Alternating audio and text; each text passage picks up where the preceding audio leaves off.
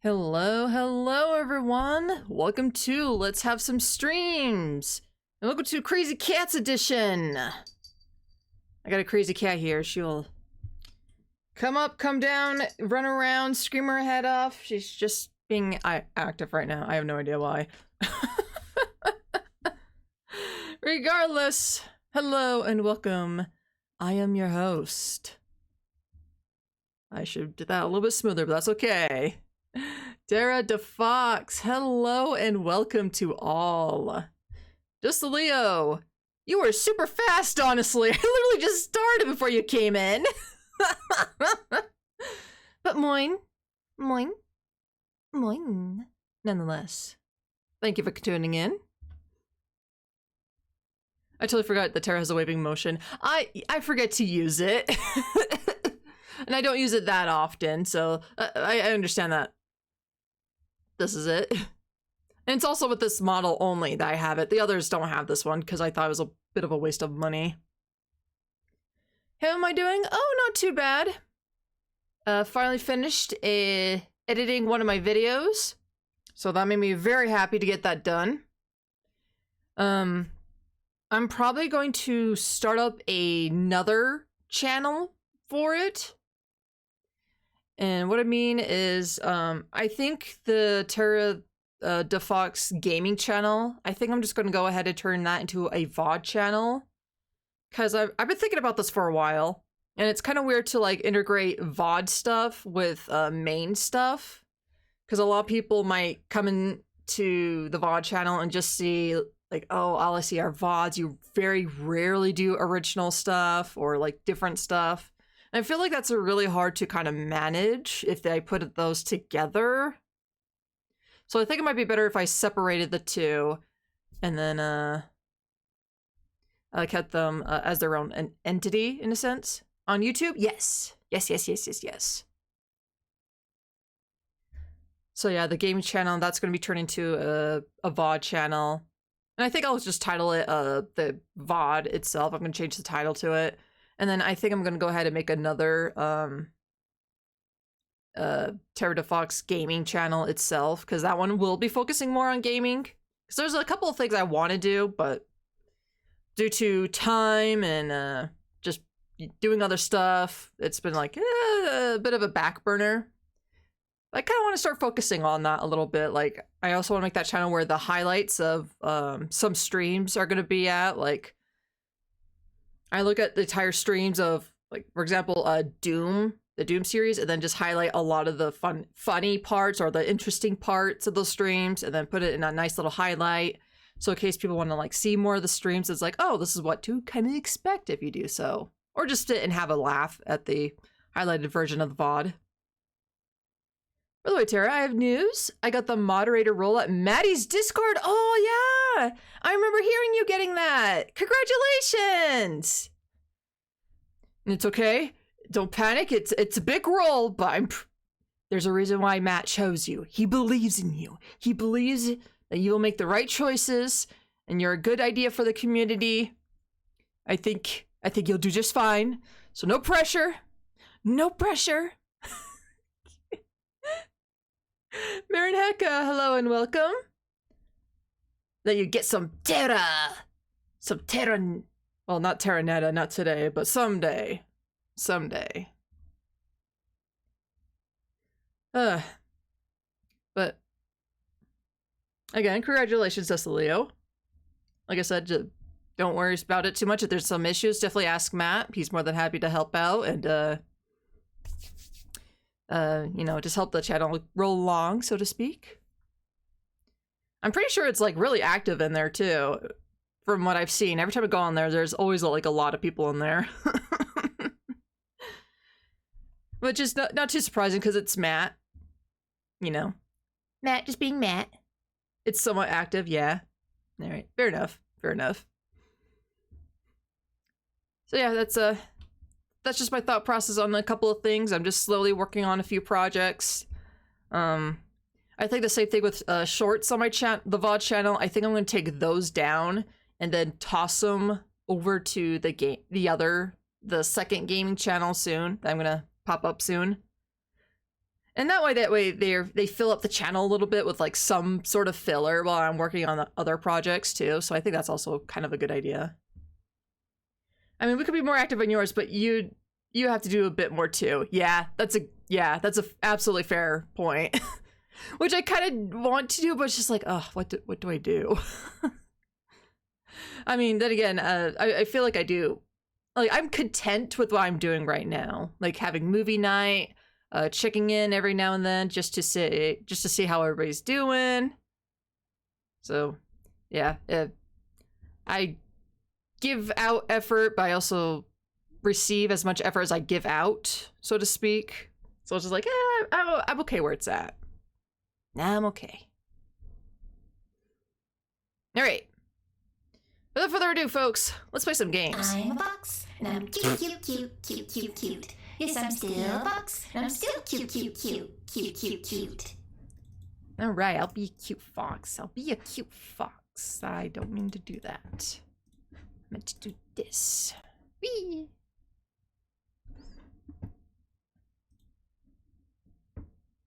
Oh, I have that on. Trash it, please. Oh, no. Okay, hold on.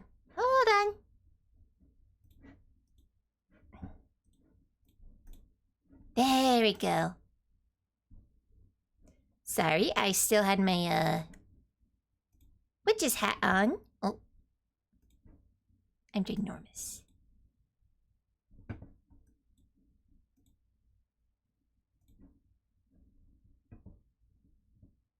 Why does my mouth have a hard time closing? Am I becoming a open breathy? Oh my god, I don't even know what it's called. Never mind. I fucked it up. I fucked everything up.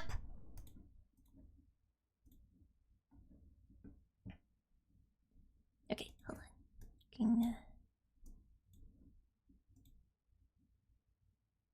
Okay.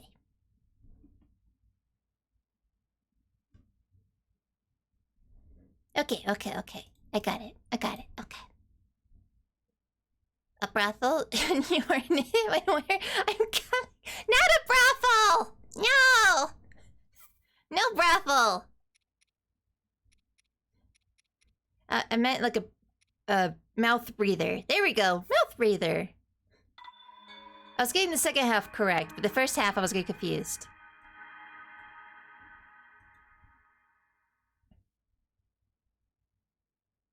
Yeah, for some reason it's having a hard time understanding my mouth.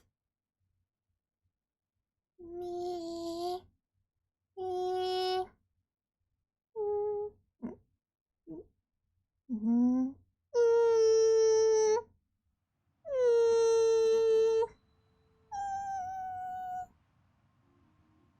I'll have to investigate this later. Now then. How do I play this game? Okay.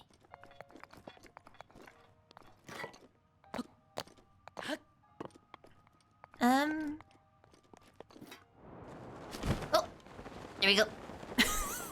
It's been so long since we last played, I don't remember.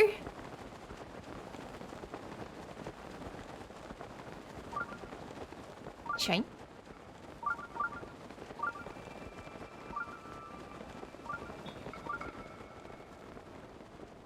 Oh, what's this? Urbosa's fury is ready. Oh, sweet. It's ready. I don't care right now. Nope. Oh?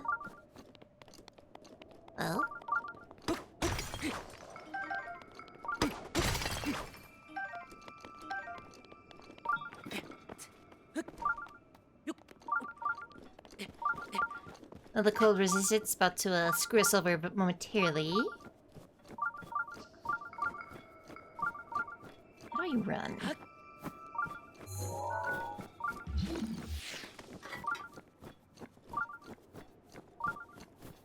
Ah, running. There we go.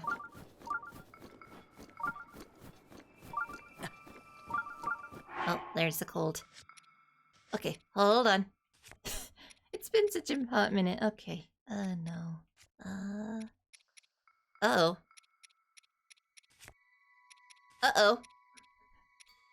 We might have a problem.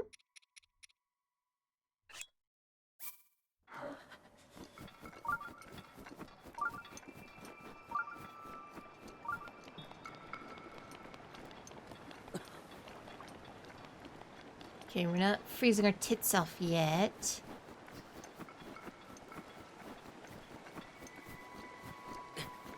That looks like a thingamajig. Fair enough. Oh. Ooh, looks like 2 shrines over here. Sweet. I need my shrines. Hey, buddy, beat it. I got time for your shit.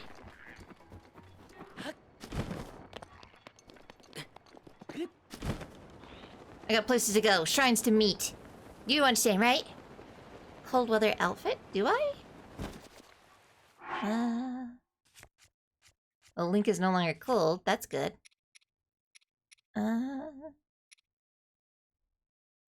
Cold resistance. I am wearing the cold resistance. Okay.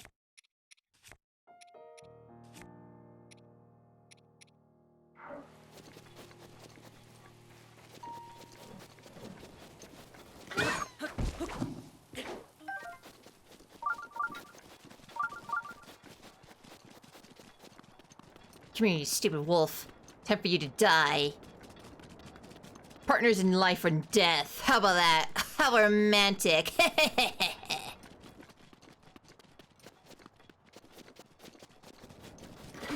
Oh! Juked me. Oh, whatever. I don't care enough about you.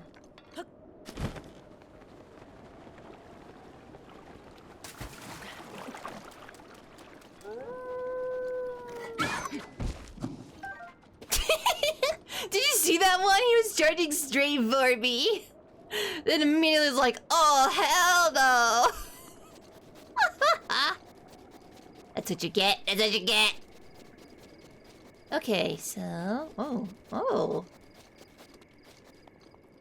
Oh.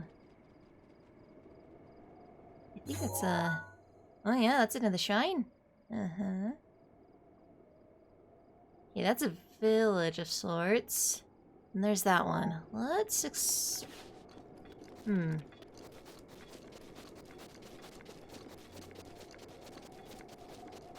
see if we can explore this one. Since it's in the cold, we might as well explore it, since the others seem to be neutral temperatures. That might be associated with that one.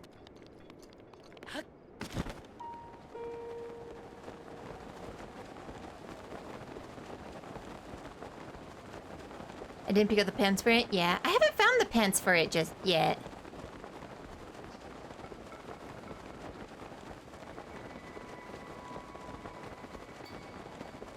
Oh, it's not a big of a deal. Me potentially freezing my tits off, on the other hand, that might be a big deal.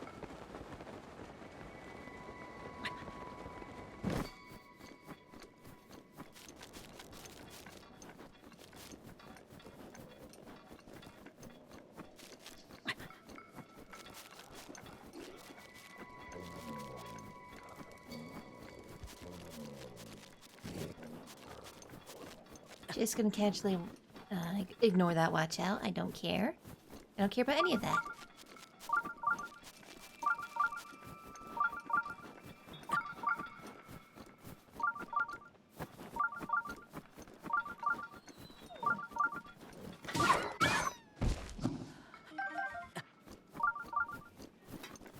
Man, these wolves don't believe in soulmates like I thought they did. They're heartless bastards.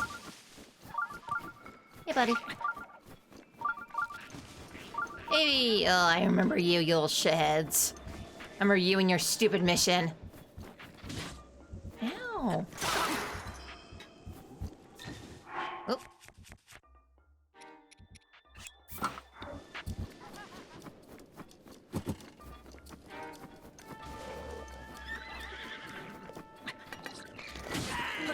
Jackass. Food. I need food.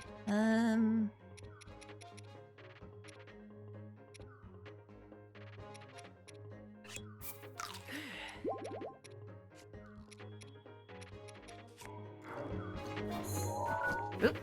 Not that button.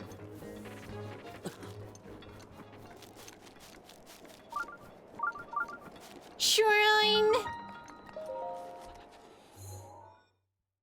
Alright, time for some puzzles.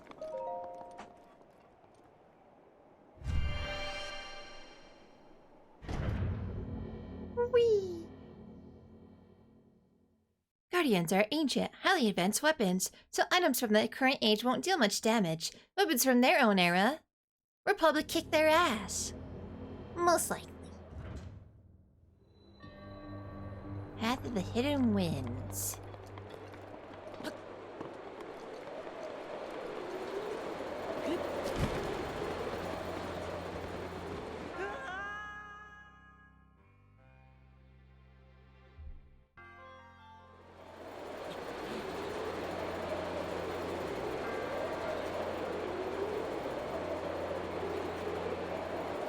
Really, game? Really?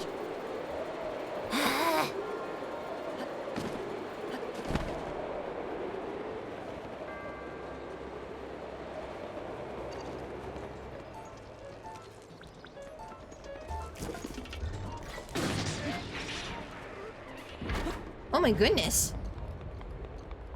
Well, there goes the stuff. Bye.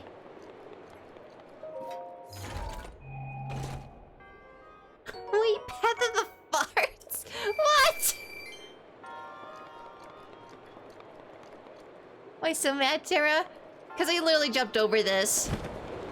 And instead of flinging me upwards like this, it made me jump over the thing and killed me. Oh.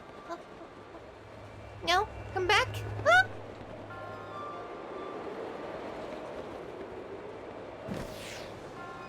no, no! Well, here we go. Okay, well.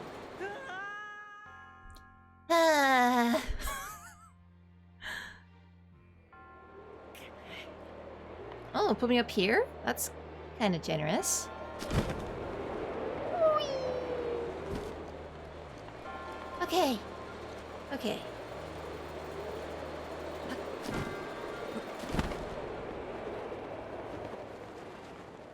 No. Get over here. No. Come here. Yeah. There we go. Much better. Hidden wins equals farts. When dawn breaks wind. Oh man, all the fart jokes.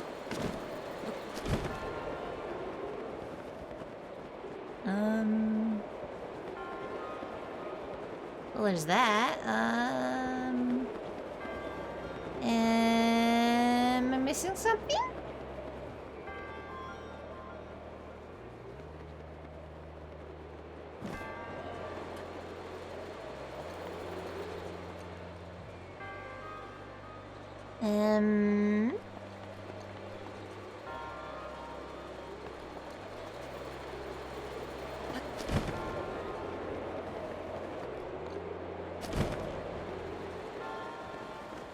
Ah, I see you.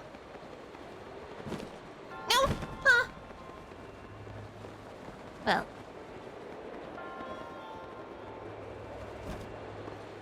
Okay, okay. I see it. I see it. No!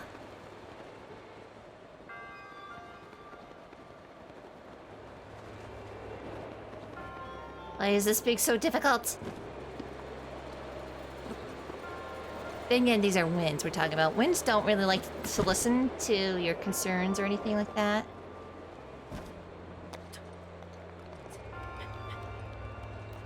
They very much have a mind of their own.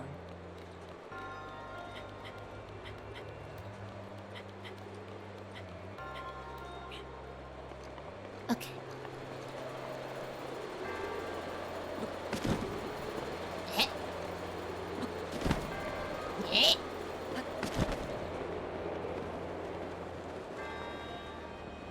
No, get in there! Get in there! Whee!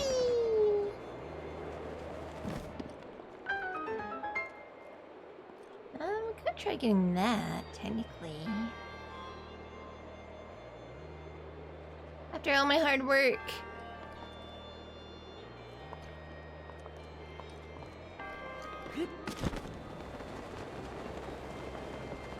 Nope, that's definitely not the one we want.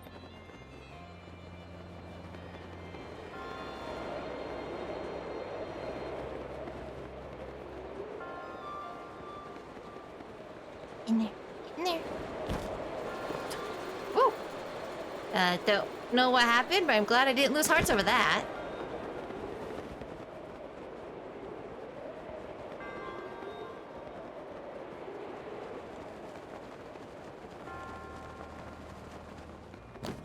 Woo!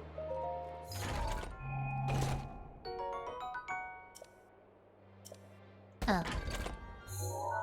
Nope. What do we not care for? I could drop you.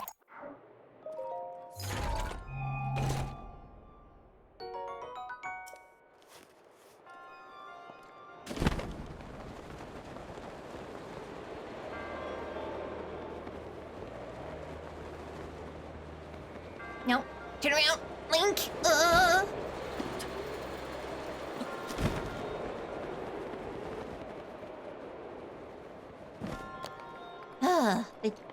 Thank God. There we go. Oh.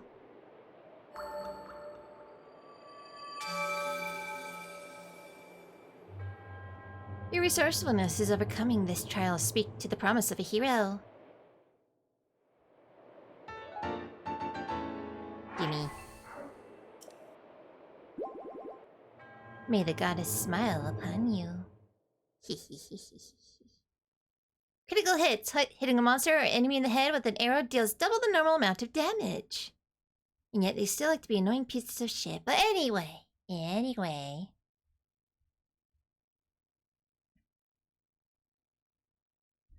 Alright, so by thinking of terms of the, getting your friends to help type of thing, I guess we're, on par for the course.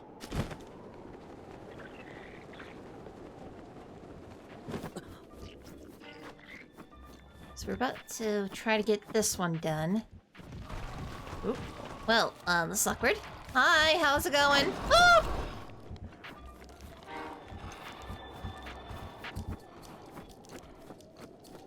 Huh? Hey, is this, that one dude?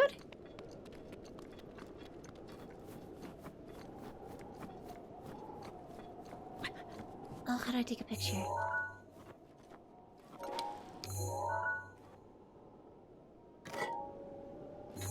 How do I take a picture?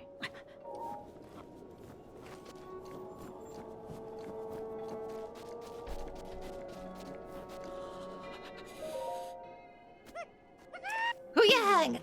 It's just you. You startled me. My monster shop is now open for business. Seeing as how you're a first-time customer here at Fang and Bone, our first order of business will be converting your monster parts to Mon. What is Mon? Mon is a currency I invented to destabilize the market and fight the establishment. Just kidding. There's no establishment in Hyrule. I just love monsters so much that I turn them into money. Here's the deal. If you bring me monster parts, I'll exchange it for Mon. I'm the only business in Hyrule that accepts Mon as payment. Pretty exclusive, eh? Anyway, you can spend your Mon on various types of monster gear that I've created based on my research. Another thing. I'm always developing new monster gear, so remember to check back in between your adventures. So let's exchange the monster parts you have. Yeah, okay. I don't know why I clicked this. I know this. Nareem, hello, welcome. This looks pretty fun. It is pretty fun. The only issue I really have is that it's really big. And personally, it's a little too big for my preference, but it's still a lot of fun though. What will you take?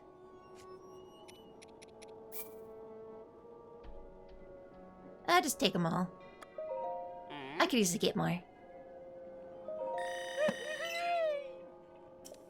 Honestly, I don't do anything with monster parts for that much, honestly.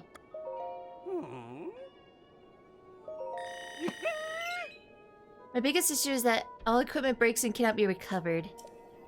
I personally don't find that big of an issue, because it takes so much to destroy them, unless they're like really weak and crappy. So personally, I don't find that to be a big deal.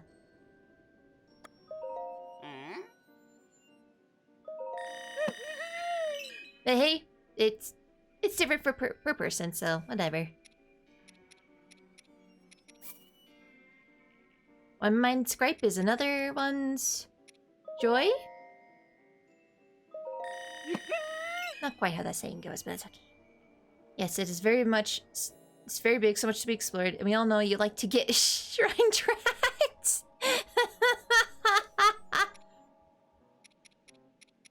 Yes. Yes, very much. Too much, if you ask me, but hey, it's okay.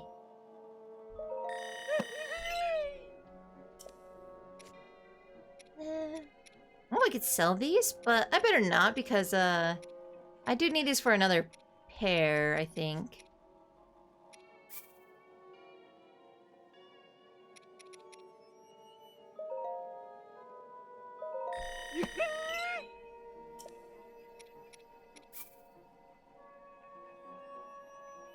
Actually, I'm gonna hold on to that.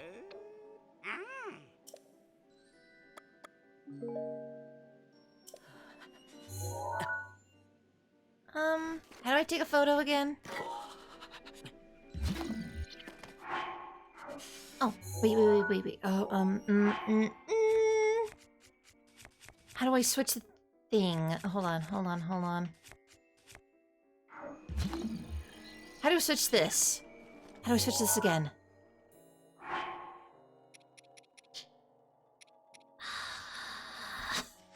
I don't remember how to switch these things!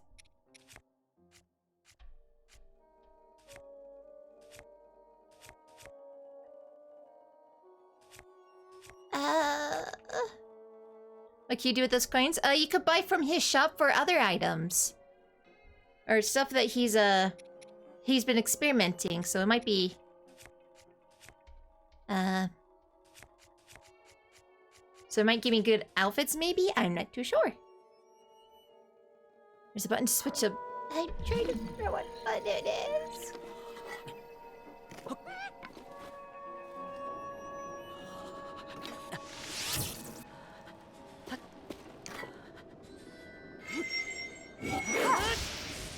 Ah!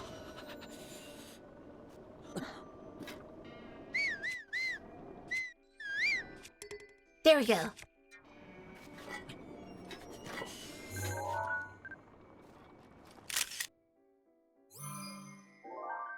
Just to make sure, I got a beautiful look at your face.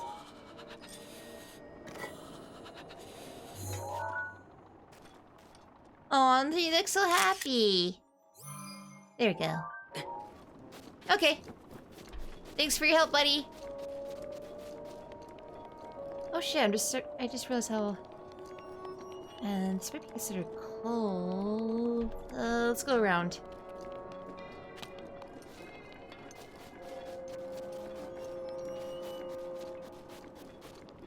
Are you dying to the cold? Yes.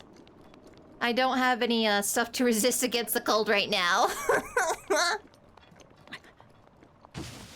Oopsies. You again. Get out of here. After your guys' stupid mission, I don't even want to see your ugly ass faces.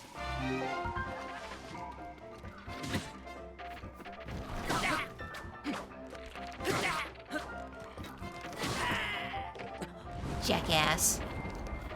Ooh, banana. It is my pleasure.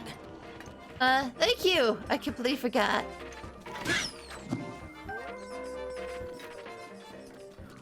You want to die too, I see.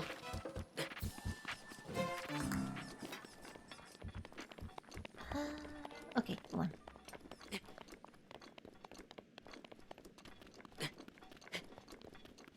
Well, thank God, what's-her-face helped. Came in clutch. I think that's an enemy. I'm gonna leave him alone for now.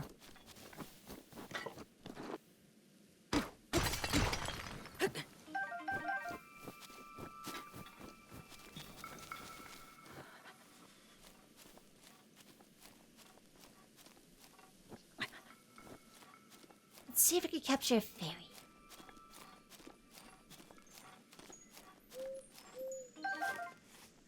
Wait. Oh, it caught her! She's mine now. Never to be free again. Oh! Oh!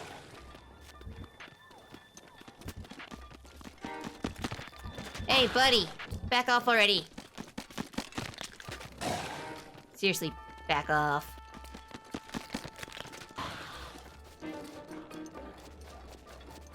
You're lucky you don't have my horse. You're so lucky. Otherwise, you'd be eating my dust.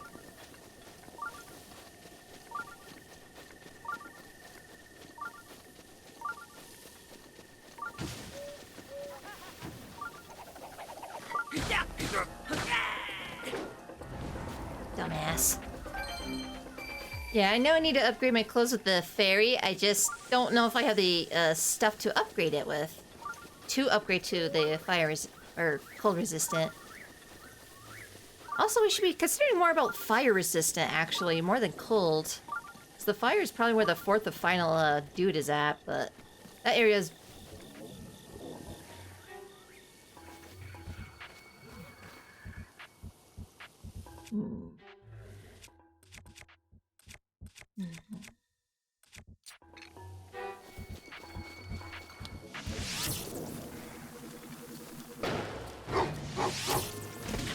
Oh, fucking... Little bitch.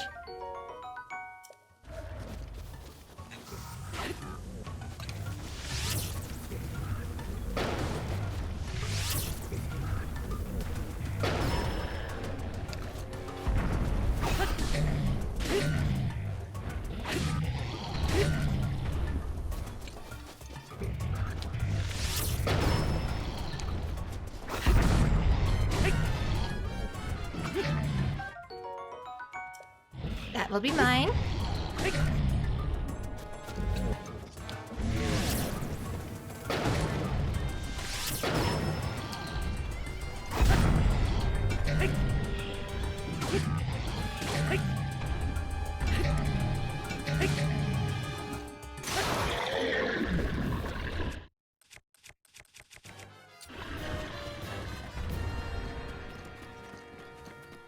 Voila! Oh my god, we're gonna be eating monsters tonight, baby!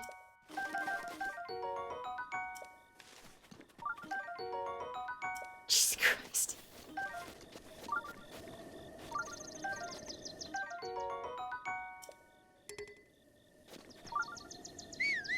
No, no. Link, your horse is far away. Stop calling to it. I know I keep telling you to push the button for it, but...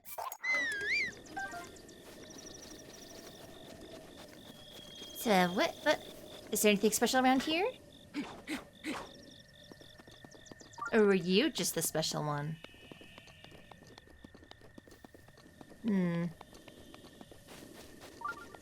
Looks like he was just the special one. Oh well. Alright.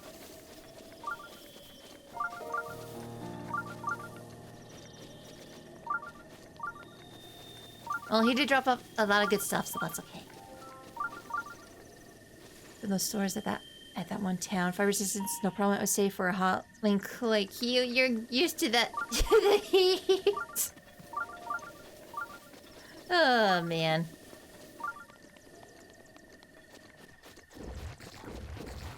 Whoa. Ow! Jerk.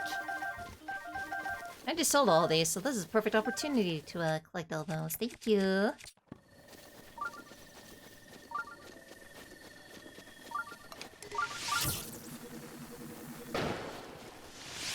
I better not waste my fire on these.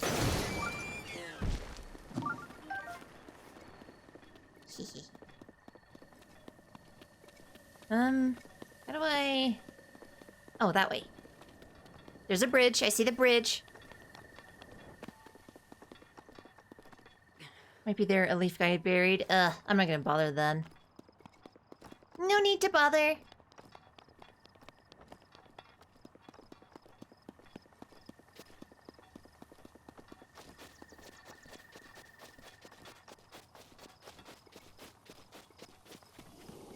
Could I have gone the other way? I just went a big, huge-ass circle. So I feel like I kind of did.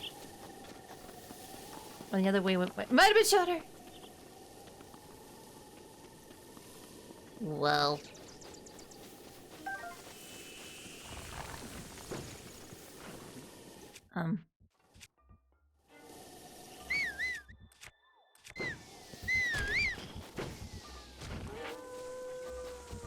Don't know why my bow is not equipped right now, but okay.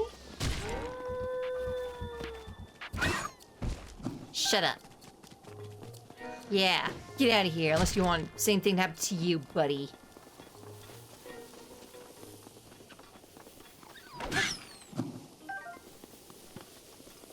And I have a lot of meat on me. Stable! I can get musky!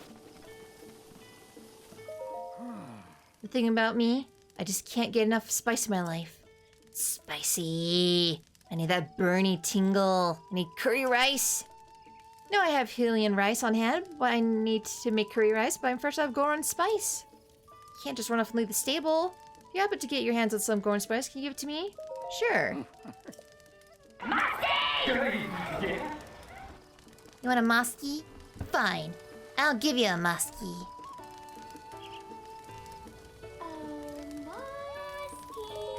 What?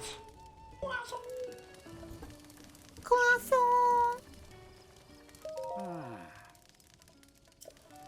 Oh, I don't have any curry. Or, Garon. Alright, well. I thought I did, but maybe I used it all for something. Whoops. Croissant.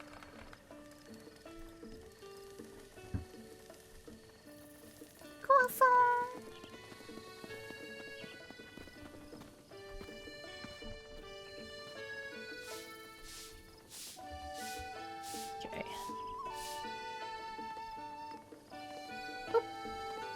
I have returned. Oh. I'll meet again. I'm glad to see you in one piece. We're actually very close to my hometown of Rito Village, and I must admit I'm feeling incredibly homesick. I had to leave my wife and children back in the village. I'm sure they're doing just fine. But you see, I cannot go home until I fulfill my promise to my teacher. Promise? My promise to... On second thought, now is not the time. If I'm able to learn all the ancient songs, I'll tell you my promise back in my hometown.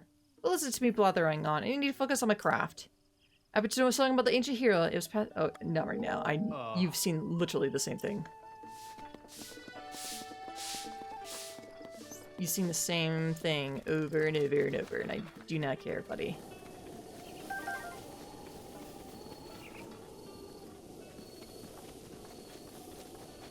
So is this your village, buddy? Well, I see Birdman, so I'm gonna take a wild guess and say yes. Oh, are we gonna help the Birdman people then? Oh, that's cool.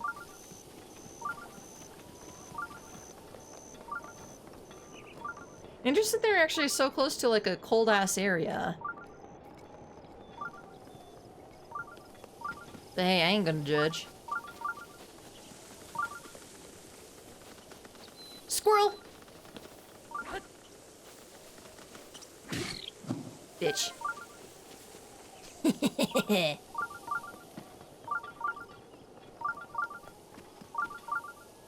Those are, I think, called Orni, the birds? You might be right, but I don't remember.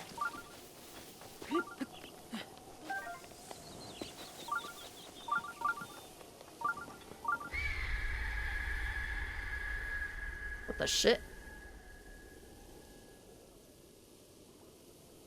Ah, I see.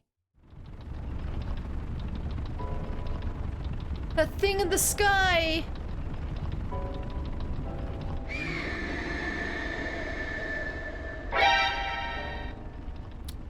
Oh shit, hello!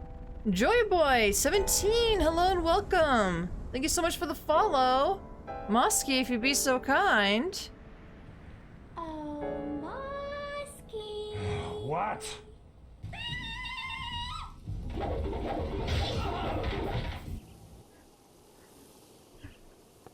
Gotta love a good Xena cry.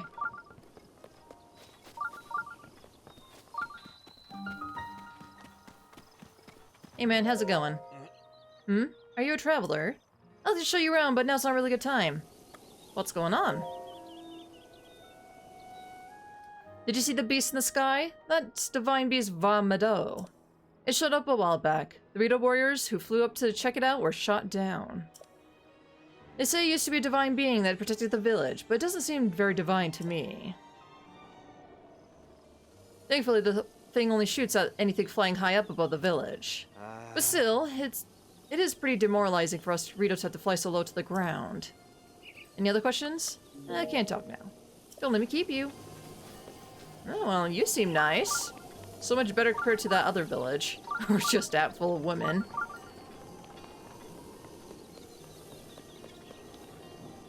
Yeah. Hey, what's up? So, have you seen it? Divine Beast Bahamoda? Yep. Everyone in the village is freaking out because of it. But I have bigger problems. My mom is so annoying. She asks me to help out the store every single day. I can't take it anymore. I don't want to just help. I want to open my own store and sell whatever I want. Oh, well, do you have a plan on how that's gonna work for you?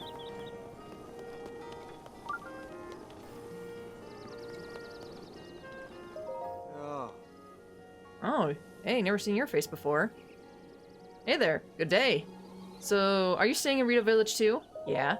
I see. Nice to meet a fellow admirer. I always like the simple nature of this village. Although I'm starting to regret choosing it as my honeymoon destination. Oh, you have a wife. It's really cold here and there's not much to do, so my wife is complaining nonstop. She won't even talk to me right now. Oh man, if that doesn't work, she's going to divorce me for sure. I need to make some baked apples to keep my wife happy. I don't have any flint to start a fire. Oh. You have some flint on you, don't you? Sure, yeah, here's a flint. I was wondering if I had to give him some apples, but no, flint works. Thanks. As promised, here's your payment. Oh shit, thanks. Alright, now I can make some baked apples. Still need to make more baked apples to keep my wife happy, so please bring me more flint. Oh. She has a weird obsession with baked apples. I fear that the only thing keeping her from filing for divorce. Bring me a few and I'll reimburse you. Thanks, friend. Well, don't I have more? Oh, I guess I don't. Alright, well, whatever. I imagine being up here this cold with the opened area like this. This must be terrible to sleep in.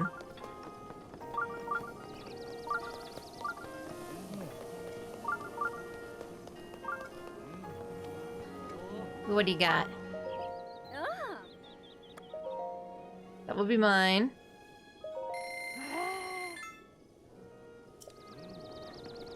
Ain't sugar. I don't... Have we gotten cane sugar before?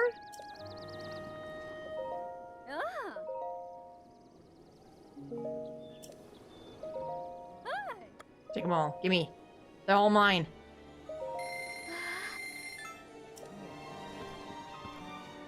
Ooh, bomb arrows. Ooh. A 41. I'll take regular arrows.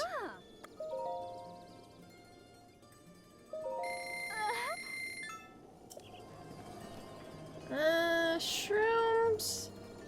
Oh, I don't have any. Give me them.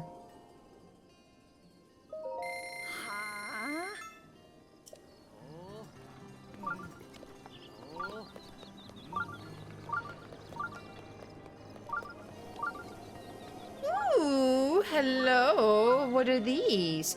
Cold resistant. Cold resistant. I don't have any fucking money. Hold on. Hey. All right, what do we got to sell? What do we got to sell?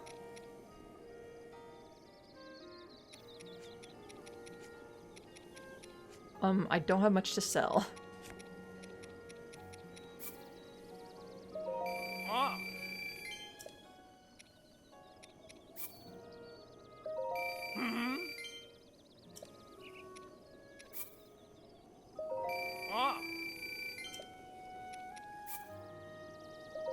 I need this outfit so bad.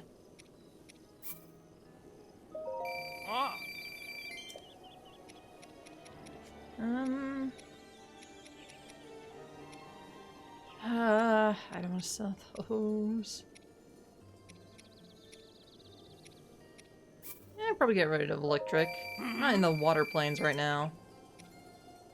And I don't think I'm gonna be there anytime soon. I also want to go back around and look for stuff.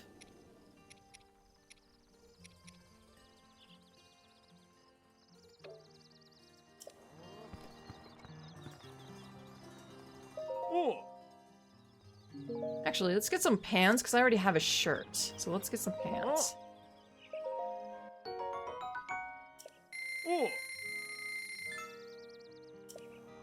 Oh yeah, that's how you shop, baby.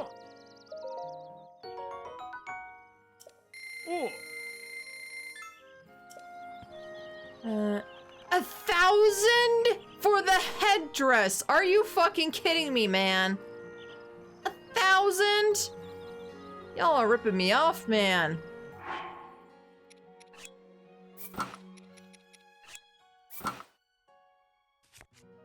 Ooh, I do look fabulous, though. But seriously, 1,000 for the headdress? Are you fucking shitting me, dude?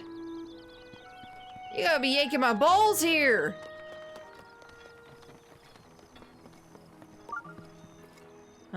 Child? What's wrong? The divine beast from Madonna in the sky's the worst!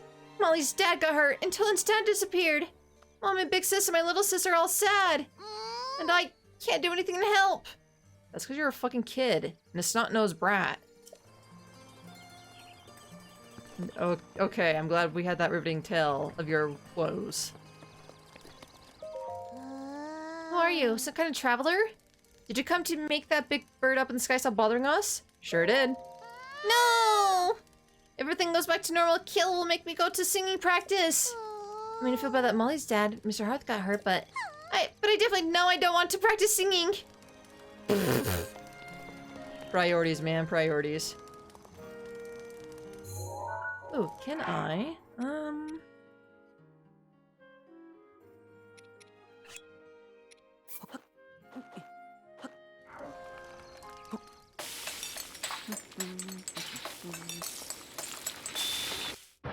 Oh my god, I forgot the jingle. And how good it sounds.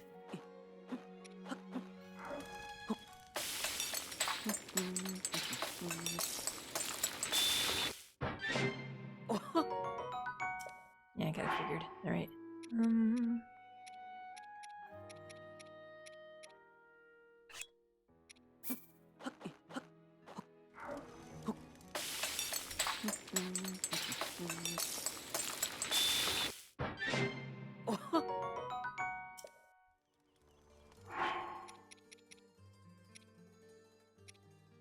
Let's see.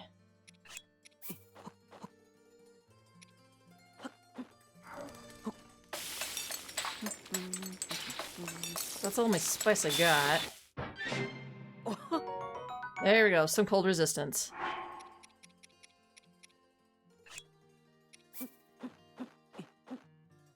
What happens if I throw all milk in here? Throw milk in hot with a glass bottle in fire. That is a genius idea, Link. Good job. That's not a terrible idea in any shape, way, or form. Dummy.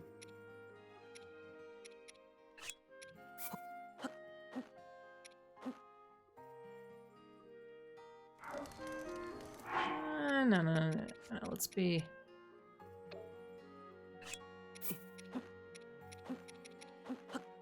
Yeah, what does all this make? Throw crap in together. Something new! Oh, just milk. Okay. Where's the milk?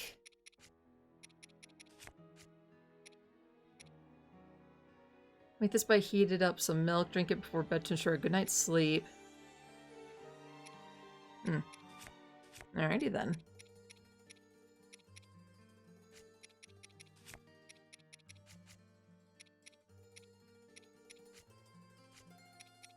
Alright, let's make some of this monster crap.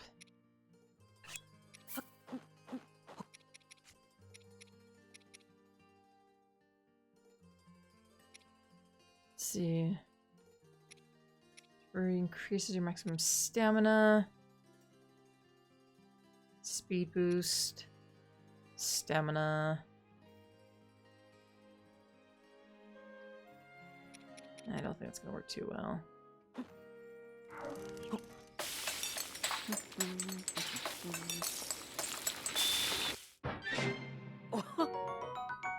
Oh. I was hoping for some, not that.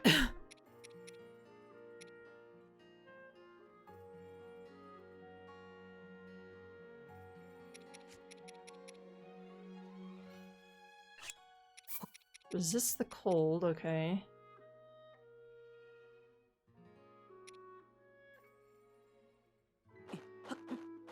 We need to use you, then?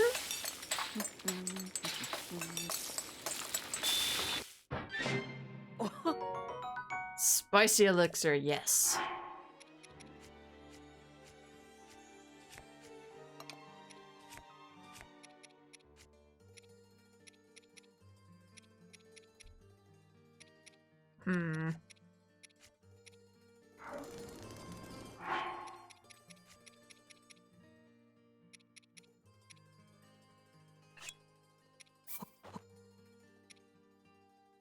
How about this, this? Just a bunch of flowers mixed with meat. You know, that type of stuff you crush leaves and pour on top. I have no idea how the cooking in this game works. Neither do I, but I like just mixing dumb stuff together. It's always funny to see what works and what doesn't. Result, Kilton's research into monsters. This suspicious spice can be used to punch up dishes with cooking. Apparently can be used to make a number of monstrous meals.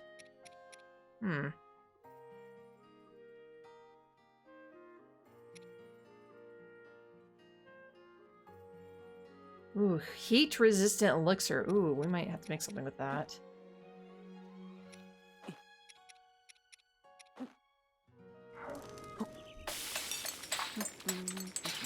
I'm sure there's a guide online about, hey, if you make all the cooking stuff, this is what you get. Ah, sneaky crap. I don't need sneaky crap. Get that shit out of here.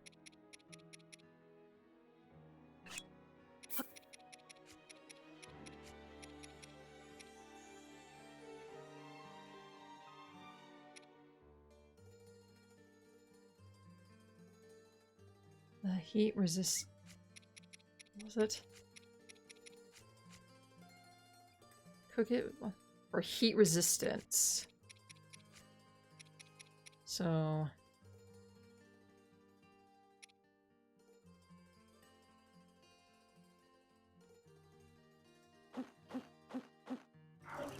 I think this is what we want. God. Or am I thinking backwards? I always think backwards. Well, let's... I'm trying to find spicy stuff. I guess I don't have the ingredient for the spice. Oh, I need to sell these.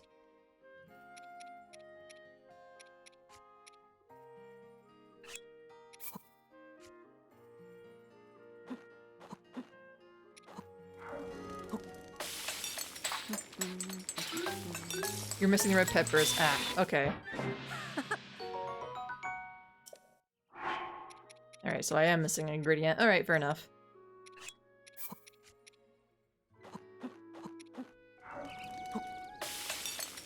I'm just making a bunch of random stuff right now so I can sell them. Ooh!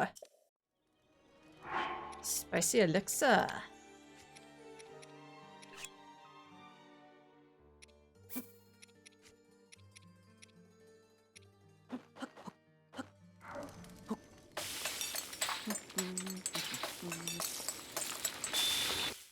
Meanwhile, the kid's just watching, like, yep, watching this dumbass just cook all this crap.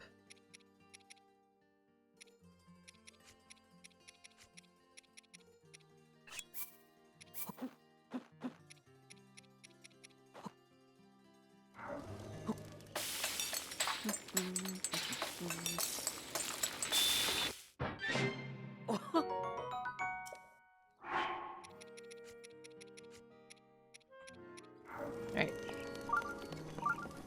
Let's see if we might have enough now. 1,000 for the headdress? Seriously? Oh. Oh. That's such a ripoff.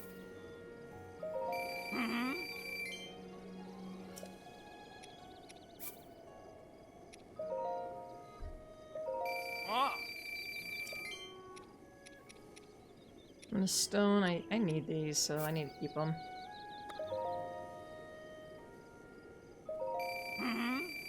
Alright, well, I guess if I have those, that's easy money at this point.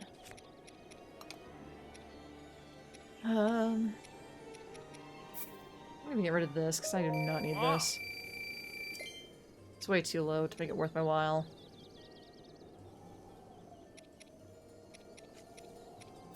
Just sell this, though. Might as well sell these. Ah.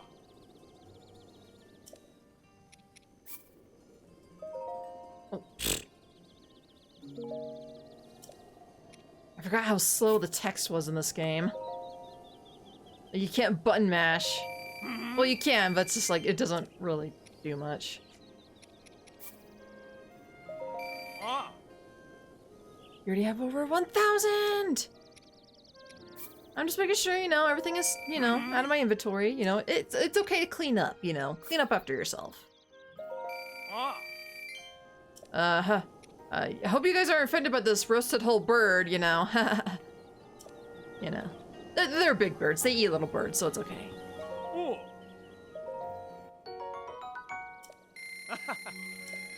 Going on a shopping spree, are we? Hell yeah. Oh, that looks so cool, I'm not gonna lie.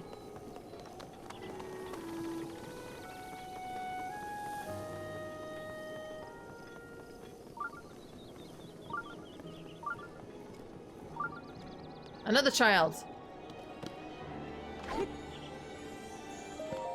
Damn, okay. Want me to tell you a story? Oh, what the fuck is over there? Like that circle thing.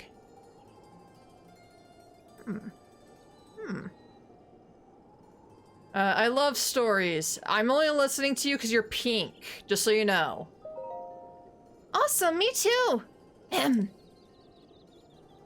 Once upon a time, I kicked you off this edge. my grandpa stopped at a big tree while he was climbing a big mountain and looked below him to the northwest. When he suddenly saw a huge snow white birdie with its wings spread wide. My grandpa took off flying after the snow white birdie. And as he got a little closer to the white birdie, Grandpa saw something super important inside its belly. The birdie had swallowed... Well, what is it? I was getting sleepy around that part of the story, so I don't remember. Oh, I know where the big tree is, though.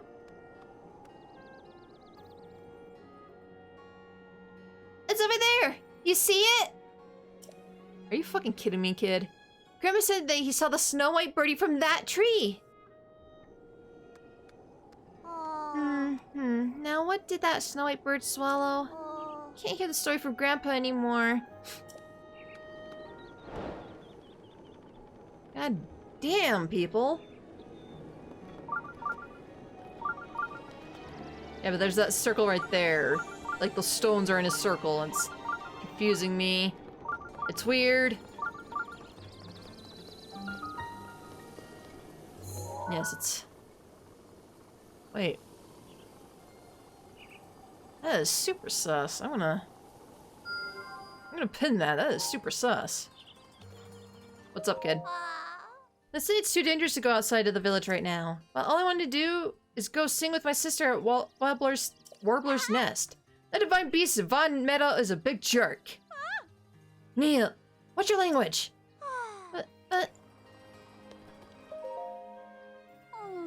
Neil, why must you always insist on worrying your poor mother? What's the matter? My youngest daughter, Neil, wants to go to Warbler's Nest. She won't stop talking about it. I have 5 daughters, and ever since that beast appeared, they've been getting needier by the minute.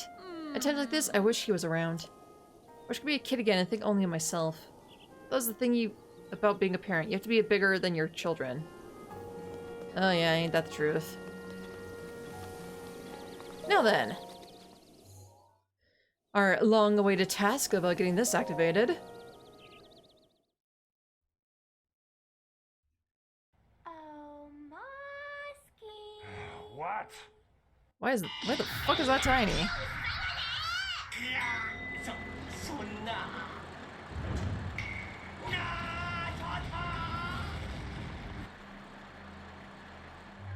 Why was that so tiny?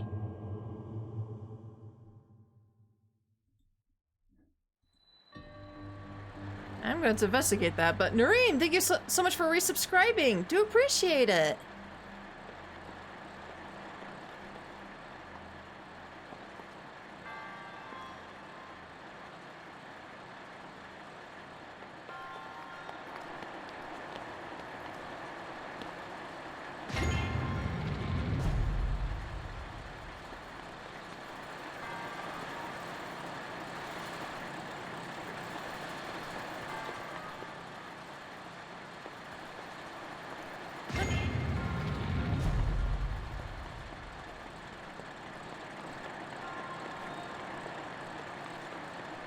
You point that way.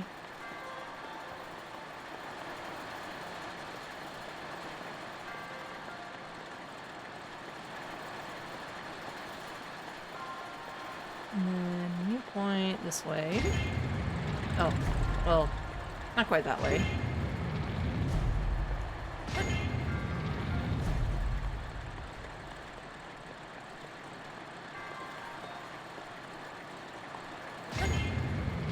You could be doing something a little bit more productive than just one, but what do I know?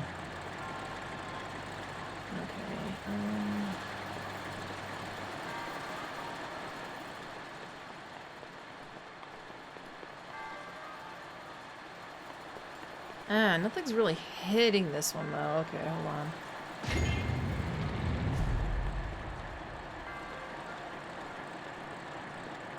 I think we gotta do this backwards. Yeah, do it this way.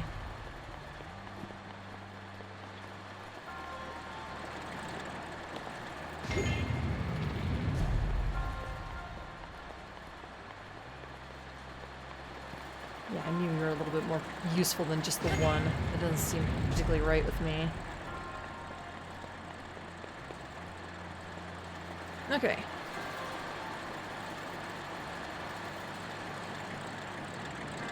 Ooh.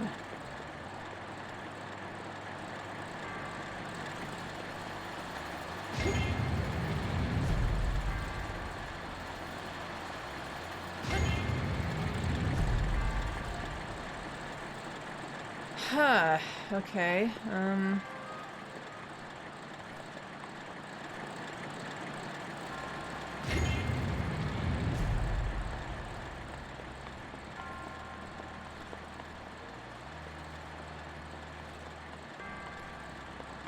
I feel like you have to be there because no one else is able to reach. Well, no one can reach.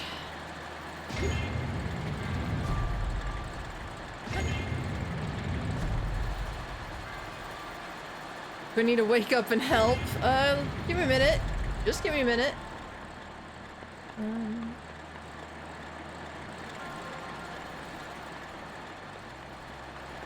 Yeah, that is for sure getting that one, so we don't need to worry about that. That's there, that's there.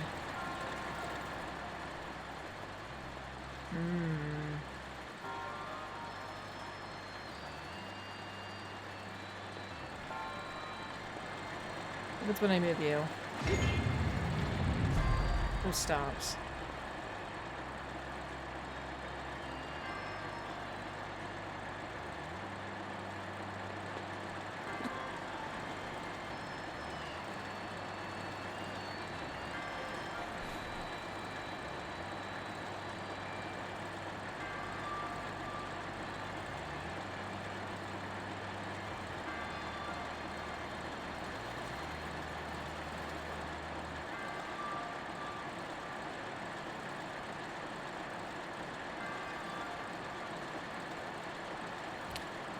I feel like the corner pieces were fine, but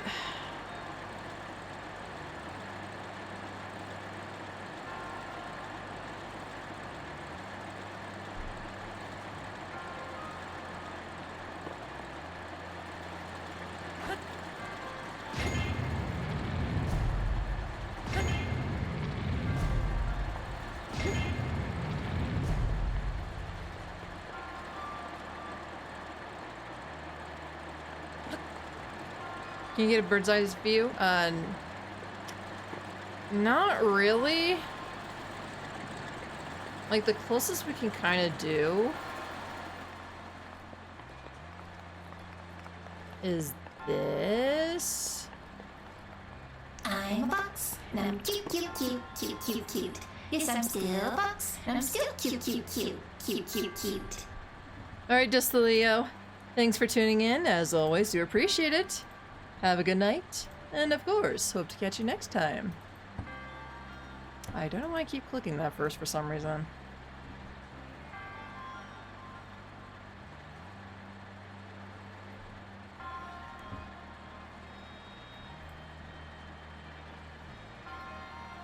Okay.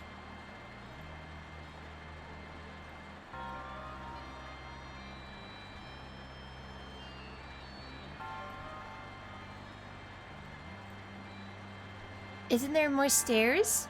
Huh?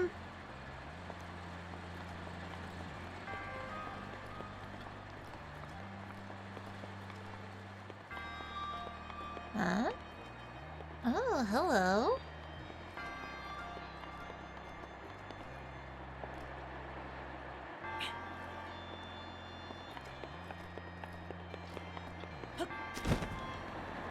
What is this?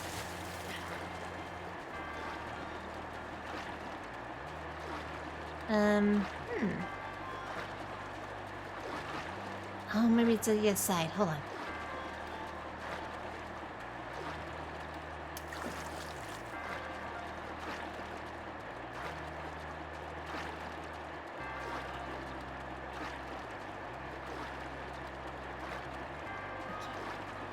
good idea with the stairs. Thank you. I would not have guessed that the stairs might have been lead to something. Okay. No!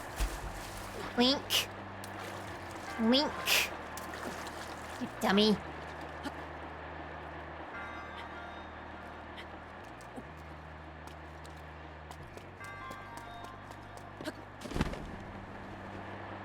Link.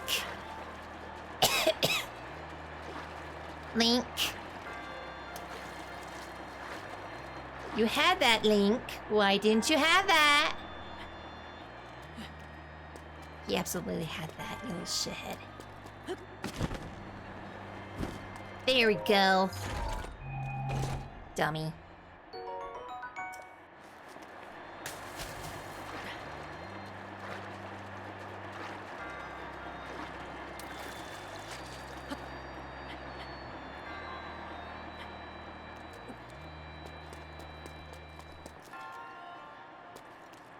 Ice pillars! Oh, you're right! Nope. I love how subtle you were with that, too. Ice pillars! I didn't say anything! When the reality is, yeah, I probably would help with that. Nope, nope, nope.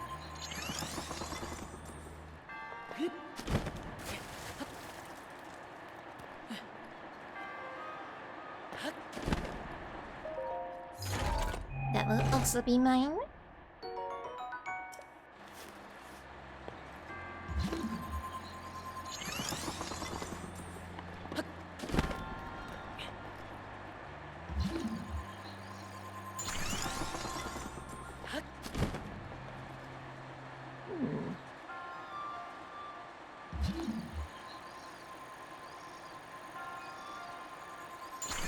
There we go.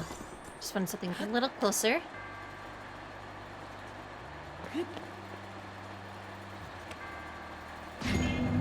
Eee!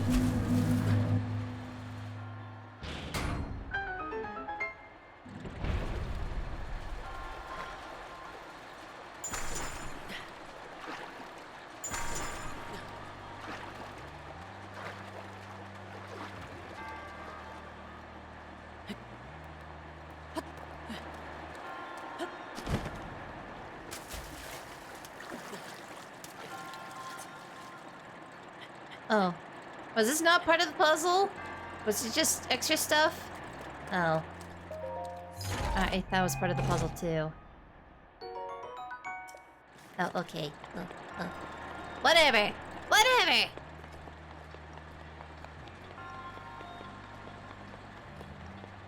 It's not that big of a deal.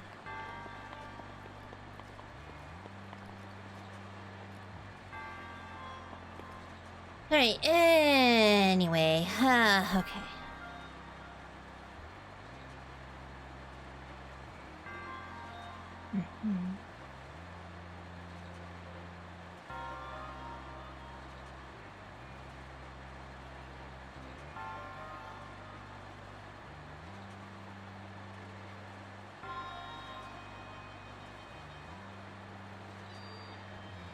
Problem is that one gets missed.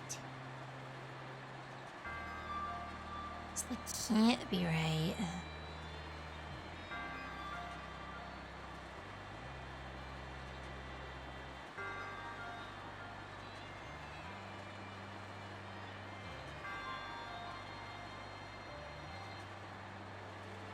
So I do that.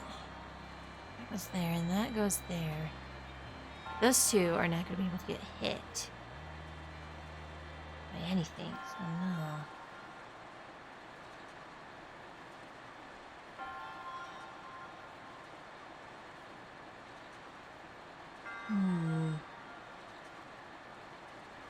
I feel like we're doing it right with our corner pieces. It's just the ones in the middle that are just weird. Wait a minute.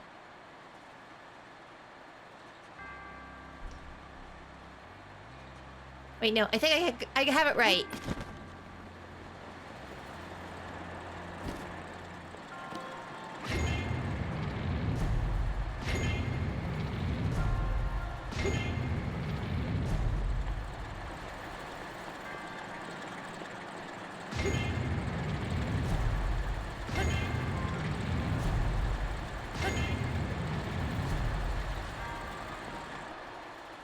I knew it! I knew it! I knew it was so close! I knew it! I knew it! I can feel it in my bones. That was so close. Big brain, yeah. I'm big brain. Big brain. Don't get used to it though.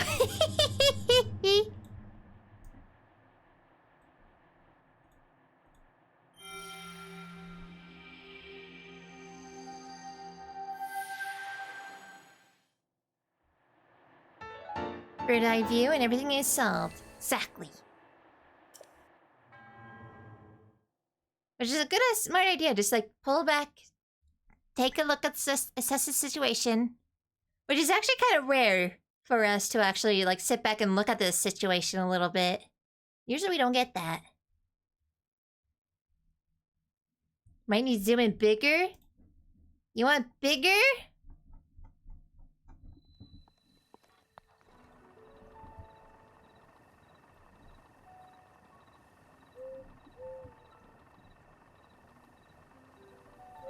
Is this big enough for ya? Huh? Is this big enough for ya? Huh? Well, it better be big enough, because I can't go any further. Going beyond this. This is as big as I'm gonna get. Okay, let's go back to the slides.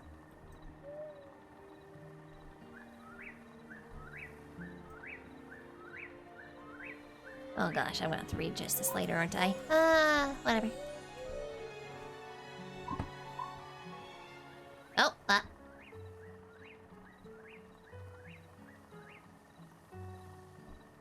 I see the problem. Hold on. There we go. Yes, ma'am, it's perfect. Exactly. That's what I thought. Okay.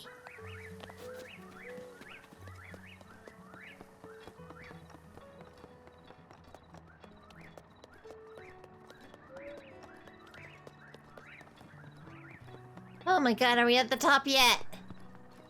Oh, how's it going? What's wrong? Never mind, forget it. Well, screw you too, lady. Oh, hey, buddy. Ah, visitor. Welcome to... Oh. Oh! The object on your hip. Could it be? Forgive me, where are my manners? I'm Kanali, elder of Rito Village. Now then, is that not the Sheikah slate dangling from your hip? That's right. Oh my, so it is true! That means you must be a champion like Master Rivali, one of the few able to board Divine Beast Famadal? No, what am I thinking? The champions have all been dead for 100 years. This boy must be a mere descendant, inheritor of the Sheikah slate. Yes, the inheritor, yes. Not the actual champion, though. That's stupid. Me, the champion from 100 years ago? That would just be stupid. Don't be stupid, man. You're an old owl, wise and all-seeing and stuff. Don't be stupid. Ah, forgive me. Champion descendant, if you would listen to this old man's request, you would have my eternal gratitude. Sure thing. Thank you, truly. Now that I know you have the blood of a champion, there's something I must ask of you. How should I put this? I would like you to do with Divine Beast Valmado, the giant beast circling above us. Only chosen one, a champion, can stop a divine beast. You must enter the beast and bend it to your will. Yay. I tried explaining this to the more headstrong Rita warriors, but they wouldn't listen to reason. Teba and Hearth tried to confront Mado, but it did not go well and Hearth was injured. Teba escaped unscathed, but I fear he now plans to face Mado alone. As a descendant of the champions, perhaps you can help us. Please, find Teba. If you work together, you may be able to stop the Divine Beast Vomido.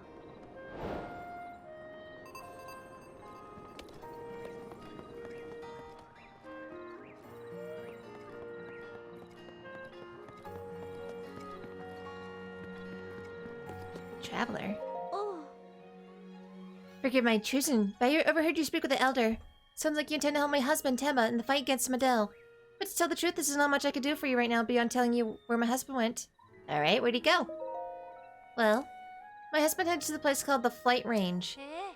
In the Dronux Pass at the base of Hebra... Dronux Pass at the base of Hebra Mountains.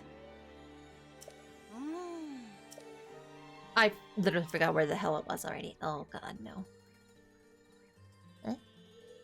If you take off from Rivali's Landing, it's a straight shot down to the flight range. Rivali's Landing is a memorial for the Rito champion, Rivali.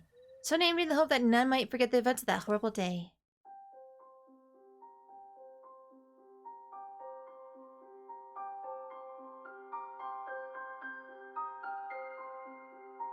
Memories, where'd you go?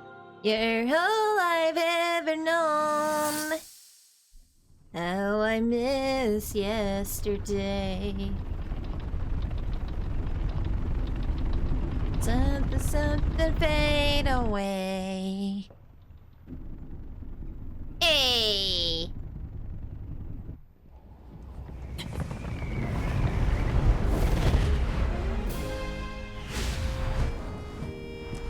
Hey, buddy. Impressive, I know.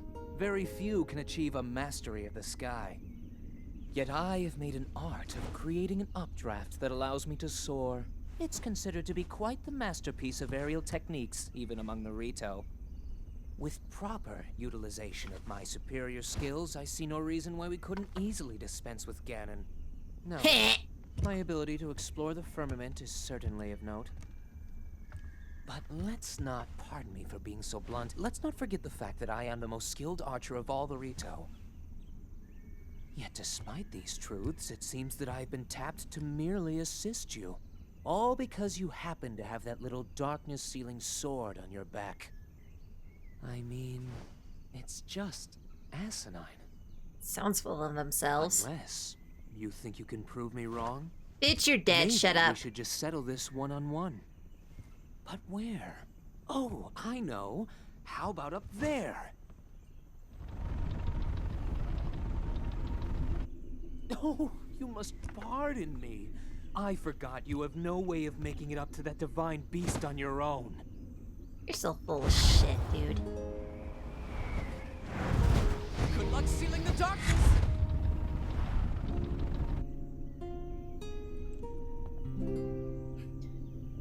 Now you're 6 feet underground. Shut the fuck up, bro. Man, he's coping so hard. Descendant! Descendant, are you alright? My apologies. I fear I have said far too much. If there's anything you do not understand, please do not hesitate to ask. Nope. So go here and just jump off?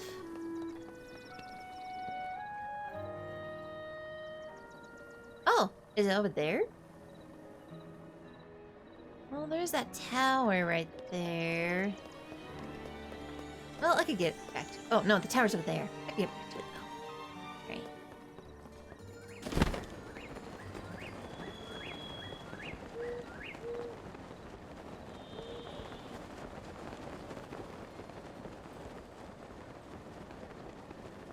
I'm assuming it's here.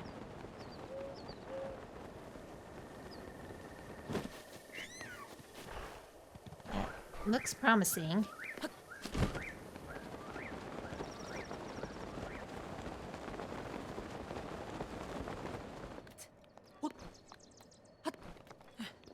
Watch, this guy's also gonna be an egotistical asshole. Because of course they have to. Of course.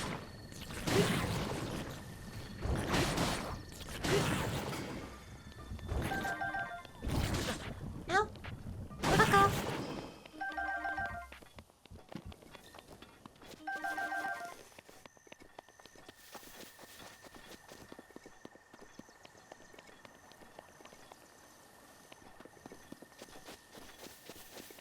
Can I climb up here? Well, the answer is always yes, but can I survive it is the real question.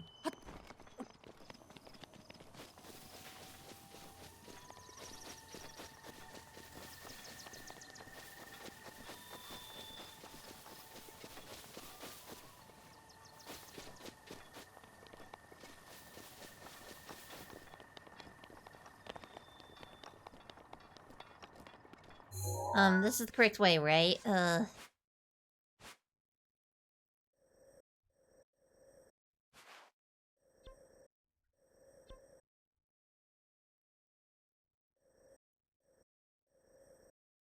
I literally don't know where she said to go.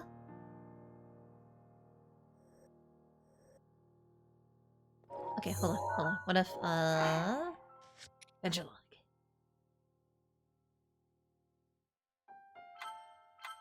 Where's the fly range?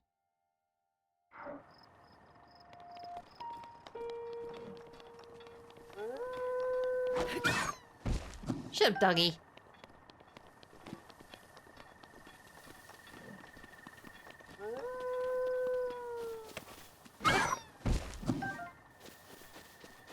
Yeah, I want you to tell the tale of your friends.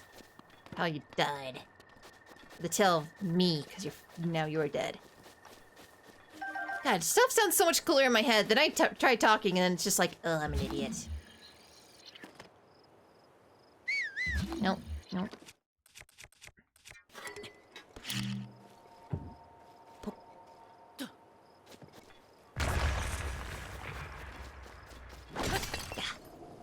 Mine.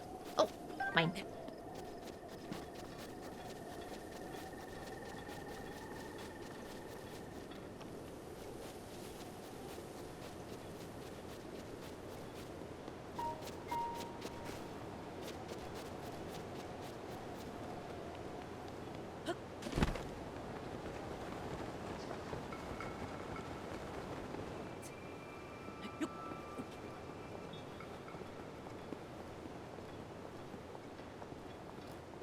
Alright, so it's gotta be in the cold. That's the one that makes most sense to me. Because why would we get equipment and gear for coldness if we don't use it?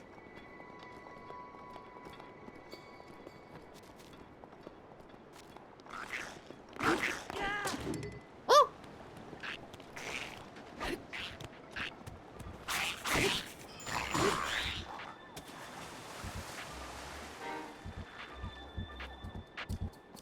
Well, I have no idea if you can reach me, so whatever.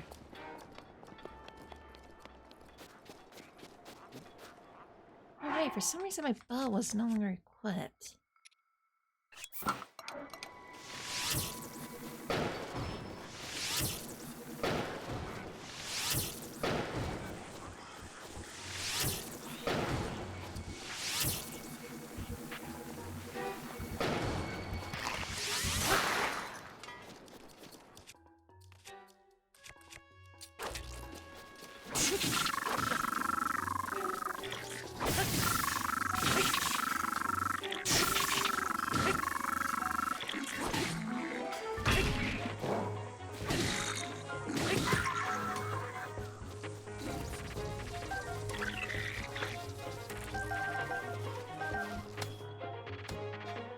Oh, you're still alive?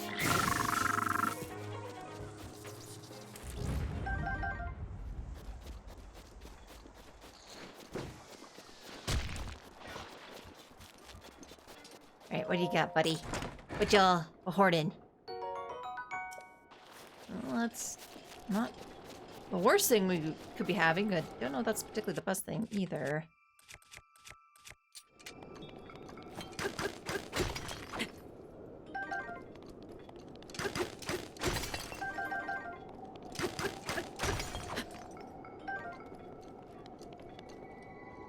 Okay, oh.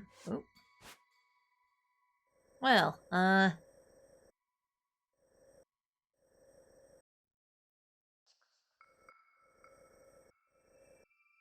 the plunge. I wonder if I have to go up here. Oh, well, I need the swimming outfit, don't I? Or is this gonna instant kill me because it's so cold?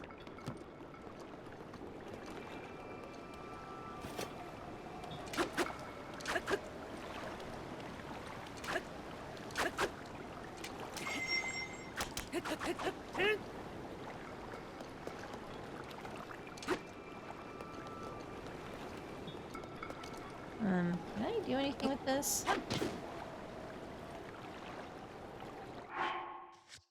Alright, let's find out. Can I freeze to death if I do this?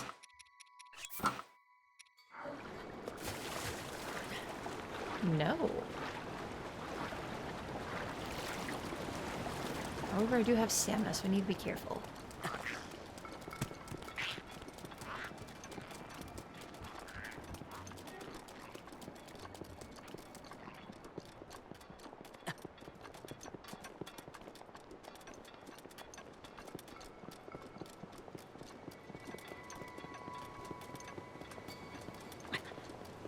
Ow.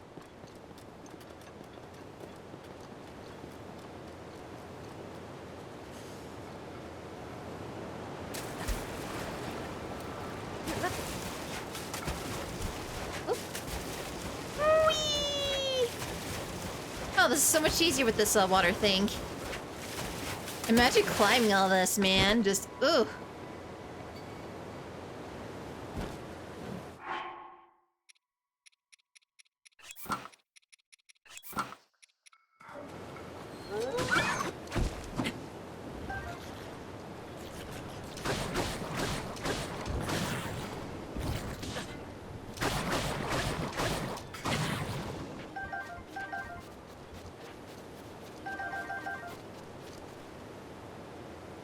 Eh?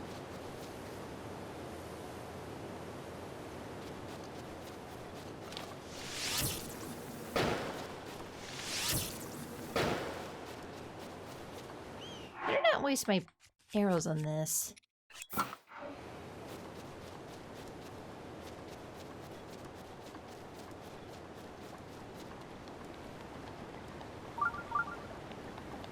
Ooh, nearby shrine. I hear it. I feel it. I can feel it, doggy! I can feel it!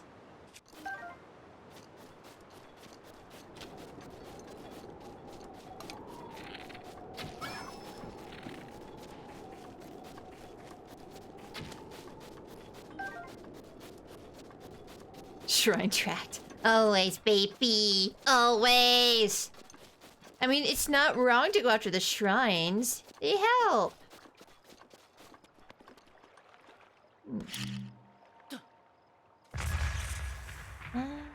Nope.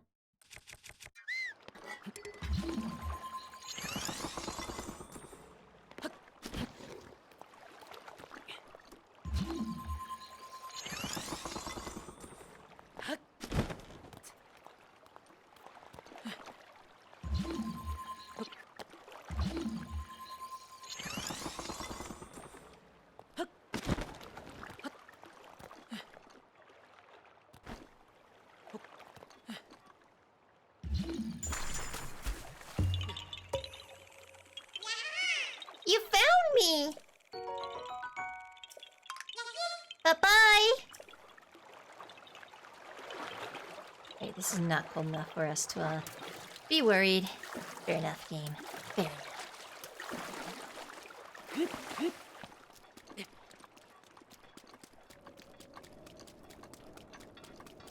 And to be absolutely fair, if these people were in, like, convenient locations for me to find them, I probably wouldn't be getting shrine tracks so often. Have these people ever thought of that, Have these people ever thought of that?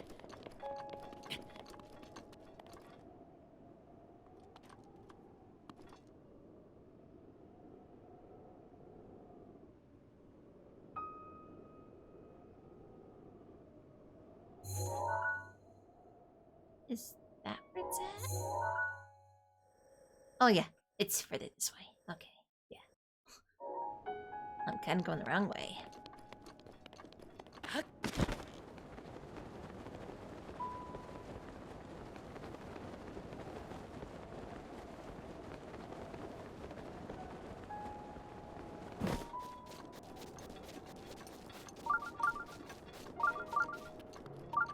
Oh, where is it? Where is it?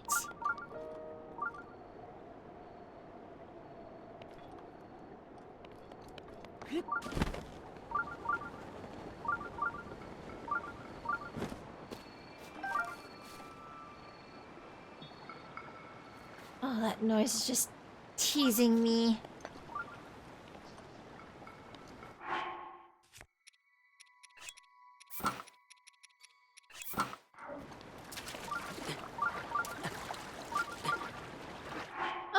Oh, this is killing me. Okay, Let's,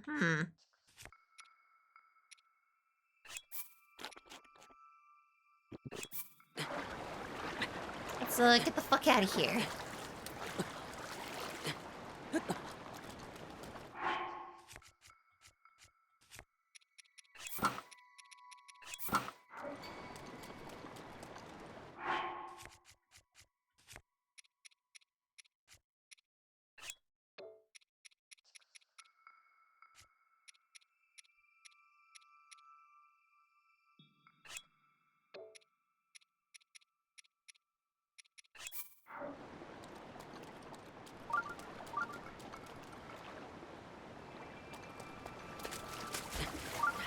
Nope. That's a bad idea. Right.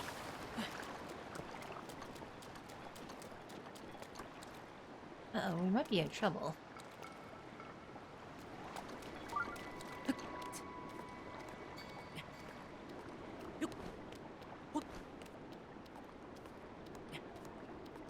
Hmm?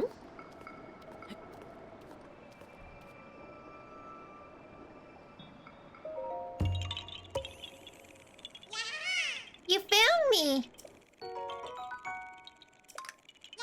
Bye-bye!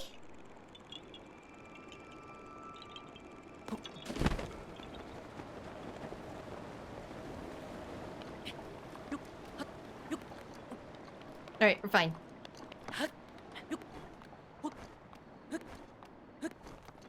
Okay.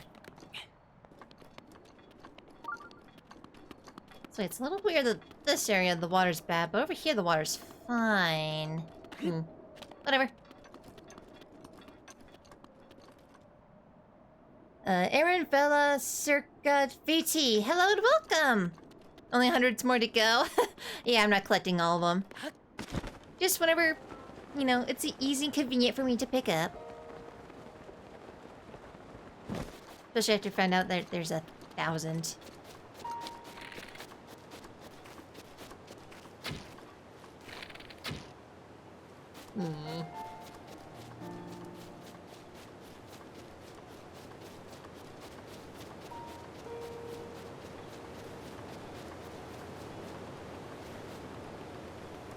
Boiling water hit.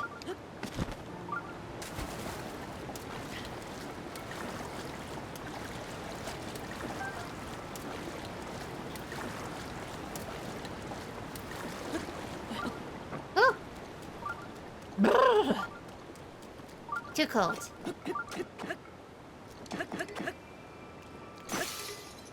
Yeah, okay, I figured.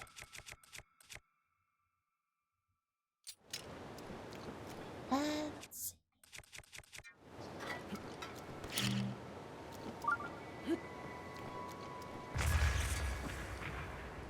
Excuse me?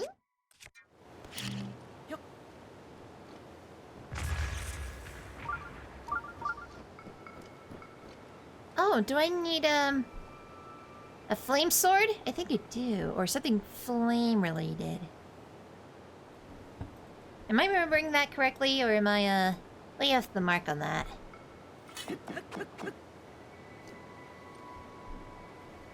Because, you know, it's been a hot minute. Since anything. This is what happens when you spend an entire month playing different games. Flaming arrow? Oh, good idea.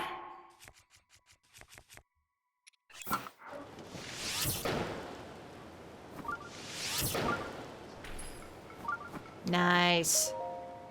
Thank you, Merneka. Kite shield. Read a warrior's charge the shield. Its unique shape designed to mid-battle flight in mind to facilitate aerial combat.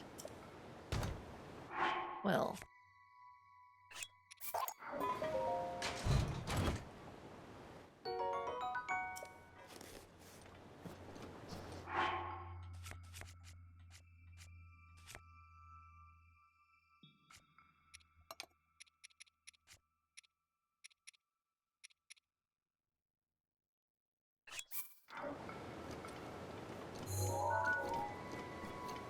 That's not what I'm looking for. Honestly, I should probably switch to a better weapon. There we go. So now...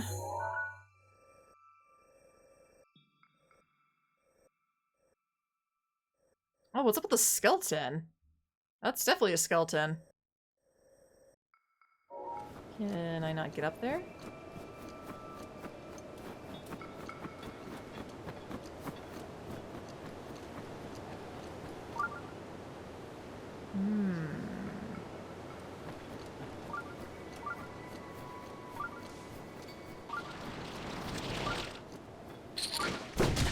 Ow, little shithead.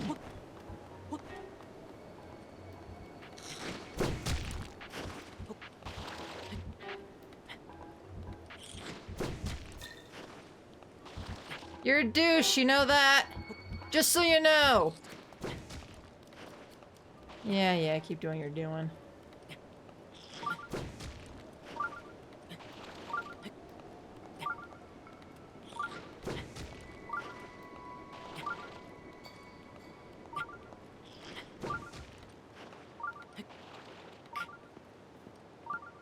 Come on, Link.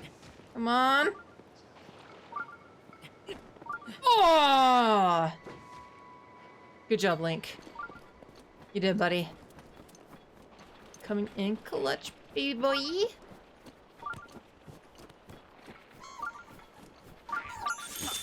Ow!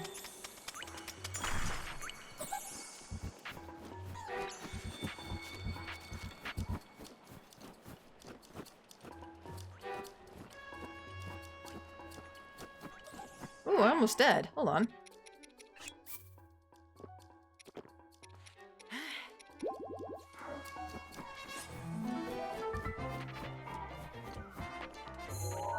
What is going on there?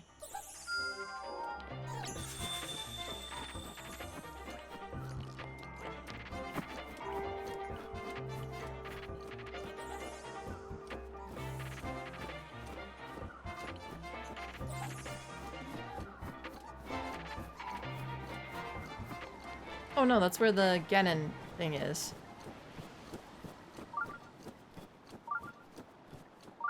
Meanwhile, where the fuck is the shrine?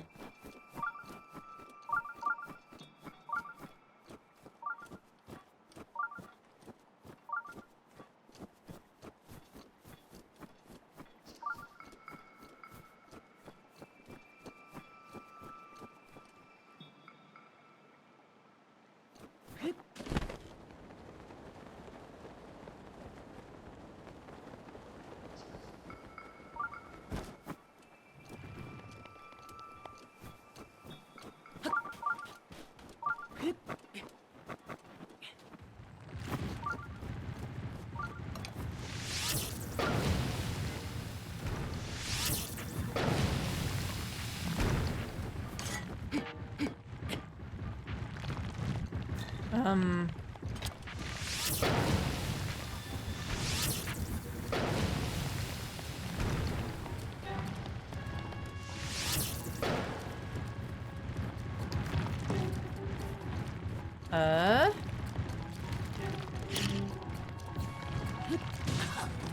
Oh, shit. Ow. Ow! Oh, man, that flung towards me.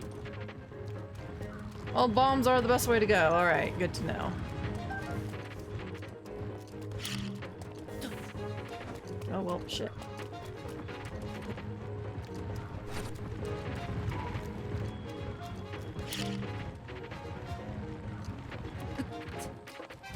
Nope. Link!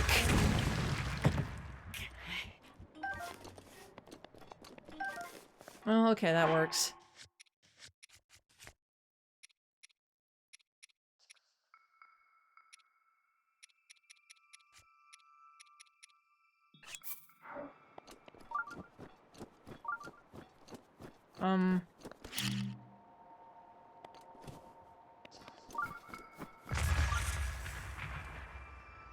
Was there any point in this? Was this just a waste of my time?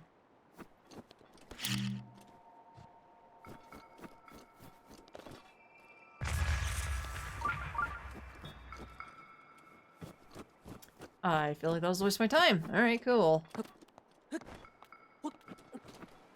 Alright, bird dude, seriously, where the fuck are you? Like, seriously, where are you?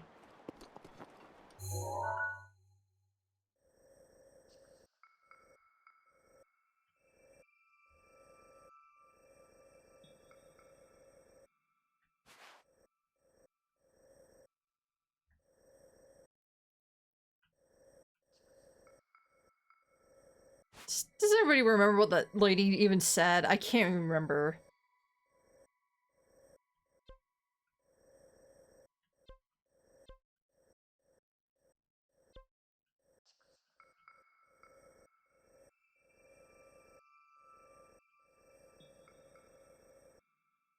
Like, do I have to go up here?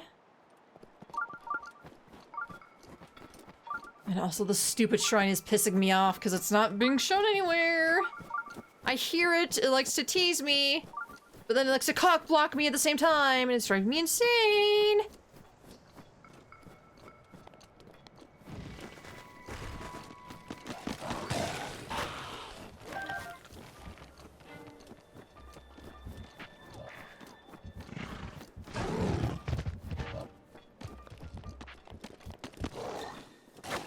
Seriously, buddy. Bow. Icy meat? I didn't know you could freeze meat.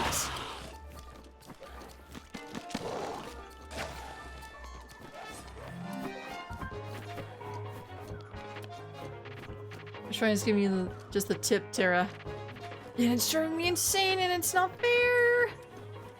I just hate how it keeps like tink tink here and there and I'm just like, where the frickin' are you? Ow, fuck, ow, shit, ow, god damn it.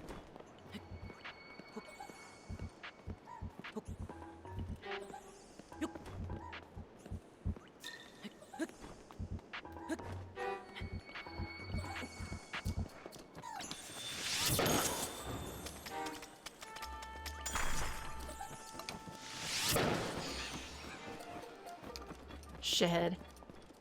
Give me that. Oh, I'm almost dead.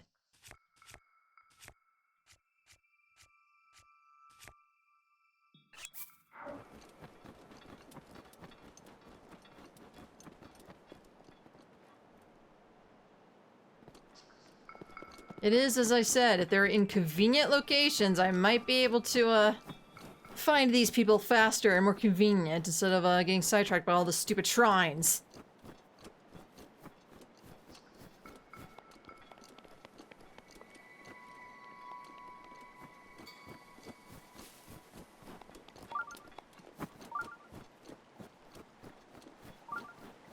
Well, there's a second skull.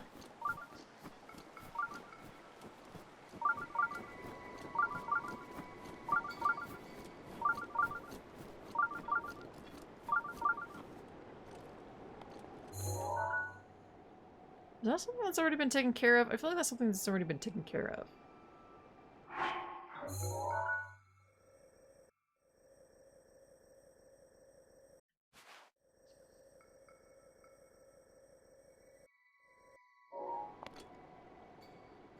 Eh. Whatever.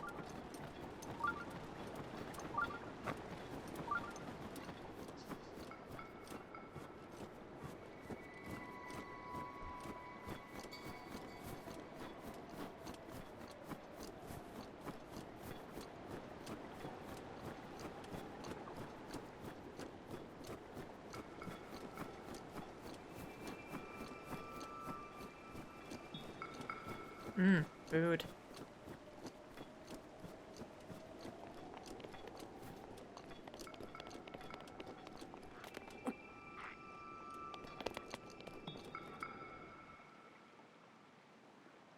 Turn around.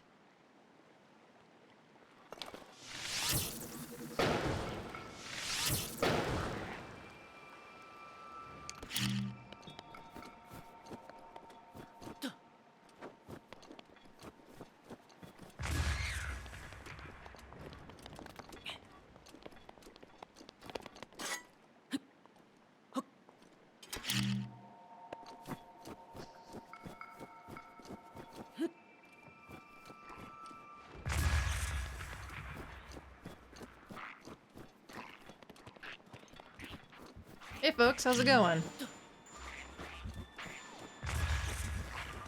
Ah, shit, missed.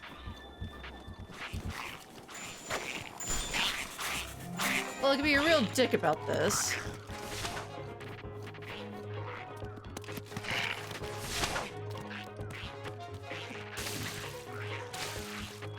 Oh, well, I can't, apparently.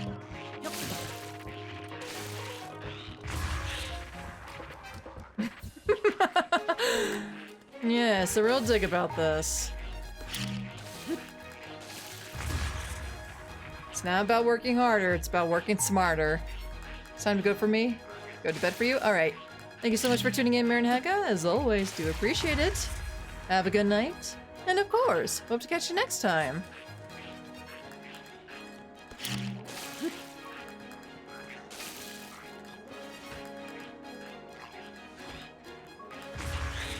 Oh!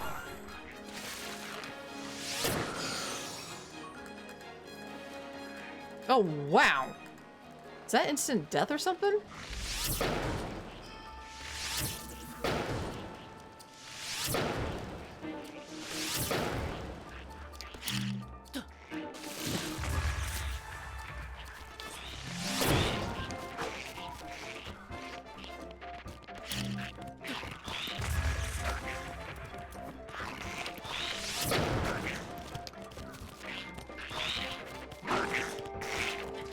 Don't mind me, I'm just gonna come back up here and be cheesy about this.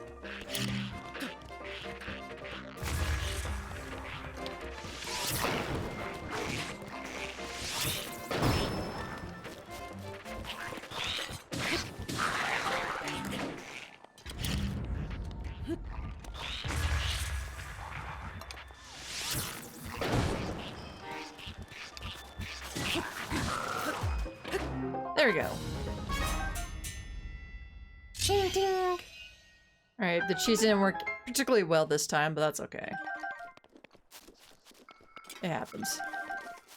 Happens to the best of us.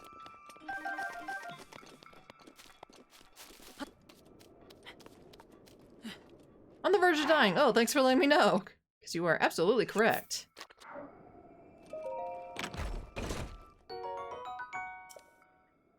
Yeah, I don't... That wasn't particularly worth the effort and all that, but okay.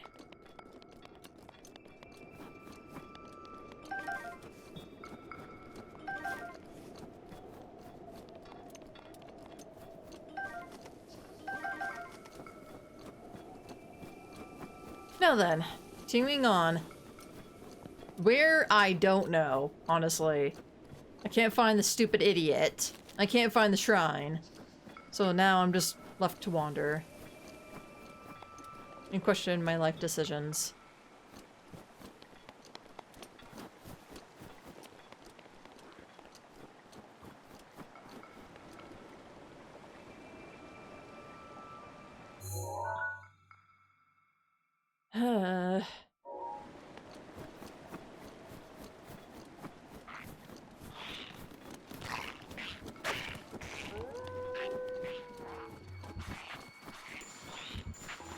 Yeah, how about the two of you fight each other? How about that? You guys go after that wolf meat. I don't care for wolf meat. I have tons of wolf meat right now.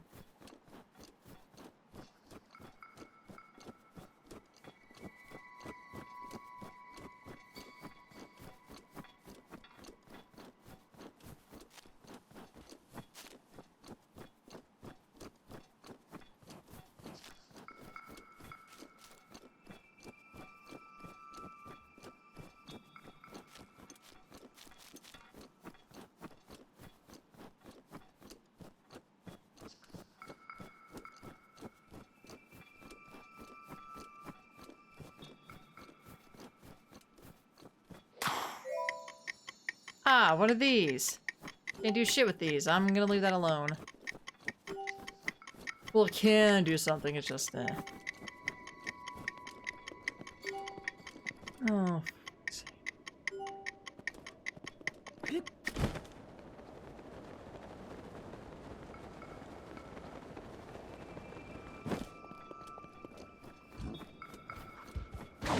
Ow. Dude. Trying to pass through. Don't be an ass.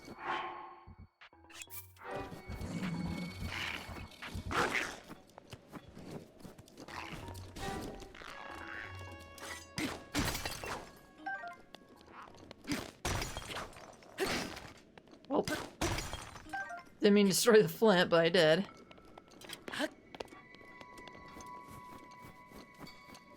Whoa. Oh.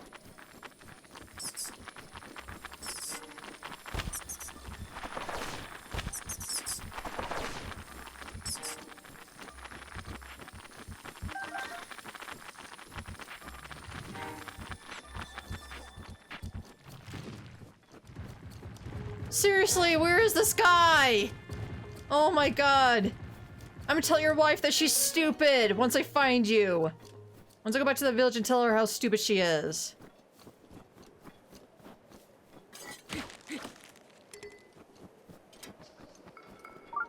The updraft. I don't even know where to go anymore.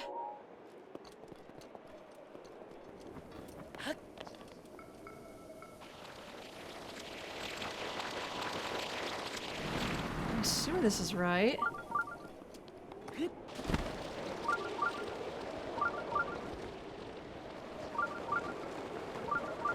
Because... where else could half of the ship even be?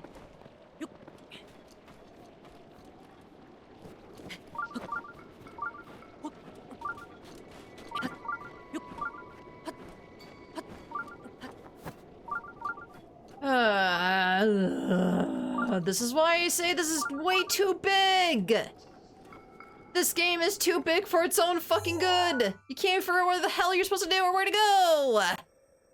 Oh, go explore to your heart's content. So, well, I don't want to fucking explore and do this stupid story! Oh, well, you gotta find it somewhere in hopes to God you're going the right track because everybody's so fucking vague on where to go!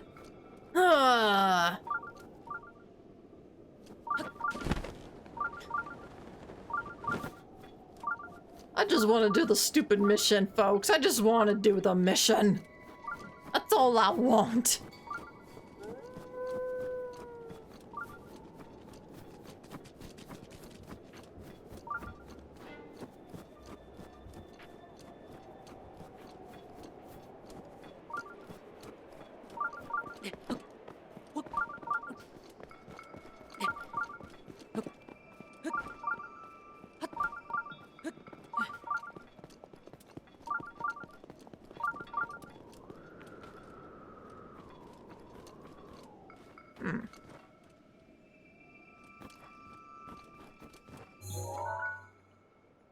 Well. There's a sight for sore eyes.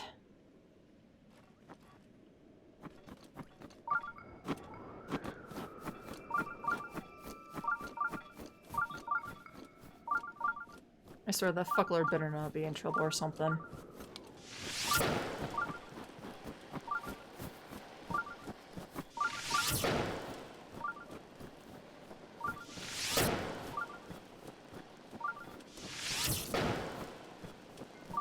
Oh, well, hello there. Hello, you gorgeous thing.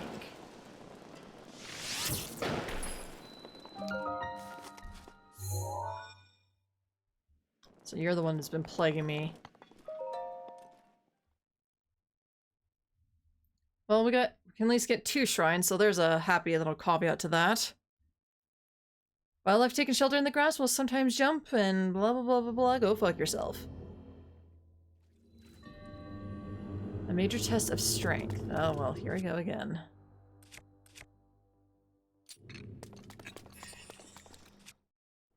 Yeah, this works.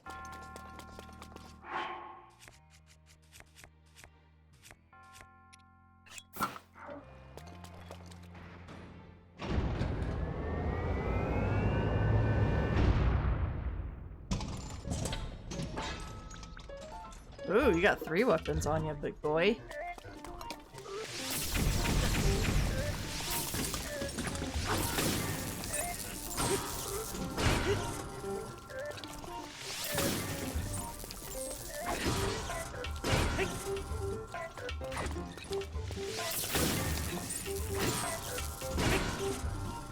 you take a lot of hits.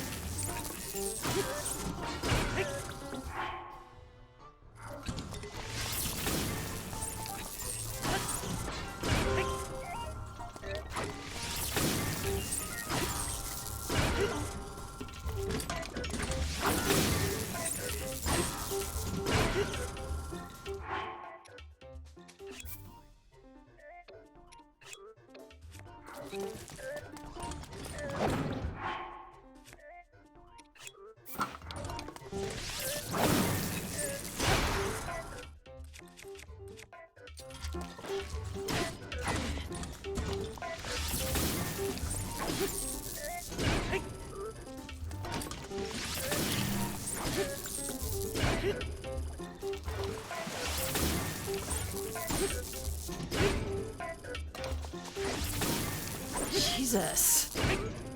You are way too tanky for your own good, buddy.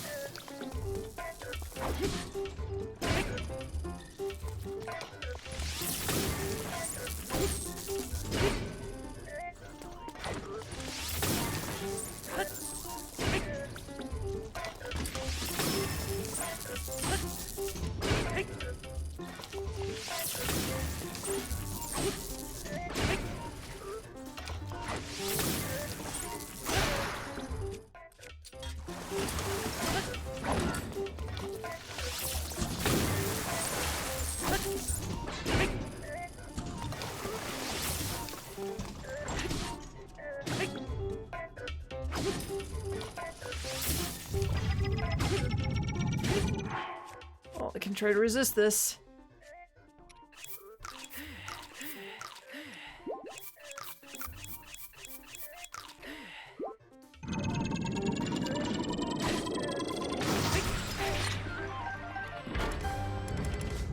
Whew! Holy shit.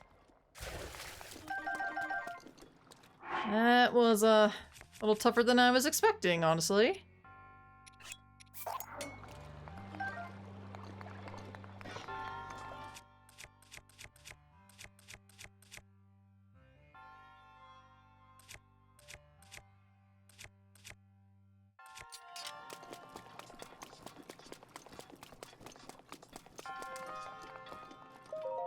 Your guardian might be a little too tough for my liking, buddy. Ooh. Don't worry, I'm going to drop this. Yeah. I don't need that right now. Yeah, baby. Give me that. This is why I hoard the good stuff, man. This is why I hoard the good stuff.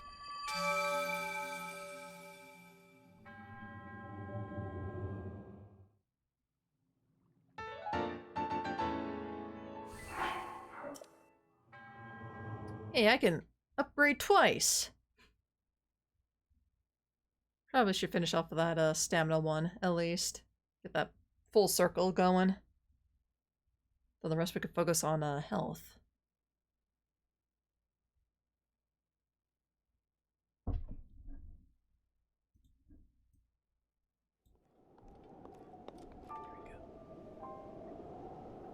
Now then. Are you fucking serious?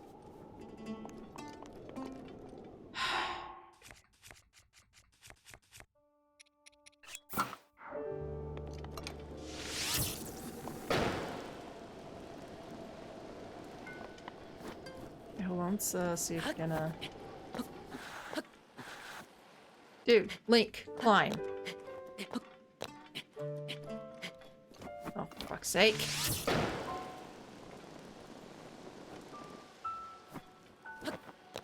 Link, climb.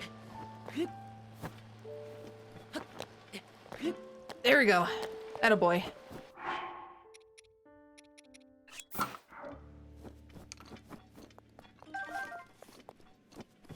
Hmm?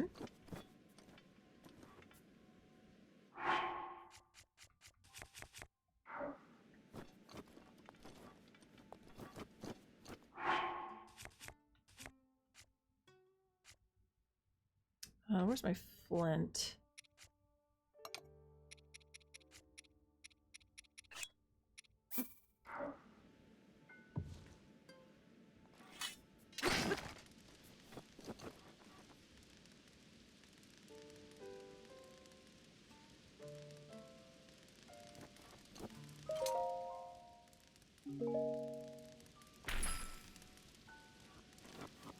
Oh, well.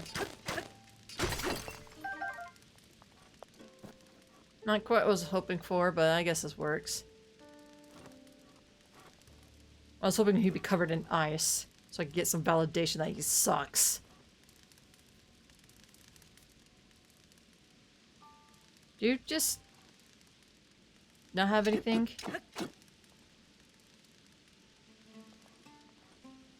You don't have anything, do you, buddy? Alright, well, I'm gonna let the fire roll.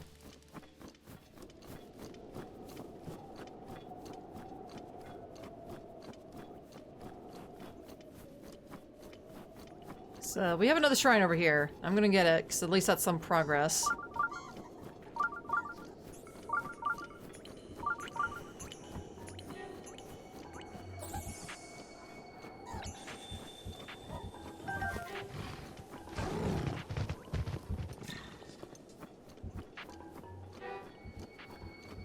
A house?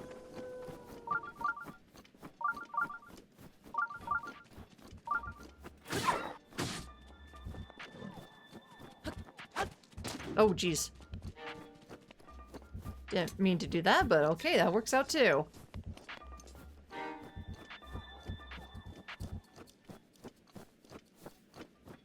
Hey, buddy, are you in here? Sell me spot.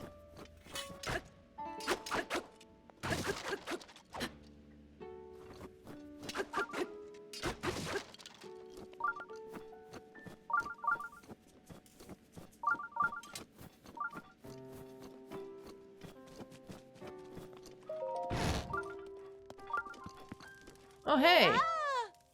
I'll go to the middle of nowhere. Population us. Hey, wait a second. You hiked all the way up to meet the best there ever was at shield surfing, right?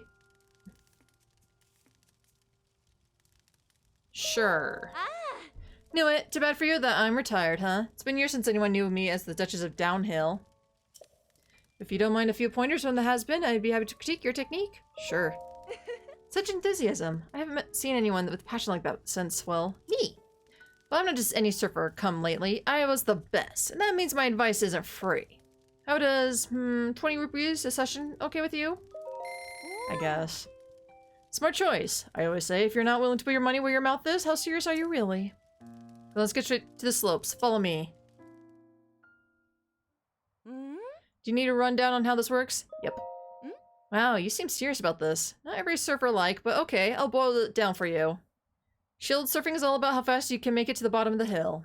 Quick check, you do know how to surf, right? Just hold onto your shield and then hop onto it in the mid-jump. For this course, I don't care if you stay on your shield or not. You can go fast that you start to fly for all I care. What I suggest is starting simple with the basic course so we can take a look at your downhill fundamentals. Straight down from here, you'll see a big bridge. Why don't you start by surfing your way there?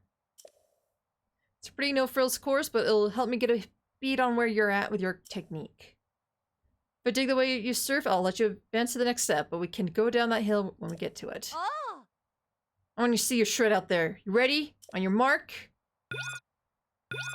Okay.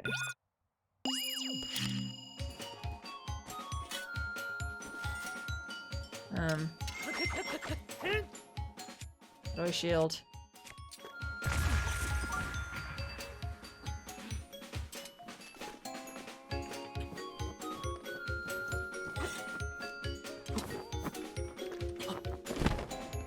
No, how do I shield? How do I surf? You didn't help me with this, you dumbass.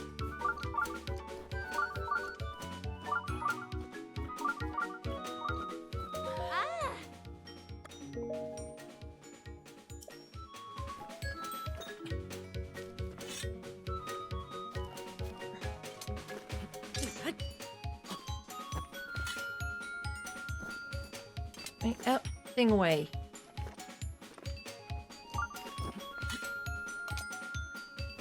Oh. Does this... How do I do this? Oh my god! It just... Didn't it just say shield and jump?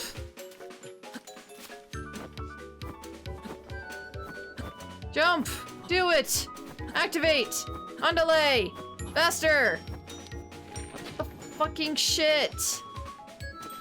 Put your shit! Oh my... Fuck off.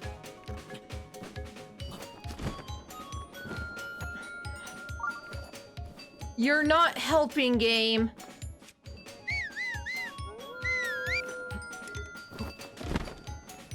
Oh my fucking Christ almighty. You want problems, you stupid wolf? Do you want these fucking problems? Come here. Oh, bitch. Come here.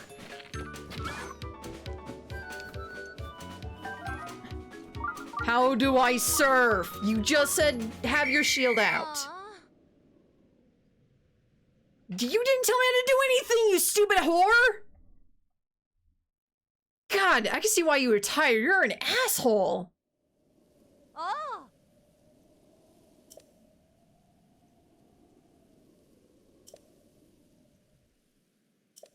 How about you tell me how to do this? Fucking asshole. Seriously, didn't I just say just pull out your shield and jump? Did I misread that?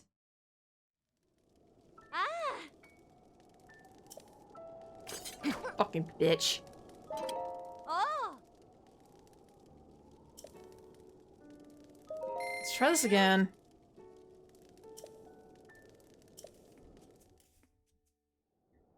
Oh. Yes. Fast you make it to the bottom of the hill. Quick check, do you know how to surf, right? Just hold out your shield and then hop into it. Hold out your shield? And then hop into it mid-jump? Hop into it mid-jump? What?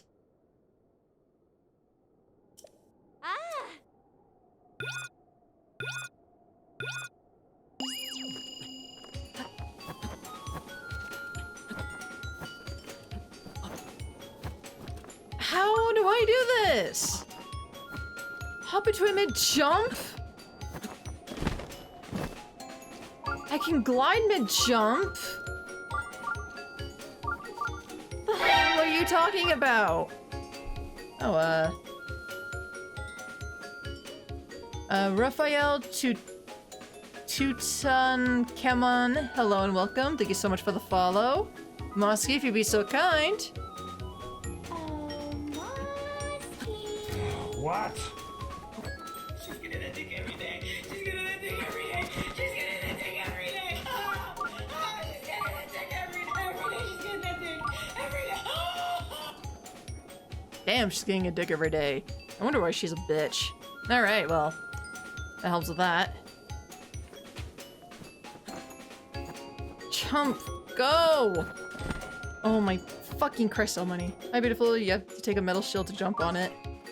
Wait, is this not the shield? I thought this was the shield. Is that not it?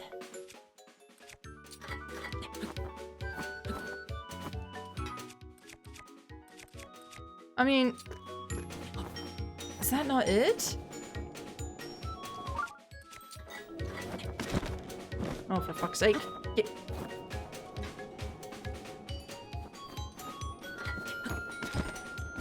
I just want to use this stupid thing. No. No. Put your weapon back. Oh, for fuck's sake.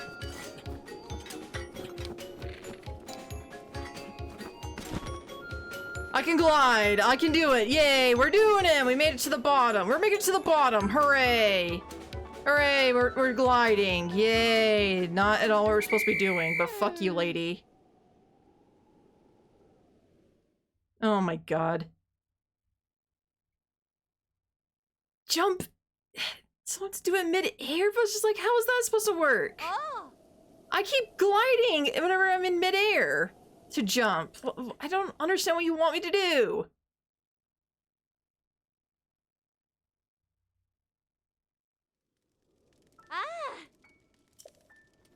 Yeah, fuck off, lady. You know what?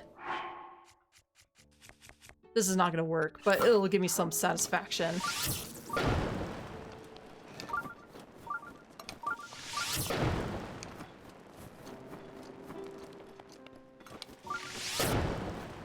There we go. Some satisfaction. Piece of shit.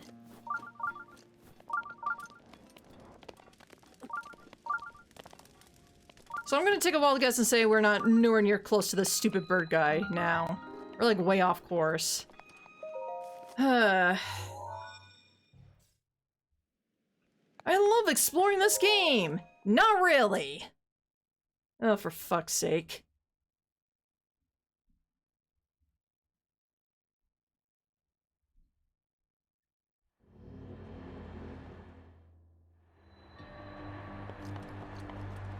Red giveaway.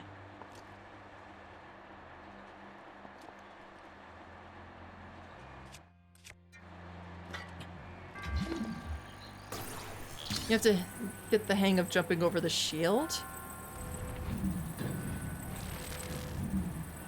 Jumping over the shield? What do you mean jumping over the shield? Alright, hold on. Put this... No, put it towards me. So... Isn't this another puzzle that we've done before? This looks like almost similar to another puzzle we've done. Or am I crazy? Pick this up, please. Thank you.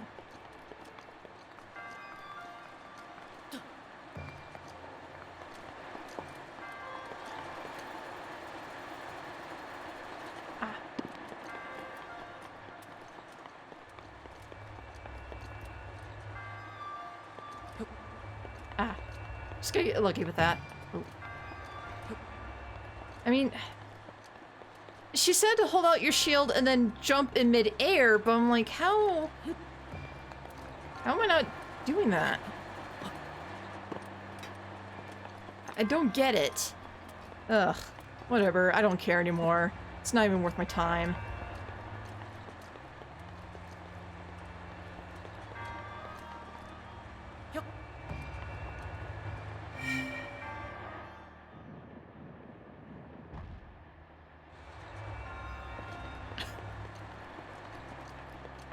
I just realized that was right there. That's cool, but what was the point?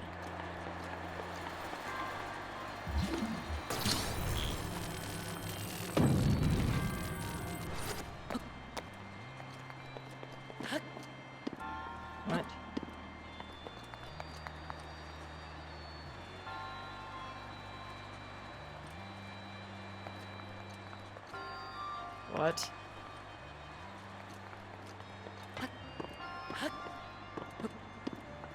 What?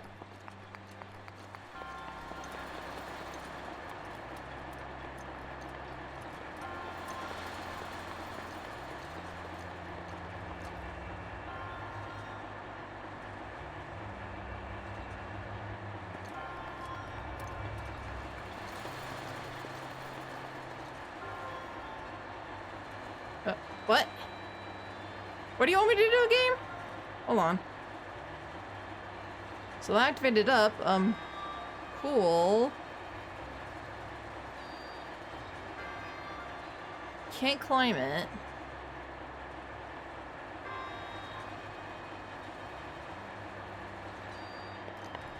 Oh, do I have to be on top of there? Hold on. Ah. Yep, gotta be on top of there. Got it.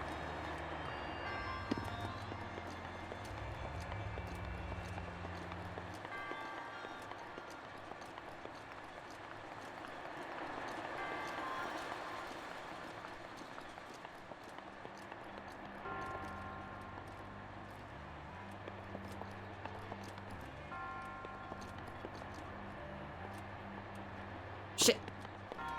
There's no way this can do it. I can't even throw that far, can I? I don't think I can.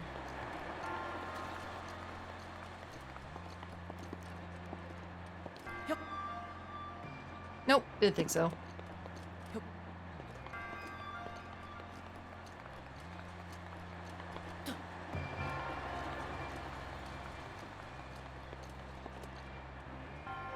That stupid freaking thing.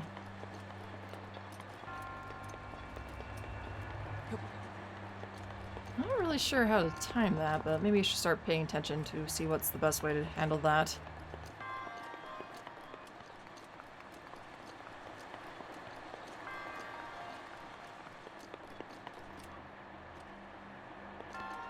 Yeah, it's going away, except I missed my shot. God damn it.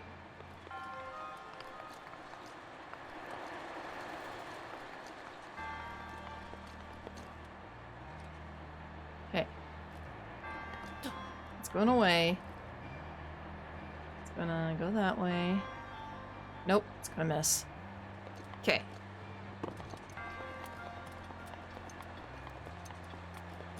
Yoink.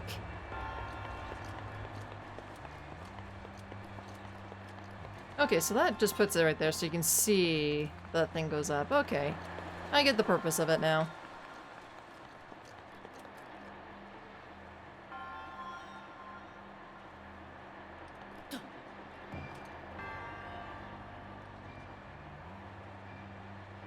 No, go back, go back, go back, go...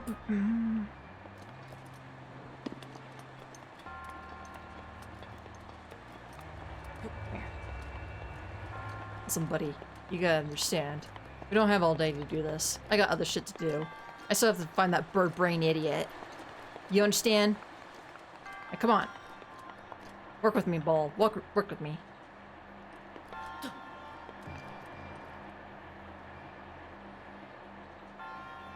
Go back, go back, go back.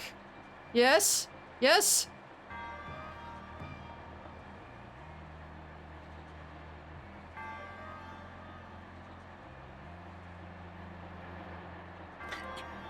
Motherfucker.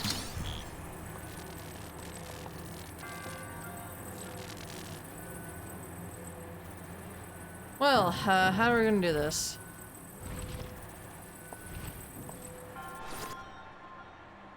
Well, that might work.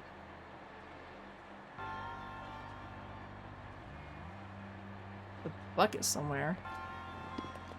What bucket?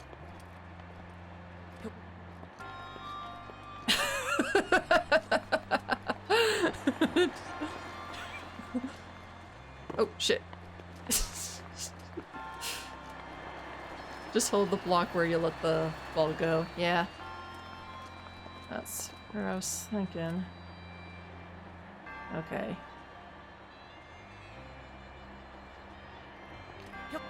Oh shit. Nope. That might screw up the timing on that. Oh. Oh, maybe not. Maybe not.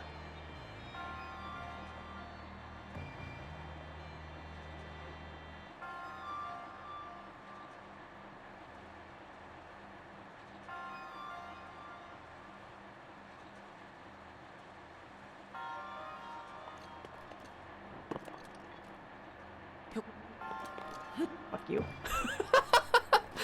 Okay, hold on.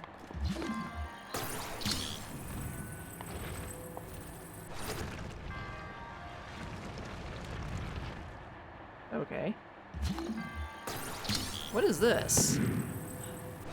Ah! Aha! Aha! Got it.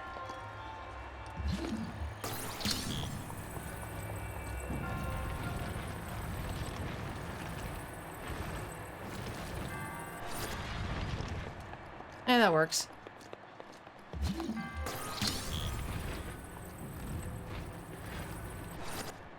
Got it. Nice. Come here. Okay, stasis the ball. No. The answer's no. That seemed a little too easy, unfortunately.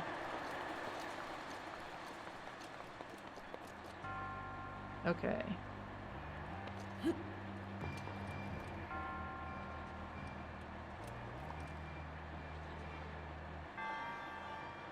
No. Bonk.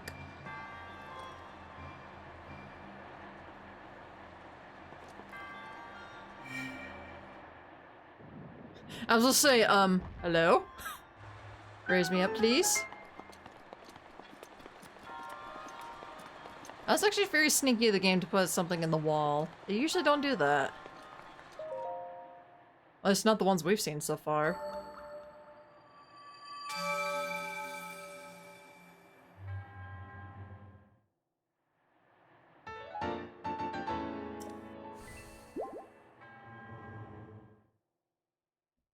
Okay, so now the real question is, where is Bird Brain? Ads, shut up.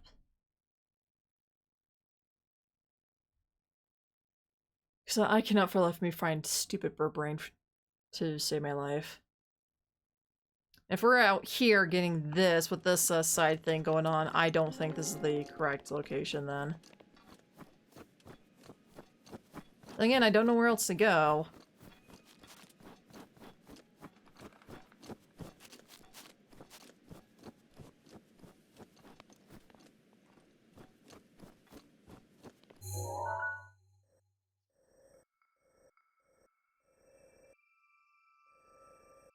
I just can't find him anywhere right here.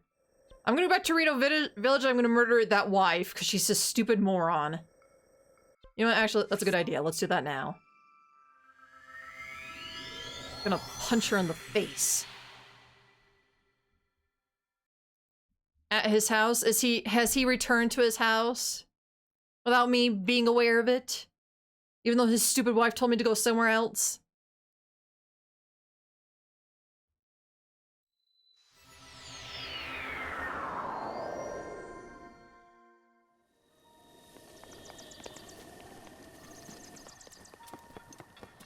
I'm gonna murder that wife. Hold on.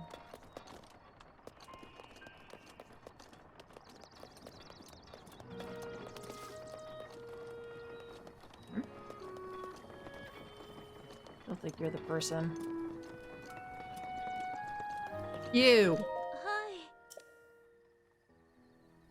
Where did he go? It's what's called the flight range. Where is it? Okay. Okay. You know what? Since I have the brain of a goldfish. Drawnox Pass. Hebra Mountains. There you go.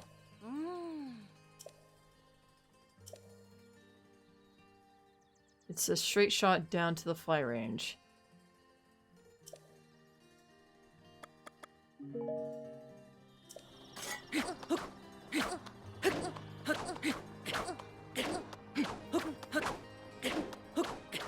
Okay, I'm good.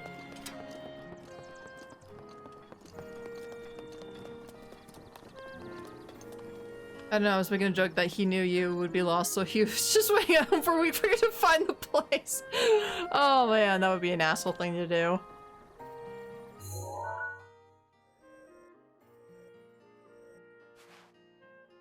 Oh. This whole area is the Hebra Mountains. Cool. Okay. Cool. This is the Dronux Pass, but it's like I did go down and nothing happened.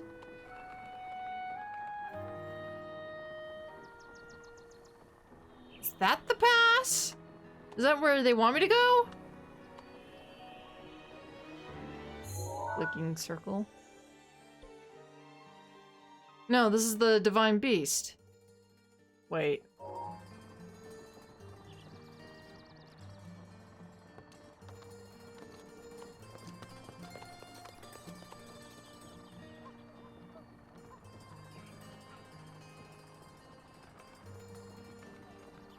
I didn't realize there were other ways you could jump. I thought you could only jump in front of here. How am I supposed to see these two?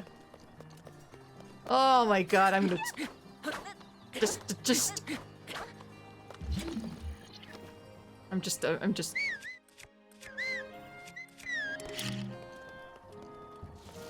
No. I'm just gonna...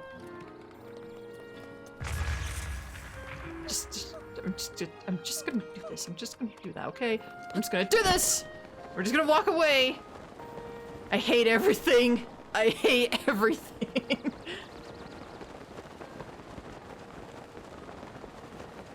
So the circle icon, was that the one I was supposed to follow this whole entire time? Oh my god. Meow. Is that all you have to say, kitty? Maybe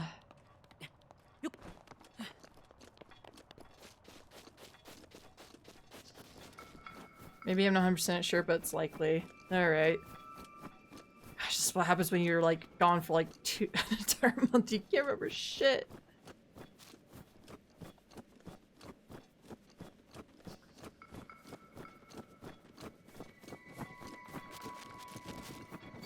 Run, horsies, run.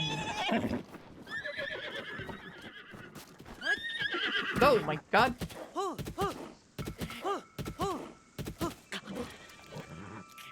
I was trying to pick this up. Care about mounting that stupid horse.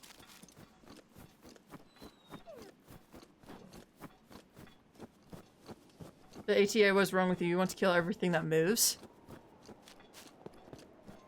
Well, I've been trying to find this stupid bird brain idiot for the past, like, hour or more, and I cannot for the life of me find him. So, yeah, now we found it. Yay! Okay, the circle was the correct answer.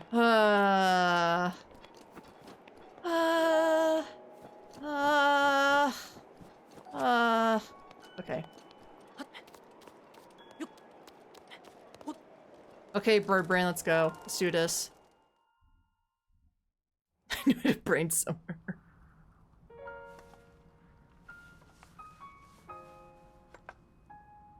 Yeah? Okay, you better not be egotistical like your ancestor I was. don't know you. And I'm actually pretty busy here. You should probably go.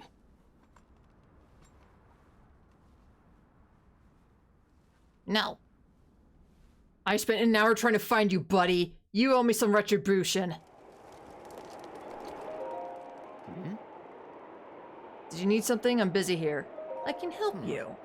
Help me? With what exactly? Vomito. Let me get this straight.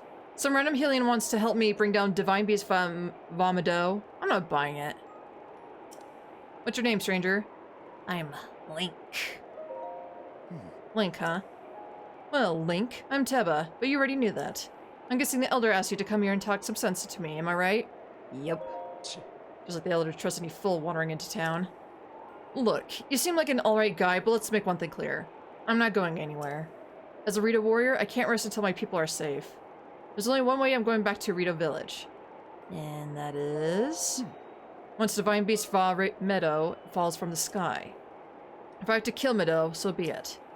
Only then will I return to the village. Then let's get started. Are you serious? Ha! Well, far be it from me to talk you off of the ledge. But as the Elder said, the only way to stop Divine Beast Vomito is to get inside it. Bad chance of that happening. There's no way we can set foot in Meadow. Actually... So not only are you wingless, you're brainless too. Let me fill you in. The only people able to enter the Divine Beast are the 5 champions of old. Unfortunately for us and the rest of Hyrule, they all died 100 years ago. If it had been for Ganon... Never mind. Let's focus on bringing down Meadow, one step at a time. If we approach Meadow recklessly, its cannons will blast us out of the sky before we can get close.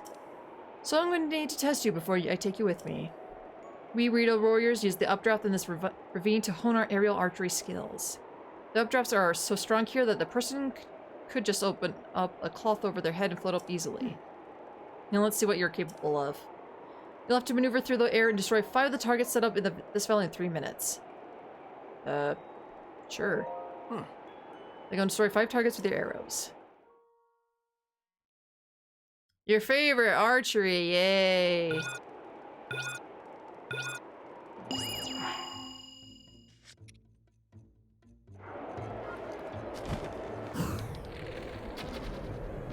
Not bad.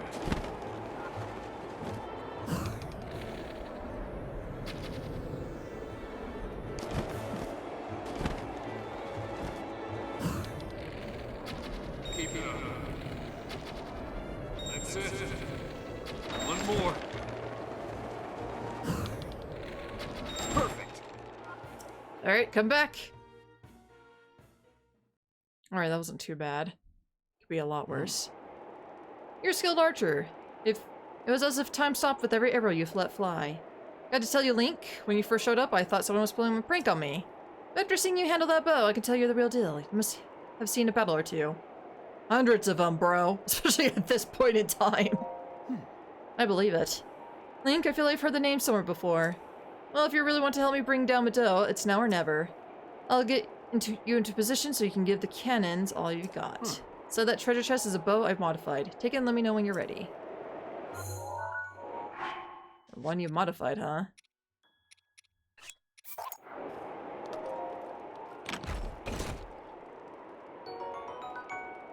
Really? Oh, better bows than this one. You know what? Just add salt to the wound. Fuck your bow. Ooh, that's also mine. Swallow bow. Did I just pick that up? Why did I pick this up? Drop that shit.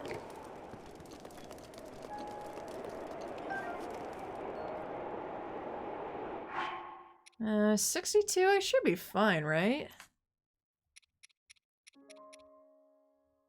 Yeah, I should be fine.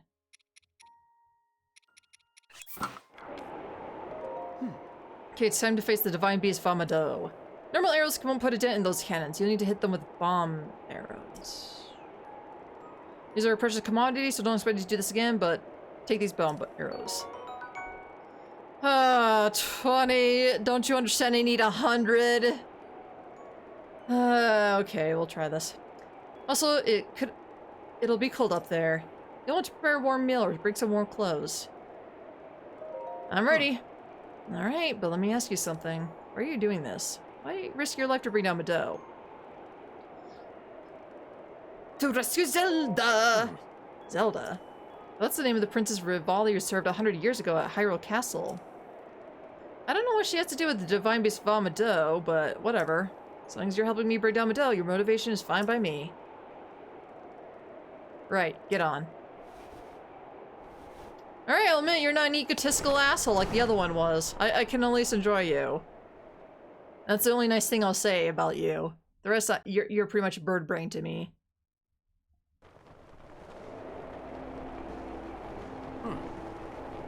Alright, it's showtime. Man, even I feel like I'm going to freeze up here. Shouldn't you technically freeze, though, because you're a bird? There's Divine Beast Famado. It has its barriers up again. What a pain. What's wrong, Link? Too scared to talk? Let's go over the plan. You see those cannons? I'll draw their fire. While I'm doing that, use your bomb arrows to destroy the cannons. Good so far? You need to withdraw for a bit, just spread your cloth and float straight up, then you have to draw for a while. I'll take that as a sign that we need to regroup. Don't bother aiming for anything covered by Mado's barriers. It's impenetrable. Whatever you do, don't get too close enough to touch it. And finally, I know I've said this a few times already, but don't forget your cold protection. Move whenever you're ready. Kitty. Alright, now go blow up those cannons! Here we go. We're in hot.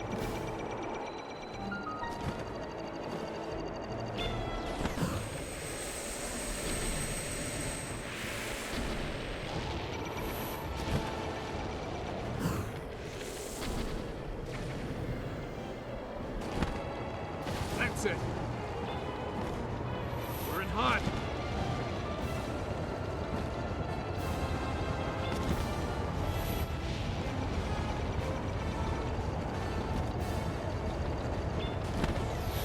Be careful. Yeah, shut up, buddy.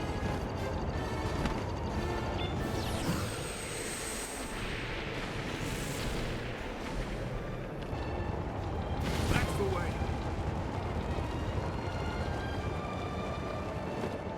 At least, alright, I'll admit this is a little bit easier because I'm able to, like, control this a little bit better.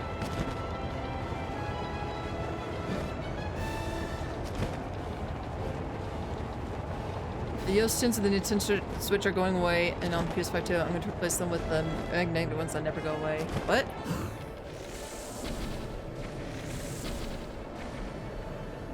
I am not too sure what you mean, but okay.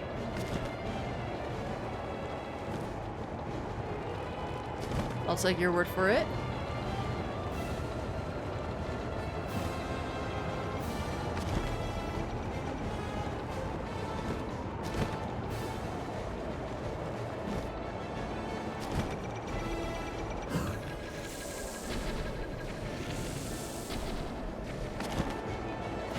We did it!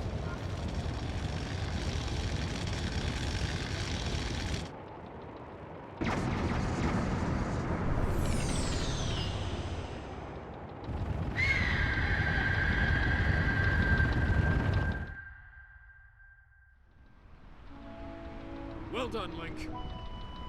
That thing is history.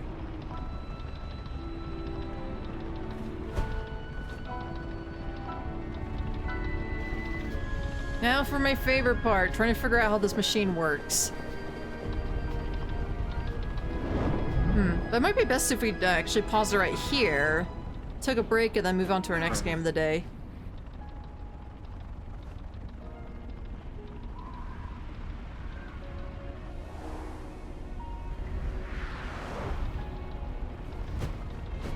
Oh shit, did he- Bad news, Link. It looks like I got hit pretty good back there. I think I need to get back to the flight range.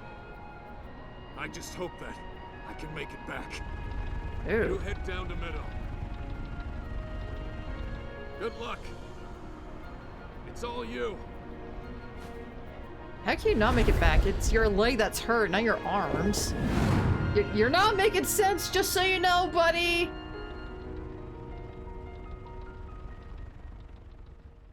Oh, come on, it's not that bad. It's not the camel again. Oh my god. But these things I always struggle with. I always struggle inside these stupid things. I'm just like, I can't figure it out!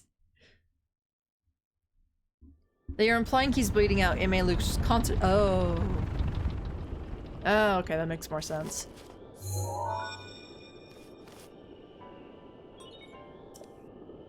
Clearly, I was thinking of like, oh, I got damaged in my leg, but that's affecting the way I fly. I've seen that face before. Oh, and I've heard that voice before. I had a feeling you would show up eventually, but making me wait 100 years is a bit indulgent. Shut up. You're here to wrest control of Meadow away from Ganon, correct? No.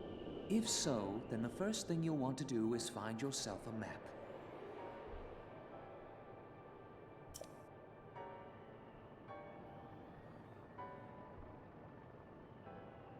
That guidance stone has the information for the layout of this divine beast. Can you make it there? No.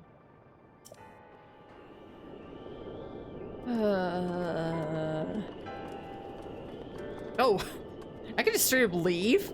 Oh, fuck this place. He said Tara's favorite word. Ooh, not my bombs, please. That shit's expensive.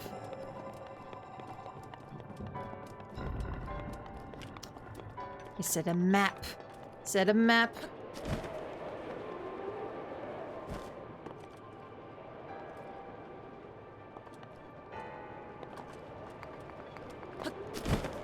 Shame I have to go get the map first before anything, but okay.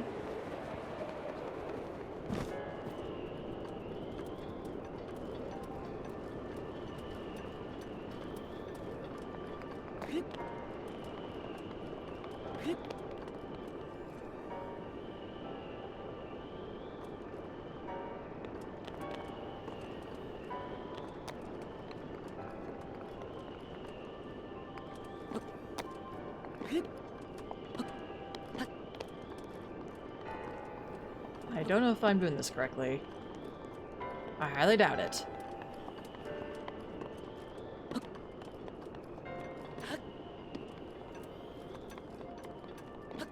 Well, okay. I guess that's there.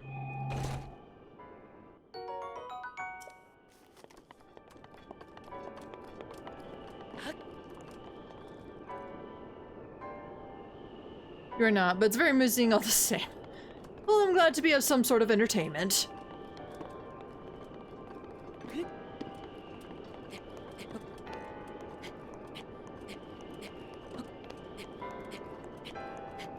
Okay.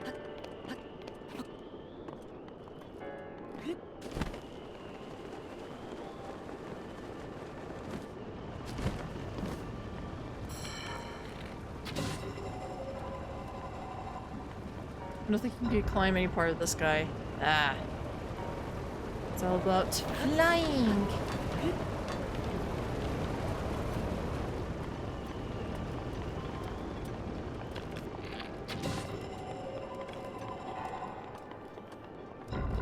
Then he was a fairy. Nope.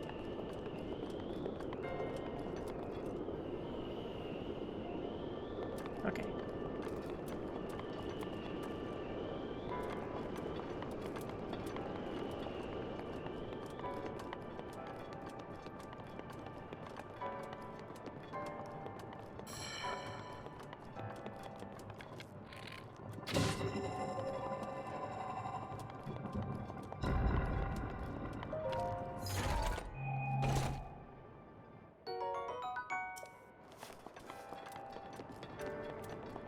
Another up shaft.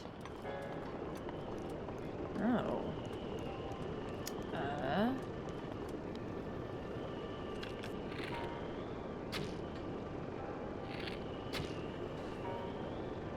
I got you now.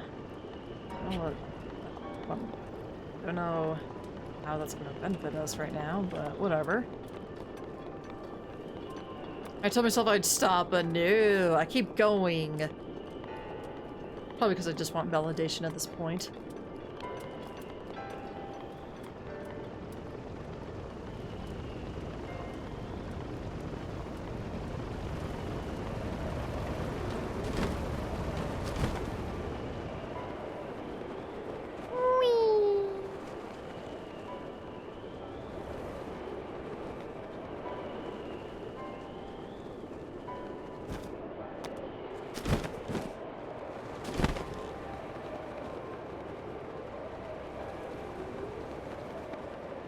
Oh my god. There we go.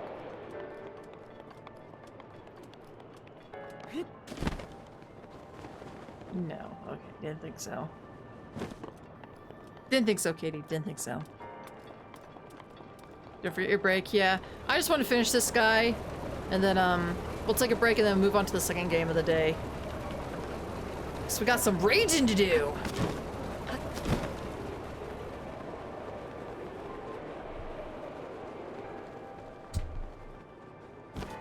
Yeah, hi.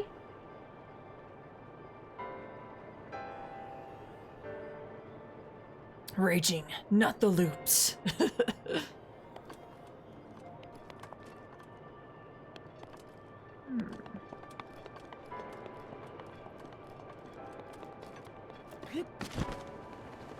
Well.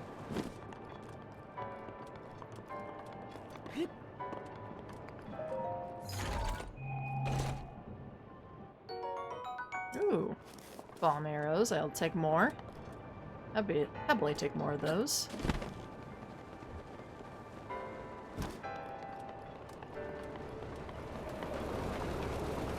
They're metal? They're metal! They are metal!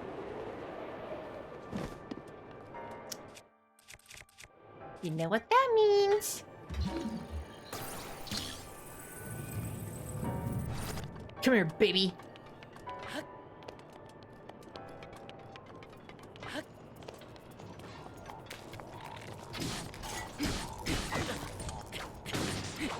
Fuck you, man. I fought bigger guys than you. I fought one of your cousin that took forever and a day to kill.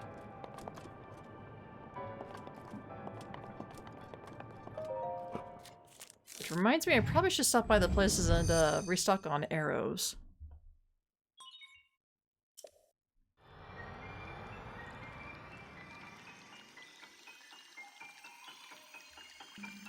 So I'm pretty low on bombs. I swear I haven't used that much ice, but for now anyway.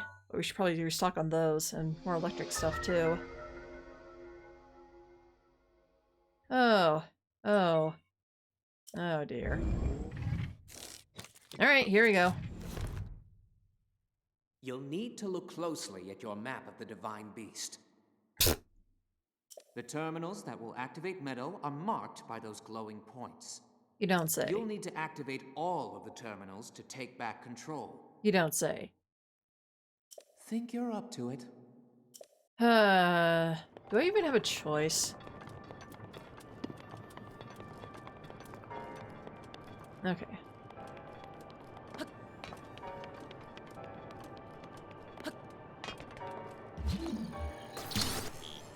Oh right, I cannot be on it, that's right.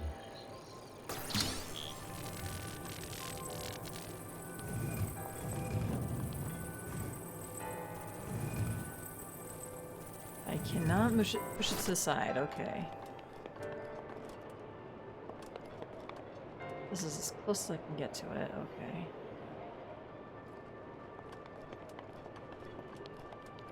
How about you?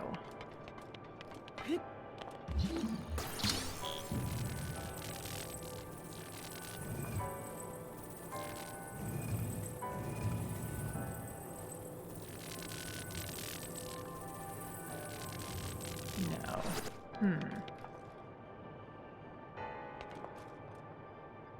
Oh, that's too far.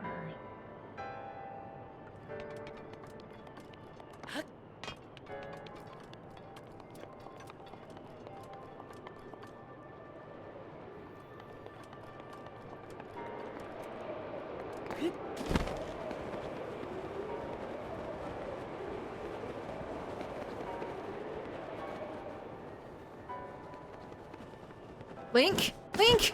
Oh my god, Link! You fucking dumbass! You stupid dumbass! Alright, fine. Fine, we'll do it your way, Link. We'll do it your way.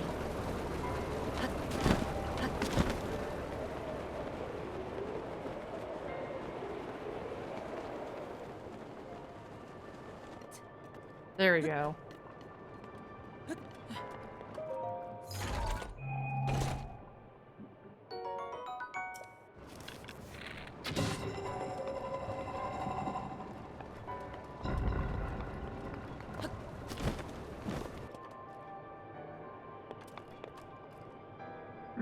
Okay.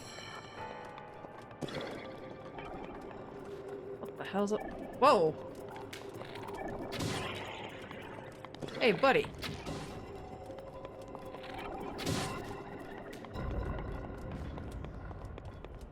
Stop sending your goons after me, you hear?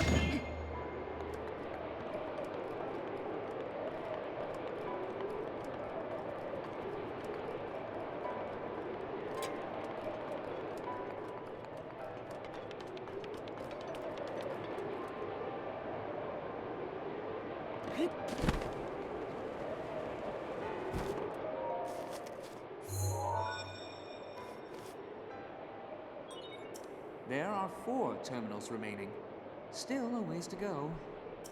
Yeah, give me a minute, dude. Jeez. Can't do anything super fast and all in one sitting. You know, can't do multitasking. Gotta take your time, slow it down. No. Alright, well. Worth a shot.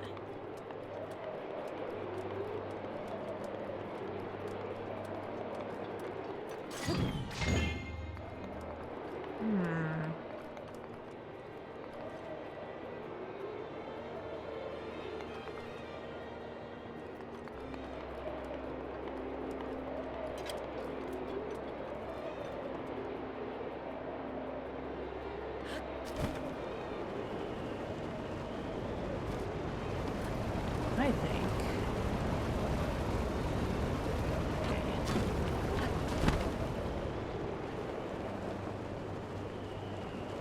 Can we reach it? No, we cannot. Alright, we're gonna die. Oh, well, hello. This is a nice surprise. There are 3 terminals remaining. Keep going.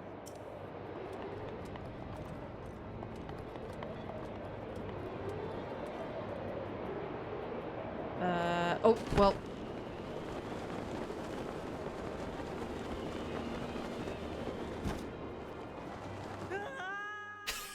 Might as well.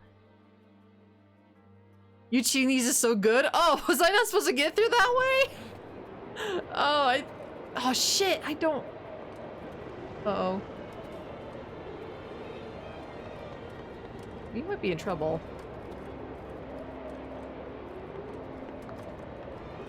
Think a little bit what round bombs are for. There's explosions, but what do I explode?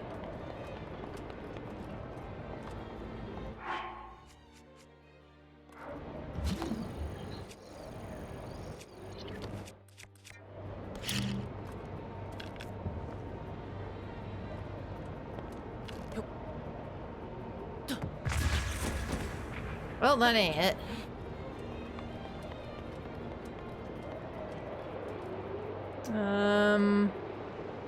Well, nope. Well, I didn't mean to do that.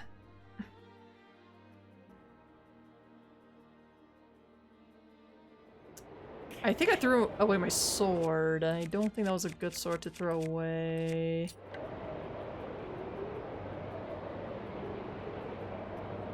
Huh.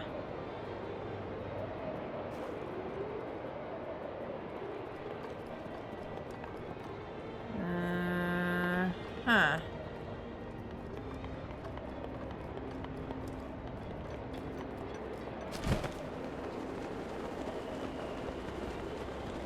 We might legit be in trouble. We might be in trouble. It literally checkpoints me right there. Why there? Oh, you stupid game. You stupid fucking piece of shit game.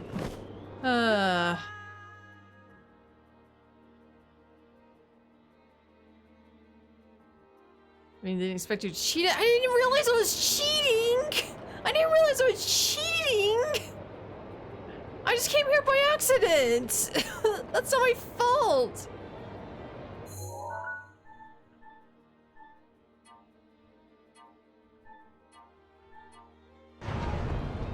Whoa, whoa, whoa, whoa, whoa. Oh, I can move. Oh, wait, this counts as rotation? Why? Oh, well. Hold on, we might found the answer.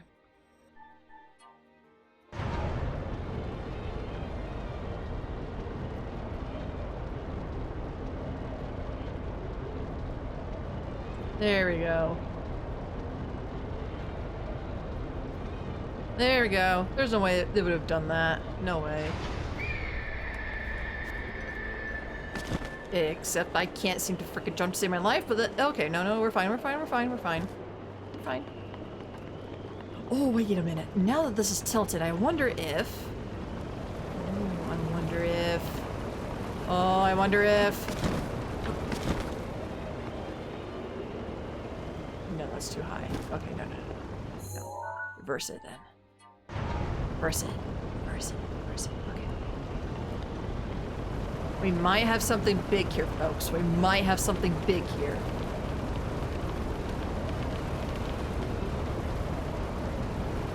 Isn't there a way to go to the beginning of the dungeon? Probably.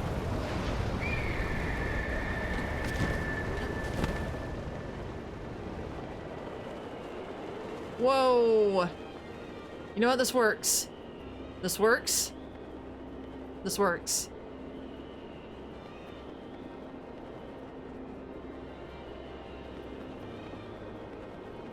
Where's that opening? Inside this opening. Yeah, baby!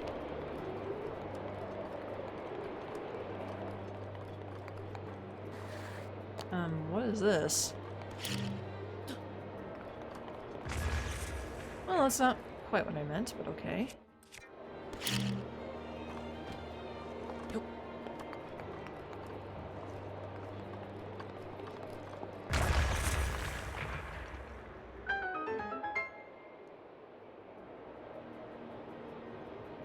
What?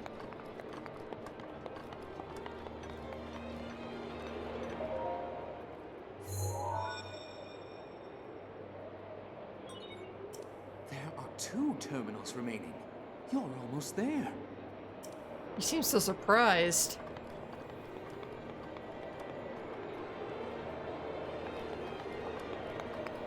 I mean...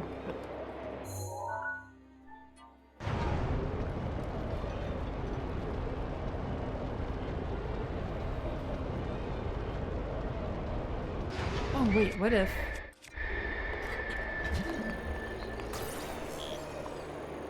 Oh wait.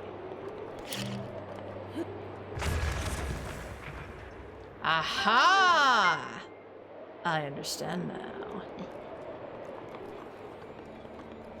Okay. No.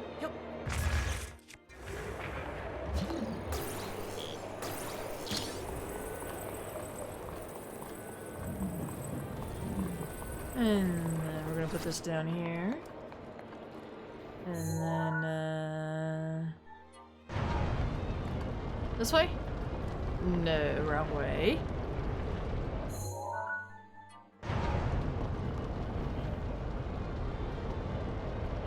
Well, I guess we can work on momentum.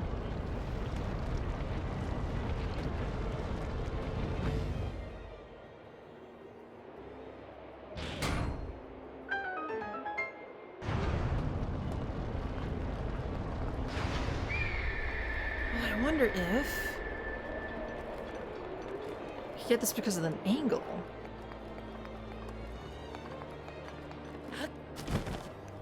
Oh yeah, baby! Give me that.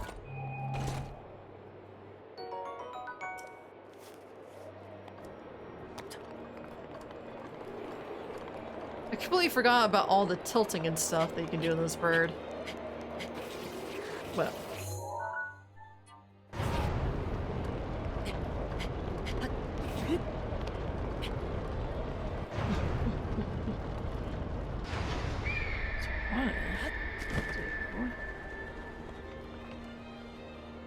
Oh. These can't tilt, but you can. Interesting. Oh, jeez. Got lucky with that.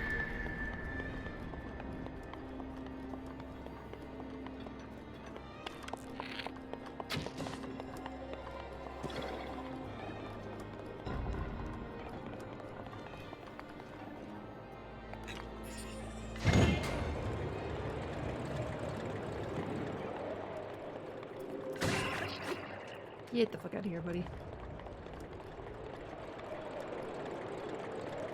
Okay, and then...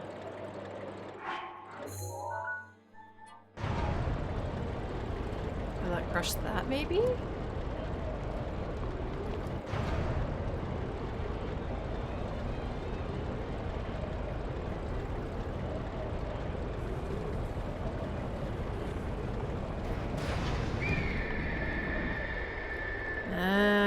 But then it was...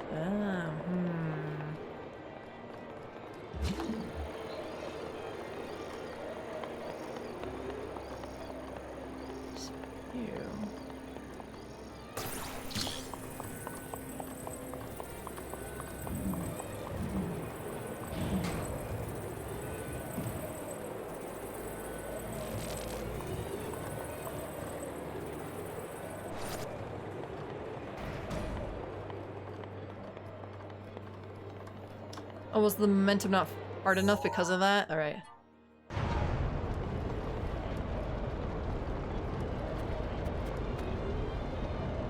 Alright, now that I know, I'll keep an eye on it.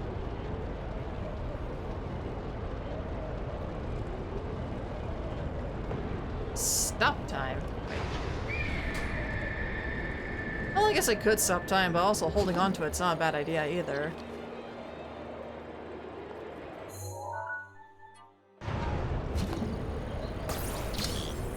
Because, I mean, I could just hold it like this. And it's not gonna go anywhere.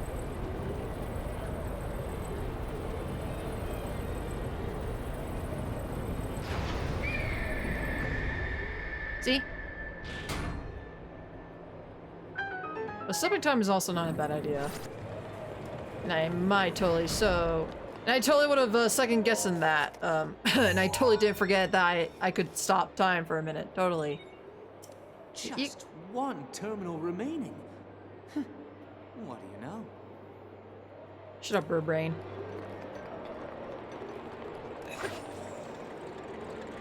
Oh, a chest? For me?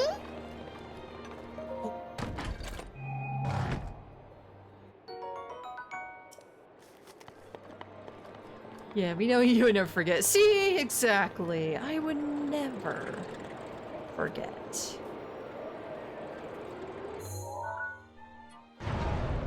Okay, so there's that there.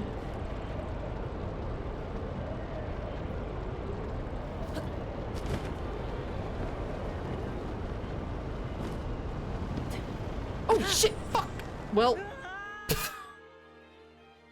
I don't even know how that happened, but okay. Where am I?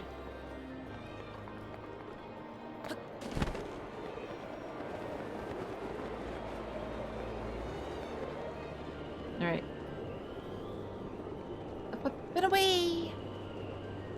Just like, we'll never have to remind you about things being metal or that you can create ice. You just...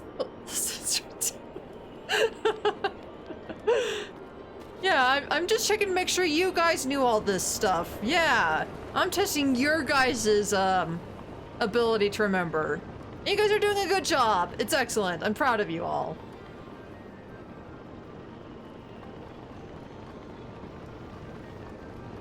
Yes, Kitty, I'm testing them. They're doing a wonderful, fantastic job. I'm proud of everybody. Yeah. Kitty, you want to tell them how proud you are too?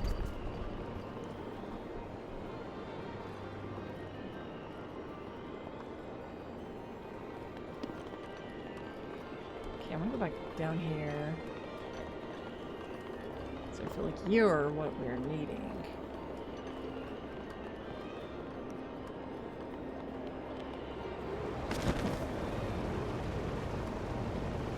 Okay.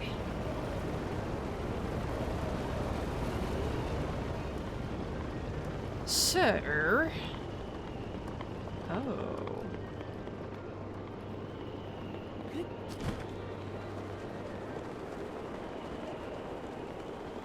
I'll admit, I kind of like this area. I'm kind of digging it. It feels a little nicer and easier, and a lot less not as unforgiving as the others felt. Especially the fucking camel. Fuck that camel. Thanks, Mom. Can we put it up on the fridge? That was the last terminal. Now you just need to start the main control unit.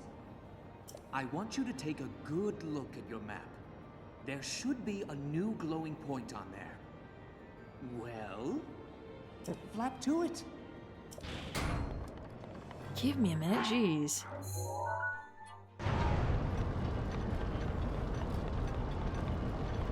Oh, this is open now.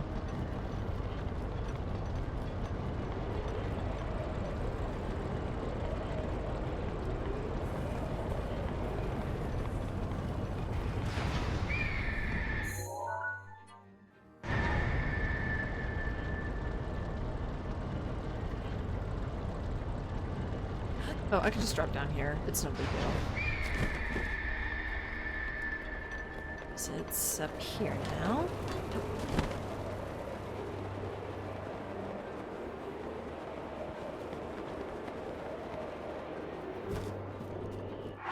Right. It's probably gonna lead to a boss fight.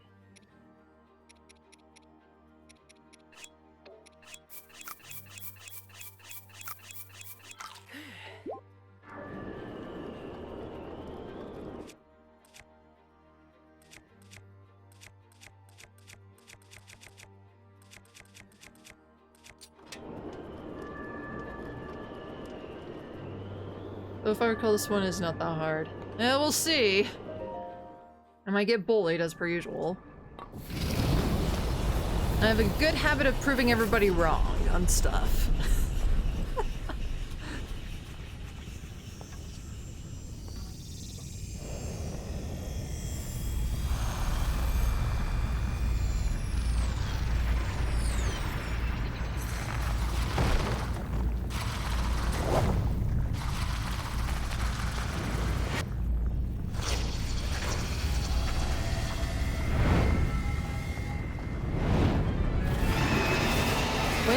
fight Ganon. Good luck. That thing is one of Ganon's own, and it plays dirty. It defeated me 100 years ago, but only because I was winging it. I can't believe I'm actually saying this, but you must avenge me, Link. Yeah, shut up, Burbrain. His aim is dead on. Watch yourself.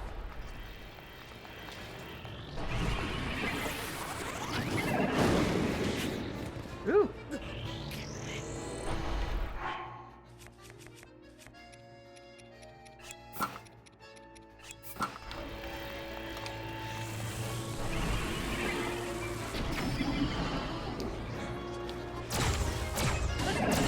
So far, so good.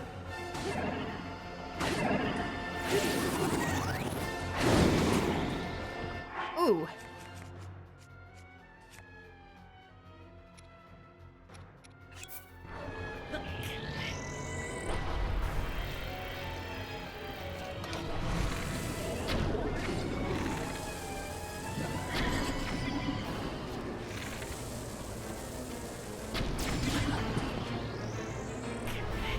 Keep your head in the game.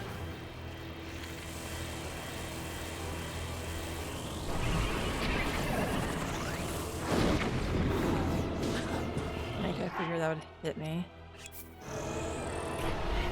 Hurting, are we?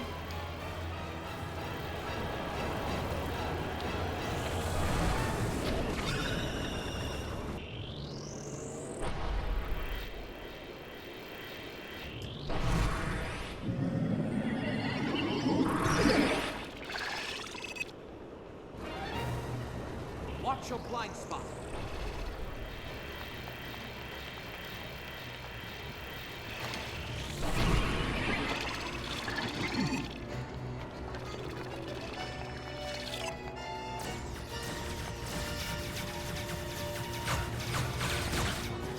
No. Yeah, damn it.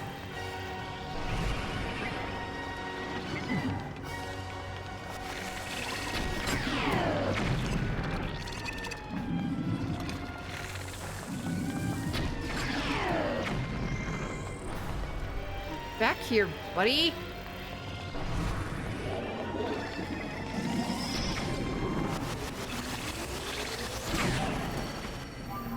It is my pleasure.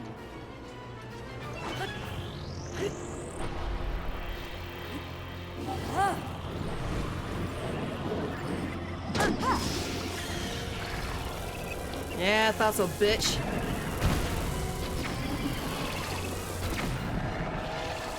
Oh gosh, she fucked him up. Man, she's actually really, that one chick is really good during boss fights.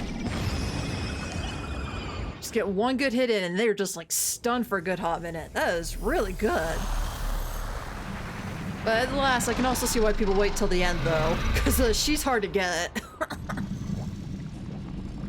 You mean your wife, that one chick? I wouldn't say she's my wife. But she certainly has that strong caricature to her.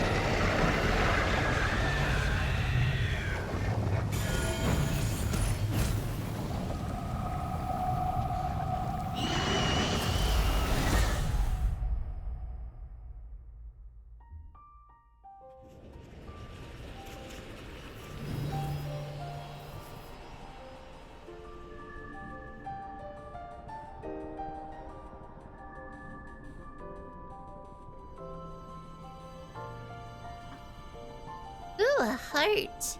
I got a heart, kitty. Told you it was easier, but you did it first try. True, very true. Yeah, you're kind of in my way.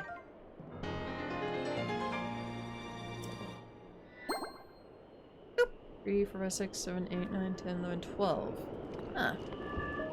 12 hearts now.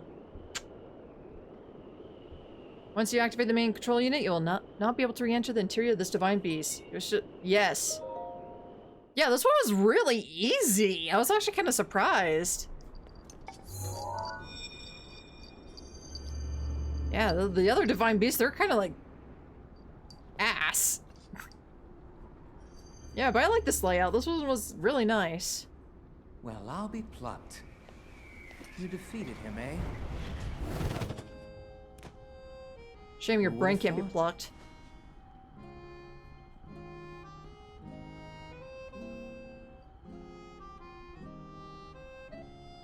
Well done. I suppose I should thank you now that my spirit is free. This returns Meadow back to its rightful owner. Don't preen yourself just for doing your job. I do suppose you've proven your value as a warrior. A warrior worthy of my unique ability. The sacred skill that I have dubbed Revali's Gale!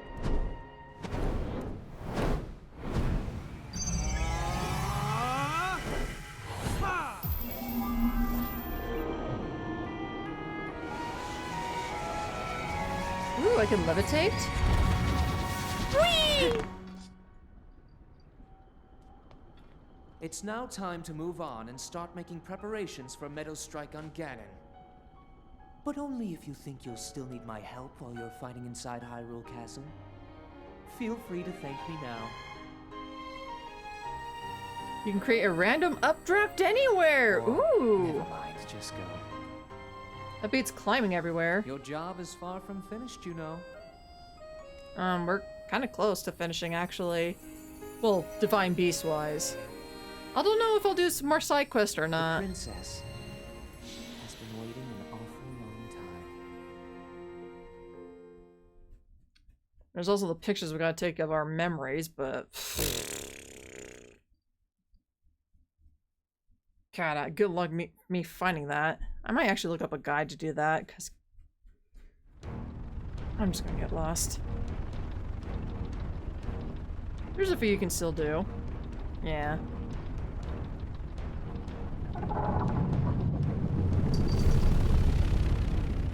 Find beast, pictures, your sword. My sword? What do I have to do with my sword again?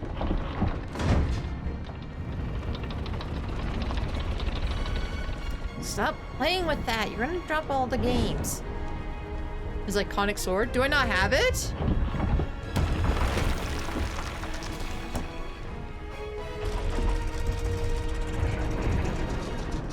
Do you? I thought I had it on me. I don't know. I thought we had it at the beginning of the game, but maybe not. I don't know.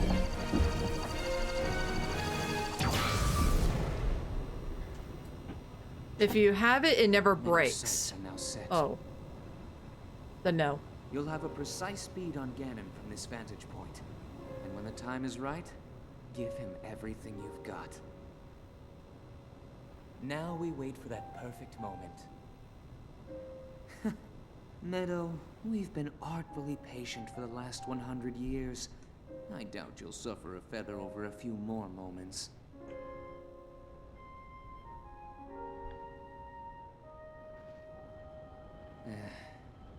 After all these years, I simply must admit the truth.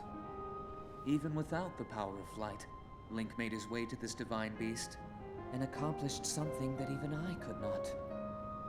Well, I Guess still I had was to fly wrong up here, about but not with How you. lucky he would be.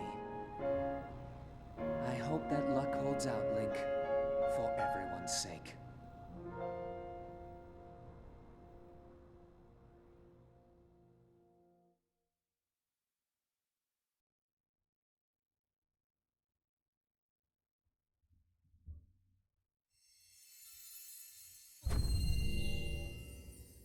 Why didn't ask? Doesn't even claim your skill, it just calls it luck.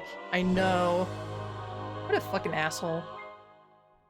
Activate by charging jump with X? How the fuck do you charge? How do you charge X? Oh! Oh! Whee! Oh! Got it.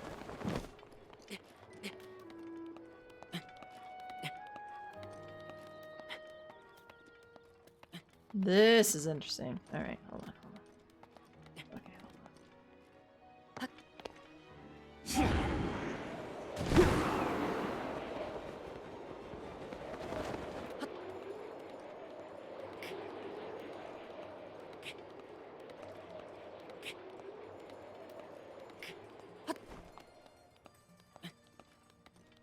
I don't know why I'm doing this, but we're doing it. Oh, what's in there?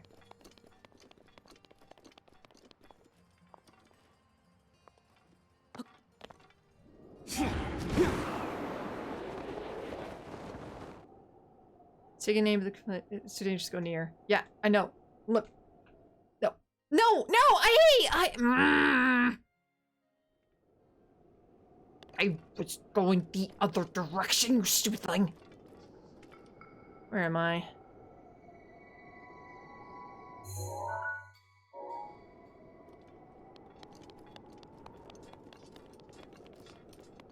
Where is it? Where is it? Where is it? Where is it? Where is it? There it is.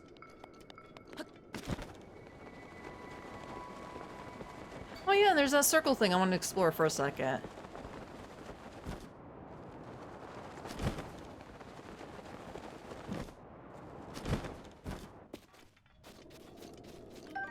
Nerds. Oh, is this a memory? It's a little odd placement of a memory, but I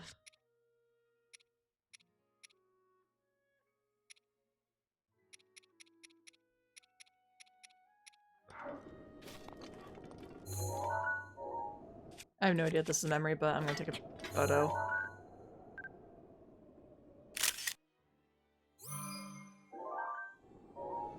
No. Alright, well.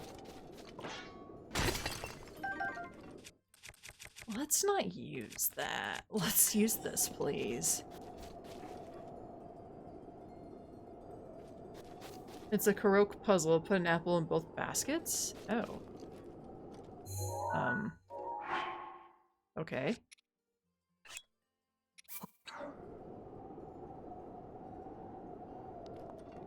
I don't... Do I have a... Oh no, I think I ate it during the battle. Whoops.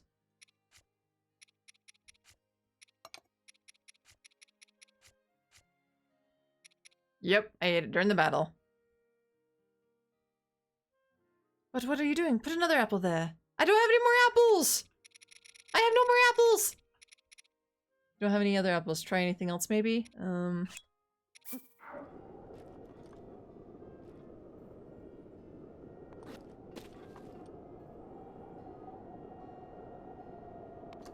Oh, banana. Banana good.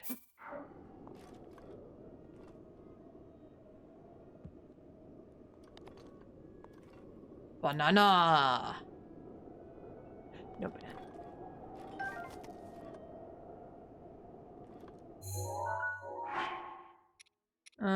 Oh, you want spice. You want spice in your life. You know what? I get it.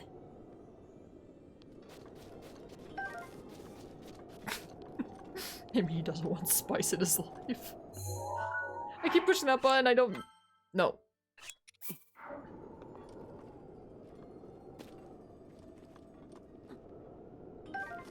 Link! Link! He really doesn't want spice. Oh my god, he really doesn't want spice! I don't have apple! I mean, I could pick this up and give it to him then. I mean, that's the best I can do.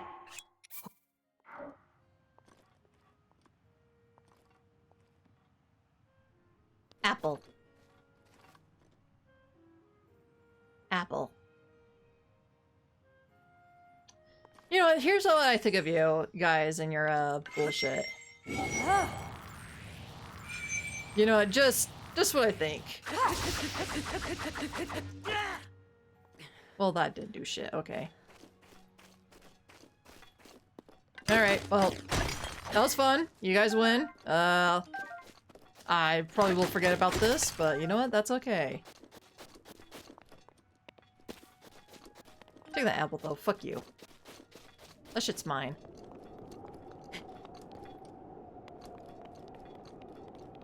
Okay, where's this? Where's the thing? Where's the thing? Where's the thing? Over there. You are what I want.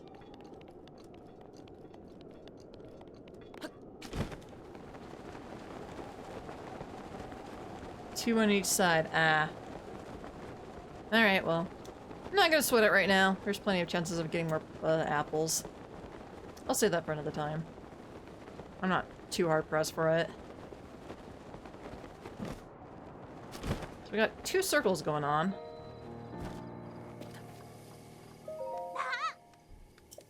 My sisters are dumb dummies. They promised we'd rehearse together, but no one showed up. We have to perform our song for the elder at Warbler's Nest. We're gonna get laughed off the stage. Hey, you. You look like I can use you. Wow, okay.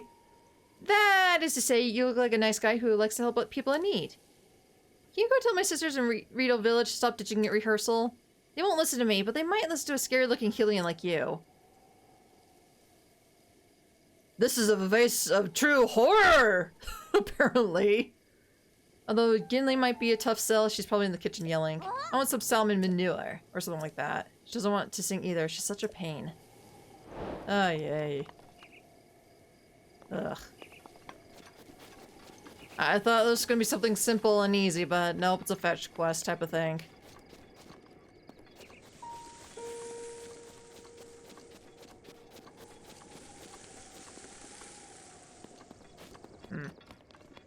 Alright, well, whatever. We're done for the day. Well, not the day, but this section of the stream. At least I am done. The Kurok hiding there, waiting for you to complete the task, only to see you yell, "Fuck you!" as you take his apple.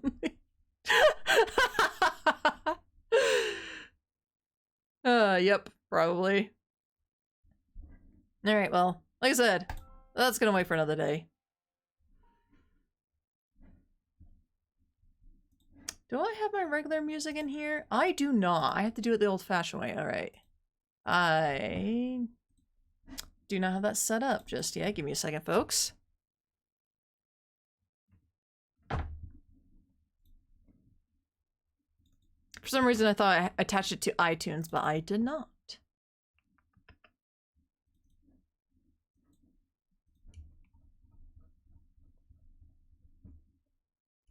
That's something I need to do after stream. So that way I don't have to keep doing this manually each and every time. Alrighty, folks. Let's do 20 minutes, you know? Let's take a 20-minute break, you know? Let me stretch out my hands, stretch out my legs, get a few things done. Nice little stretch here and there. And then when we come back, we'll play some Raging Loop. See if we can get some progress on that bad boy. We still have a bit to go, but we are definitely getting closer and closer to that finishing line, so that makes me happy camper. What was that song? What song? What did I sing? I mean, I'm just stretching.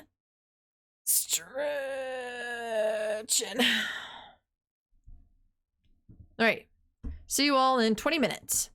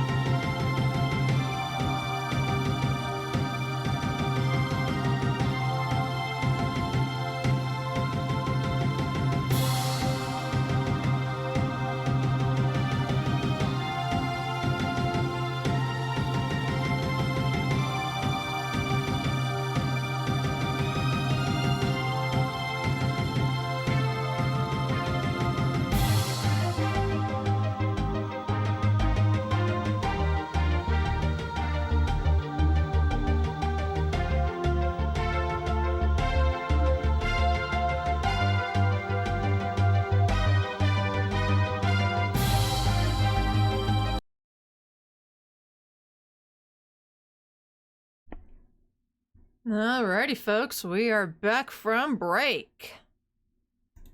Let us go ahead. Start off with our second game of the day. Good old Raging Loop. How many more times will we loop before this all concludes to whatever the heck we're doing? Alright, so we went through Chimi's route. We discovered what that necklace was. Even though I kind of forgot what it was. Isabel, I can already hear the Irish accent. I don't know what you might be talking about, yeah? I swear I hear it in my sleep now! Don't start doing it now! I don't know what you mean!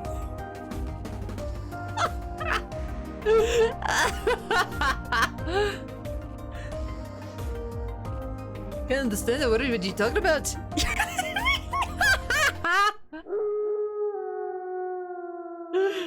I apologize for nothing. Nothing, I say, nothing.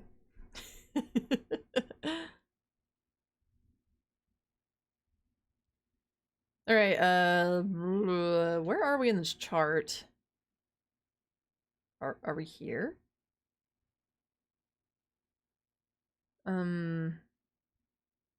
All set. Oh my god, stupid thing. Why does it do this? Why does it do this? Why does this do this?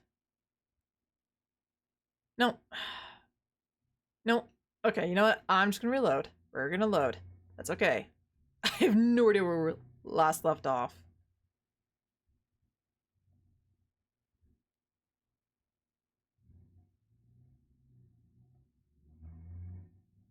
Okay, so we gotta talk to Kyonosuke, whatever his name is. Meow, meow. Alright, because we got the key for this. Okay. At that moment, my head was flooded with information.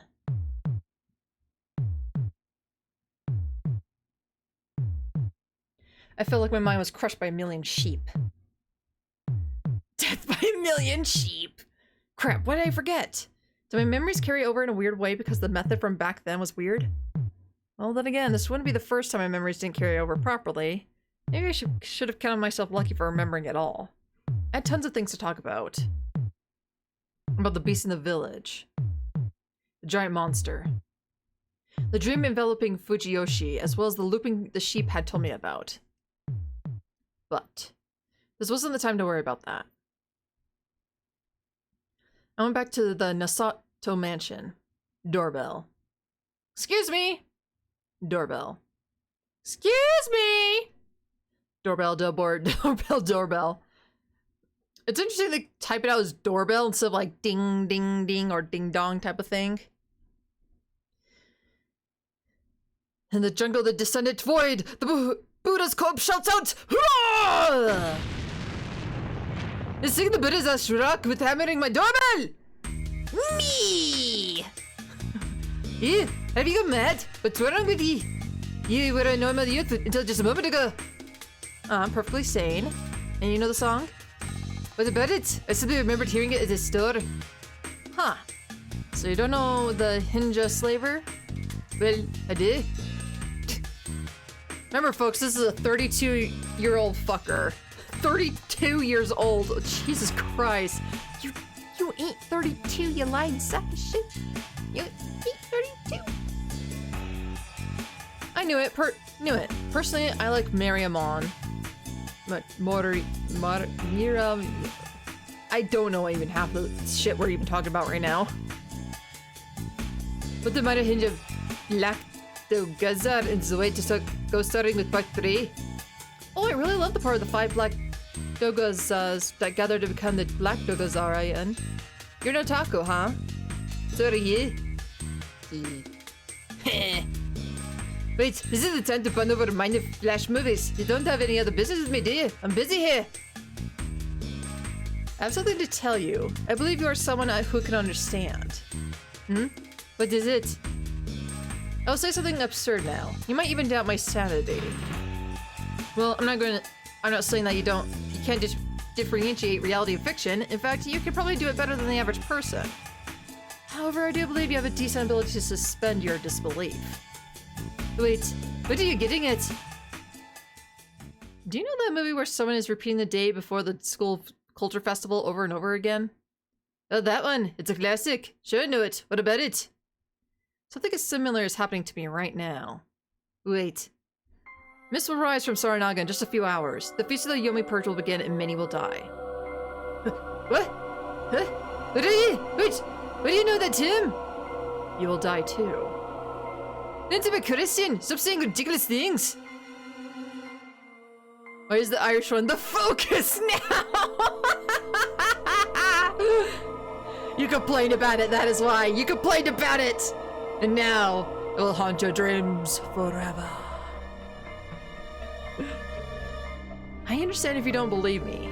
I've repeated these few days dozens of times now, and with every death, I look back to square one. That's why I know a lot about Yasumitsu, including things that no newcomer should know about. You are a doctor of medicine, graduated from XX University. Chikamochi Komashita is your nephew, and you have feelings for Rikako Umatsu. However, I'm sure that's not enough. I could have easily looked that up myself. And what's more, I did come here to save you. It's likely that you'll die this time, too. Oh shit, just... But I would like to ask you some things. So I can prevent the feast from happening in another timeline.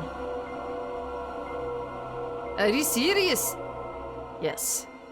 Come to me. Through the many feasts I've been in, I've come to understand what kind of person you are. Your nature basically. And I believe that you are a person who can understand things if they're explained properly. Come in. There. There it is, baby. He let me into the well-furnished reception room. The inside was as fancy as the outside. The village heads had to be a really wealthy bunch. Is it that curious? He returned to the kitchen carrying a set of black tea. Sorry for staring. I think it's outdated too. Don't worry. Have some tea. Oh no, no need to fuss over me. I'm of poor upbringing, so do tell me if I'm not drinking right or something. I don't mind if you to drink how you want. Thank you. Now, was this room prepared by the head of the family from the three generations ago? Your great-grandfather? What did you hear about him? Even you are, how do I put it? A looper. I don't believe it. Nosato would tell you about the stain on the family name.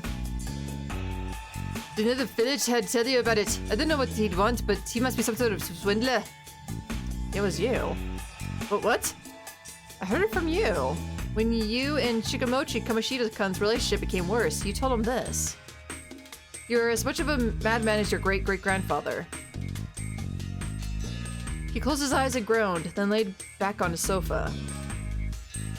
I invited you inside out of mere curiosity. But if you know that much, I might even believe you. I need you too, though I don't have anything I could call evidence. Instead, I will tell you of the loops I experienced.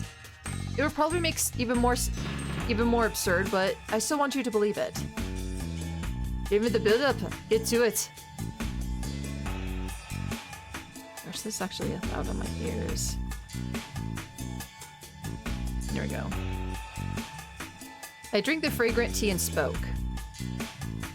For the time Yasunaga would rebuke one as a wolf. For the time Chimi tried to kill everyone, and the time she failed. Even how at the end of that time, Kyonosuke she had, for some reason, killed Rikako-san, and then I killed him. Finally, I told him about the time I became a wolf and sacrificed my companions to win. Though I kept quiet about the sheep and the giant monster for now.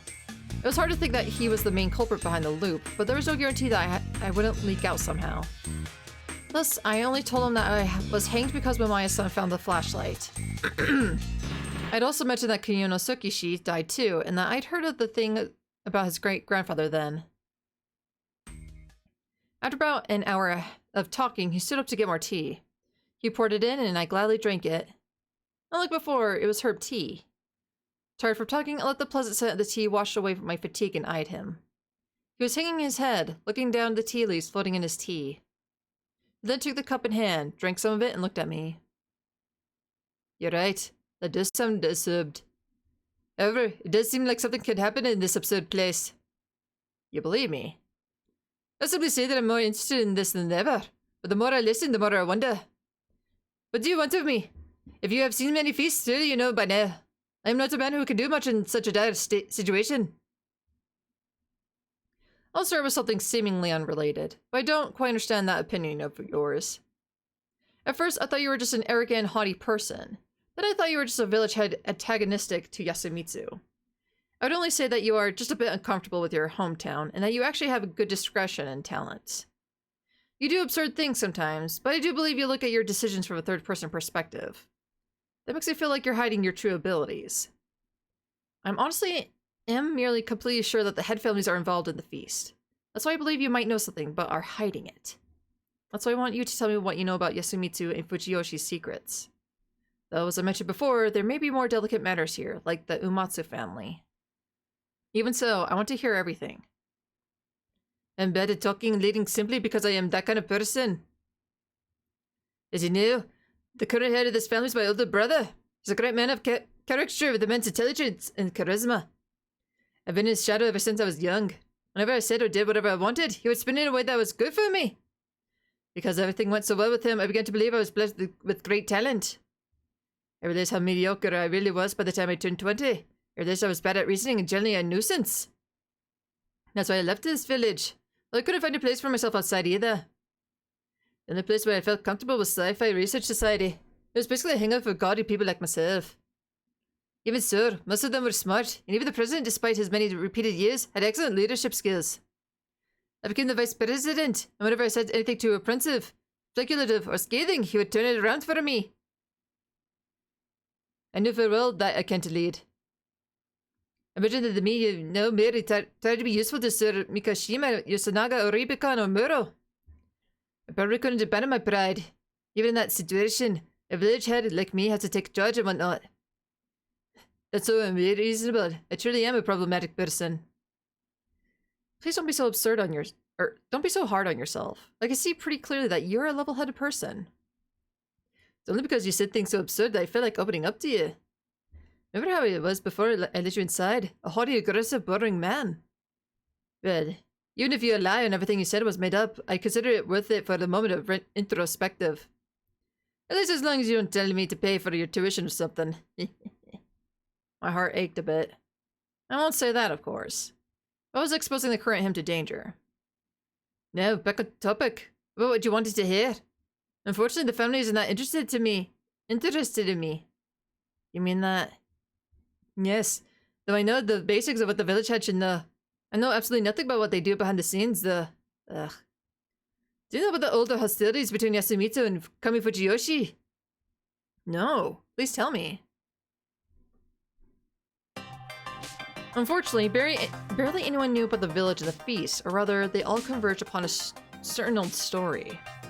As a minor bit of knowledge, Kinosuke knew as a village head, and he said that Yasumitsu had once rebelled against Kami Fujiyoshi. They didn't know what prompted it, but apparently it had something to do with the water used for growing crops. Anyway, the people of Yasumitsu invaded Kami Fujiyoshi at night and stole, beat, and killed people. They were all covered in Soranaga's mud to keep from being identified. Kami Fujiyoshi's inhabitants greatly feared their appearance. Thus, after the rebellion, they decided to make things even worse for Yasumitsu, and the inhabitants effectively strangled themselves, apparently. I believe the thing about Soranaga's mud is tied to Fujiyoshi's unique perspective of life and death, particularly Yomi. So, did the mud of the rebellion make Kami Fujiyoshi believe that the people of Yasumitsu were Yomobito? That's not out of the question, but not certain either. Yasumitsu and Kami Fujiyoshi would already been segregated. It wasn't unlikely that there could be a rebellion. It's likely that the idea to cover themselves in mud was linked to the legend that Soranaga was Yomi and intended to frighten people. I see. So, how should we look at this event? For one, it was the reason for Shinai Festival, the mountain festival that is still held today. They have a tradition to hold a parade of bulls, and it symbolizes subdumment and bring down the people of Yasumitsu. Have you seen the oath cloth mat they wear while farming? Yes. It's so that the people of Yasumitsu don't look into the eyes of the Yomobito. It's the other way around. so that the people of Kami Fujiyoshi wouldn't have to look into the eyes of the people of Yasumitsu, who may or may not be Yomibito. These old unreasonable superstitions are still alive because they crossed the line once. That's what the village heads believe. Saying it out loud, I realize how truly awful it is. Why is such a festival and tradition still alive to this day? That festival might actually be important for Yasumitsu. Do you know why? I don't. The wolf parade passes all the Okipa in Yasumitsu, splashes water on the residents, emits the village representative in the hall. Tason, huh? The wolves would offer some things to the representative, and after thanking them for the festival's success, give them a lot of money and other goods. So they isolate Yasumitsu economically and only pamper the place during these festivals. Exactly. You might say this is just another way Kami Fujiyoshi controls Yasumitsu. The money and the goods are split among the inhabitants. I hear it really helps them get by. This was only done out of the fear that Yasumitsu could rebel again. Just so you know, the Nosato don't approve of this. All the Megurama are fixated on it. They're on top of Fujiyoshi. The Hikuchi are in on it too. They believe that trampling all over Yasumitsu is the logical thing to do. What incomprehensible bunch. So as far as you know, the Nosato don't approve of this tyranny. Yes, I can't deny that, as far as I know. I'm sorry. I need to make something clear. It confuses me. You said that the rebellion wasn't the result of superstition, but that means that it's not certain that the mountain festival was caused by the rebellion either. Also, the festival and the feast are closely linked. You can even see it in the methods and roles. But you mentioned the divine sake Sakura's doing in the feast as well. Are you sure it's not a coincidence? If they do not donate paper, writing tools, and rope, it would mean that at least their Megurama know about what happens in the feast. Hell, at this point, I'm willing to say it's an absolute certainty. The Feast of the Yomi Purge is a severe crime committed by the head families to intimidate and control Yasumitsu. I have an argument. You say that the feast involves monsters, doors that unlock themselves, and supernatural punishments. It's a paranormal event. If you're certain that the head families are responsible, I would like a scientific explanation for all the strange events. That's easy. What? Before I get to that, though, I would like to ask something. Can you show me the documents or writings collected in this mansion? I ended up being disappointed once. This house had a storage building and there were archives there. There had been a lot of documents left by Kyonosukishi's great-grandfather, but they'd been sorted after he died. Thus, there was barely anything left and the record storage was more than just general storage. Even so, I insisted on taking a look and now I was here. It really was just a place stuffed with various things. I guess there is no lie that this whole mansion really is just a place to stash things. Yes, but we do have people living here sometimes. Like who?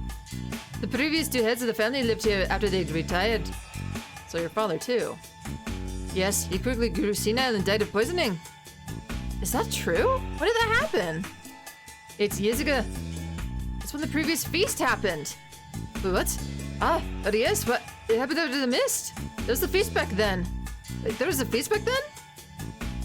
Yes, the official report that people died in the landslide at your construction site must have been a cover for that. What? Wait, are you saying that my father knew something and died because of it?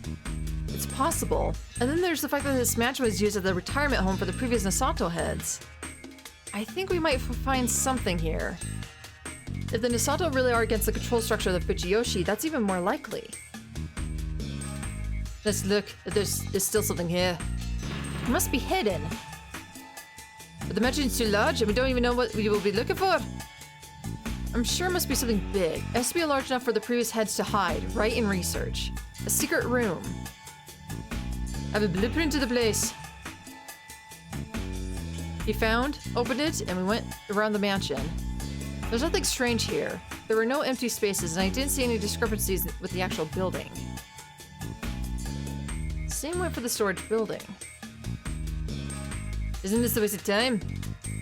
No, the blueprint isn't fake in any way. There must be something in a place that doesn't cover. What do you mean? Let's check the basement of the storage building. I see. There's a secret room in the basement. It wouldn't affect the blueprint because it'd be outside the boundaries. Yes, the blueprint doesn't have to show false information. It just has to avoid showing it. But that would make the search even more difficult. Well, he was right that sifting through the mess there would take forever. Cybernetics, hello and welcome.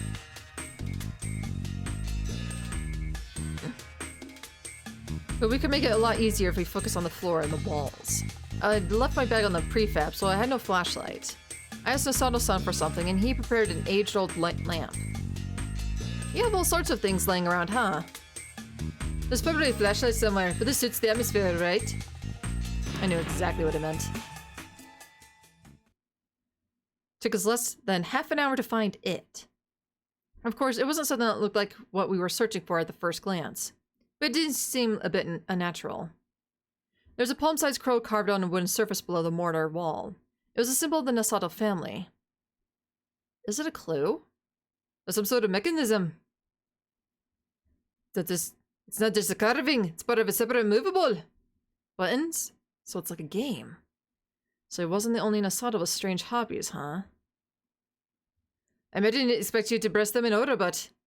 Do you know any hints? The will of the crow. Offering those up to Fujiyoshi shall be as the will of the crow. That'd be it. So Nasato can open it easily, huh?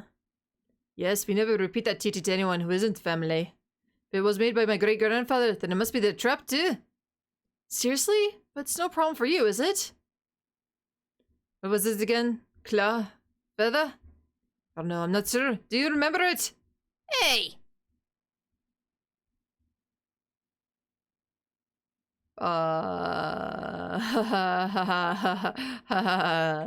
Fuck no.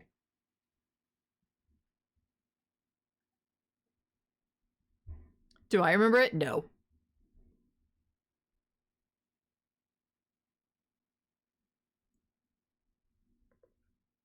Feather, tail, eye. Feather, tail, eye. Really? Let's try it. Quickly press the buttons as I told him. A moment later, we all died. A hole opened up beneath us.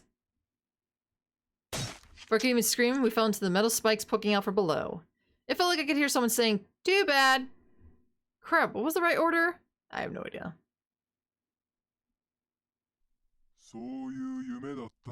Guess it was just a dream, right? Do better next time, dumbass.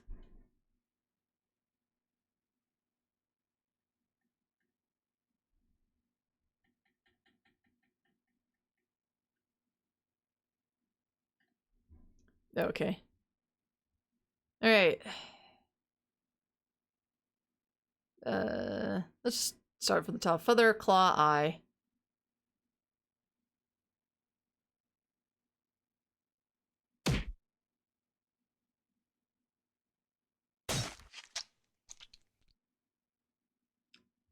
It's got some logic to it. And prefer process of elimination.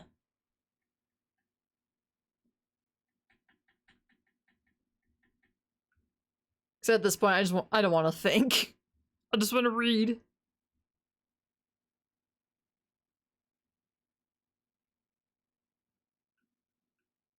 Probably not this one, but whatever. And we're dead again. Hell yeah.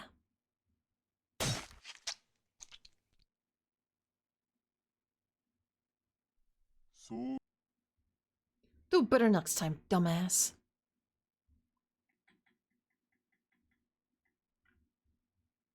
Process of elimination. Torso, claw, tail. And we're dead. Alright.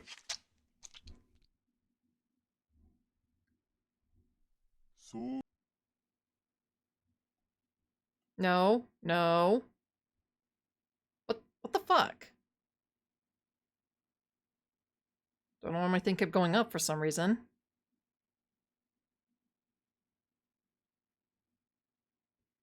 Okay, claw, eye, beak.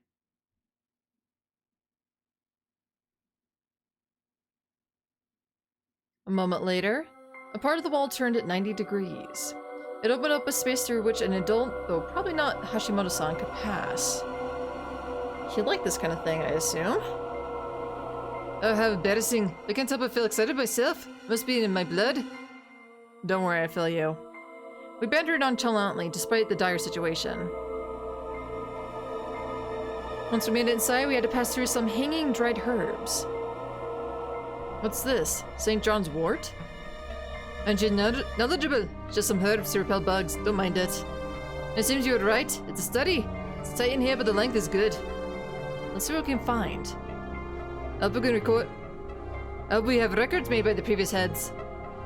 Found diary. Already? Let me look. We started looking around. Like we expected, the thick diary had writings left by all the previous heads of the Nasato family. It began with his great-grandfather, and the others added more after their retirements. All of them had strange handwriting, and according to what Kinosuke could make out, it was a highly detailed document and had references to other texts here. You could really tell it belonged to the family of scholars. The index on the diary references the documents all over the room. And the diary itself was like a description of what went on behind the scenes at Fujiyoshi. Kinosuke great-grandfather was a genius who gathered immense wealth, but also a madman who threw it all away. His writings were especially difficult to read, analyze, and understand. However, the feeling behind it couldn't be more obvious. It was anguish. Anguish at the fact that he found a rational solution and began to doubt the superstitions. A preamble went like this. Why do we submit to the great Lord Shinai? Outsiders would see our beliefs as pure madness. Even so, we take the passion we should direct to our parents and children and instead dedicate it to our faith. That alone would not mean much, but when you see the shadow of great Lord Shinai over our daily lives, we become fearful and absolutely loyal to him like well-trained dogs.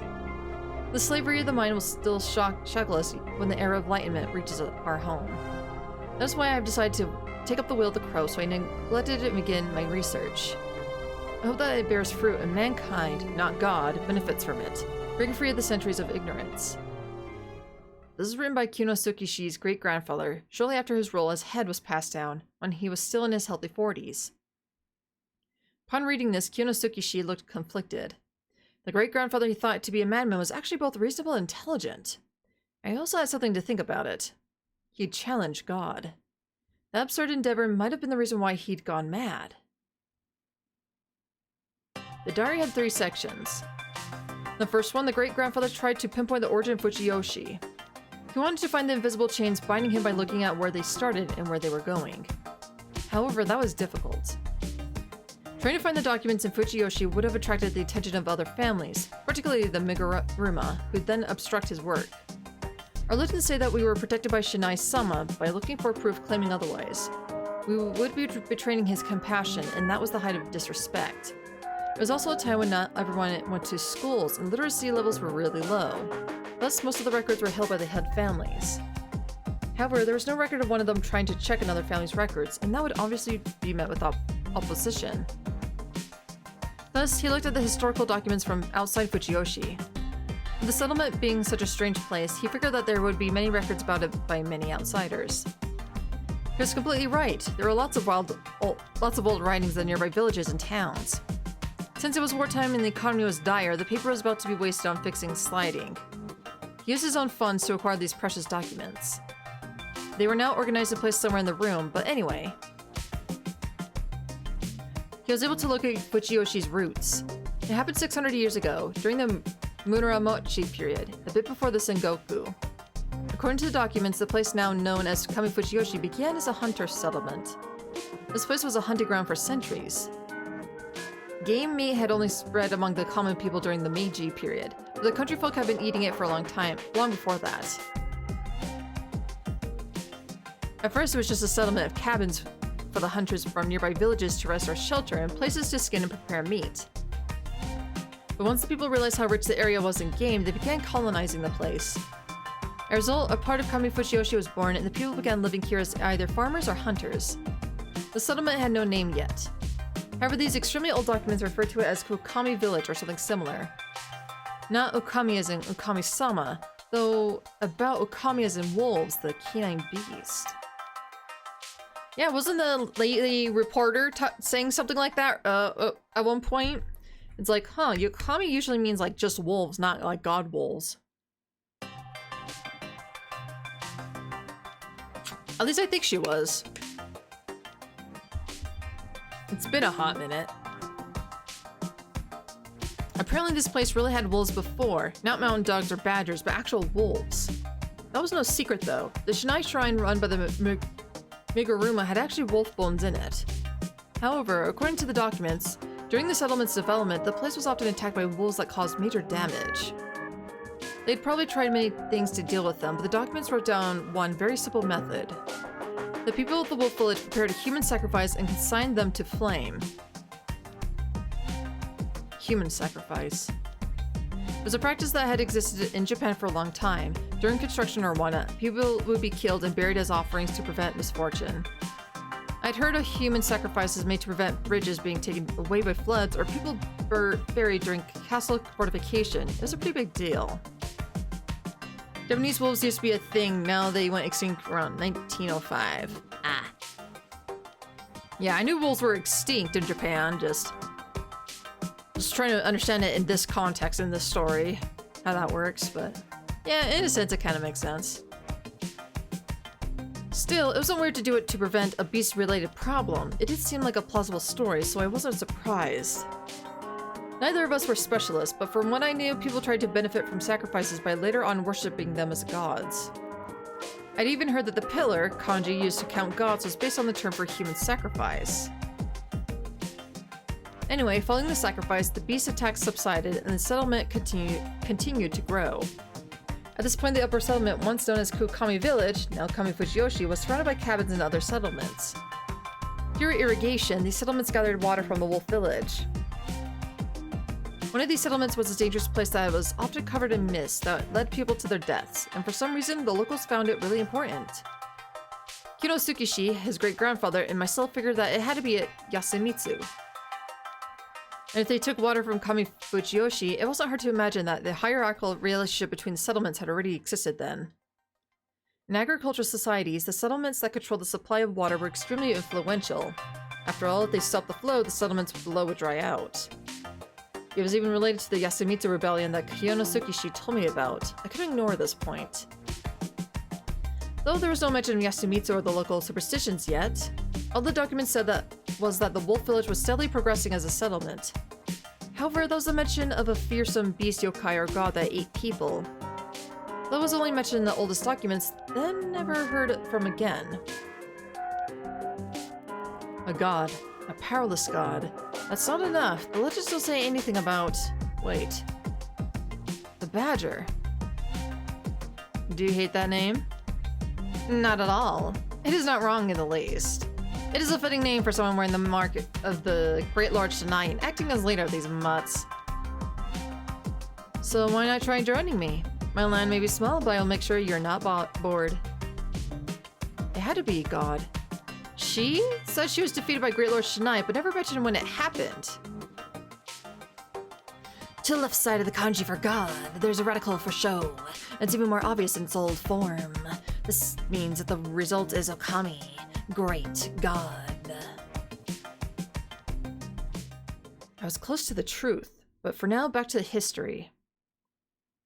Fujiyoshi had started out as your typical hunting farming settlement. This changed after about a century when life in the settlement had stabilized. By this point, the records left by the outsiders started noting that there was a strange village in the mountains. The sources had started to become many and varied too. I was curious about the great-grandfather who got documents from Kyoto to Tohoku. But anyway, these reports were recorded written by travelers who'd stopped here. Many of them were interested in the local customs. One was their hate for mountain fires. It was so bad that outsiders weren't allowed to make any flames, and they themselves had a special watering hole where they did it. One was their worship of the humanoid wolf statue. They asked it for good fortune in the hunt and a peaceful life in the mountains. One was a special misty place where the travelers were summoned and welcomed by sensual women.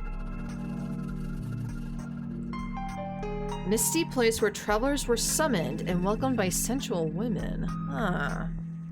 Interesting. Some rumors mentioned seemed hardly believable. Some of them were still alive, and I was surprised to know how old they were. What bothered me was the fact that there were many records of the invitations to the misty place, but nothing about getting killed there. In fact, most of them mentioned eating good meat and veggies and drinking good sake while having fun with beautiful girls. It was safe to assume that the Feast of the Yomi Purge hadn't existed back then. It was closer to the traditional treatment of guests as described by Rikako-san. By the way, you seem pretty hung up on guests. Is there some sort of local culture related to that? Yes, I heard that Fujiyoshi was once full of visitors who came to the Shinai Shrine to pray for good hunting. Hunters from the outside were considered honored guests and treated kindly around here. However, there's one thing she seemed to be wrong about. The strange village in the records was a completely different place than the one built around the Shinai Shrine she spoke of. In fact, there wasn't a single mention of the Shinai at this point. The general area here was marked as Kachihara. Would things change if we continued further? Anyways, we kept reading. Such records continued for 2 or 3 decades, but then there was a period that wasn't recorded at all. Apparently, travelers who made their way to the era started being chased out, and that was it. The settlement suddenly became isolated. Without any documents from the village itself, it was hard to know exactly what happened during this time. But according to the Nasato documents, this time period was how far they could trace their lineage back. After that, the settlement showed up in records another century later. It was the middle of the Edo period, peaceful times, and the amount of records appeared to have exploded, along with the name Shinai. There was a hidden mountain where the people worshipped a wolf-faced god and prospered because of it. It is said that hunters who do not pay their respects to him get lost or injured in the mountains. It is a spiritual place that mountains ascetic should visit at least once. Their prayers seem to heal all. There are oracles who can predict the future with great accuracy. Chair, you be quiet. The non-believers who step on the mountain are in for a terrible fate. The name of the god they worship is Shinai, and the village is called Fujiyoshi. So that's it. I lurched forward and shouted with excitement. True, I did hear that this village was once called Fujiyoshi. What's so important about that? The same trick of the name Shinai-san, where you take apart the kanji for Shinai into, and you can rearrange them into a kami, great god, which is also phonetically identical to wolf, a kami. Oh, you're right. Hey, wait, then you mean this is the same? Look at the name Fujiyoshi. The first kanji contains a radical for dog. Dog covers the animal radical that's used on the left of the kanji. Keeping that in mind, you line that up with the yoshi of Fujiyoshi to get Fujiyoshi. If you broke apart the first kanji, you'd get person, dog, and good. And oh, excuse me. Then by combining the latter two kanji into one and putting the whole thing together again, you got Hituokami or werewolf. Werewolf. Werewolf. Hituokami. Is that referred to the Kami-sama or the Great Lord Shinai? The two of them are essentially the same. One takes the form of the peaceful god Great Lord Shinai, while the other takes the form of the resentful Kami-sama. They both take the shape of 3 werewolves, but do different things. I really can't blame people for seeing them as the same. Let's not forget that we have documents saying that there was a culture here that worshipped werewolves at least a century ago. They probably had some beast attacks, starting holding human sacrifices, and built a primitive faith around werewolves. And as time passed, that evolved into Shinai-sama. Okami-sama is a divinity born during one of these stages, and to the people of that era, they were the same thing. The villagers of Fujiyoshi,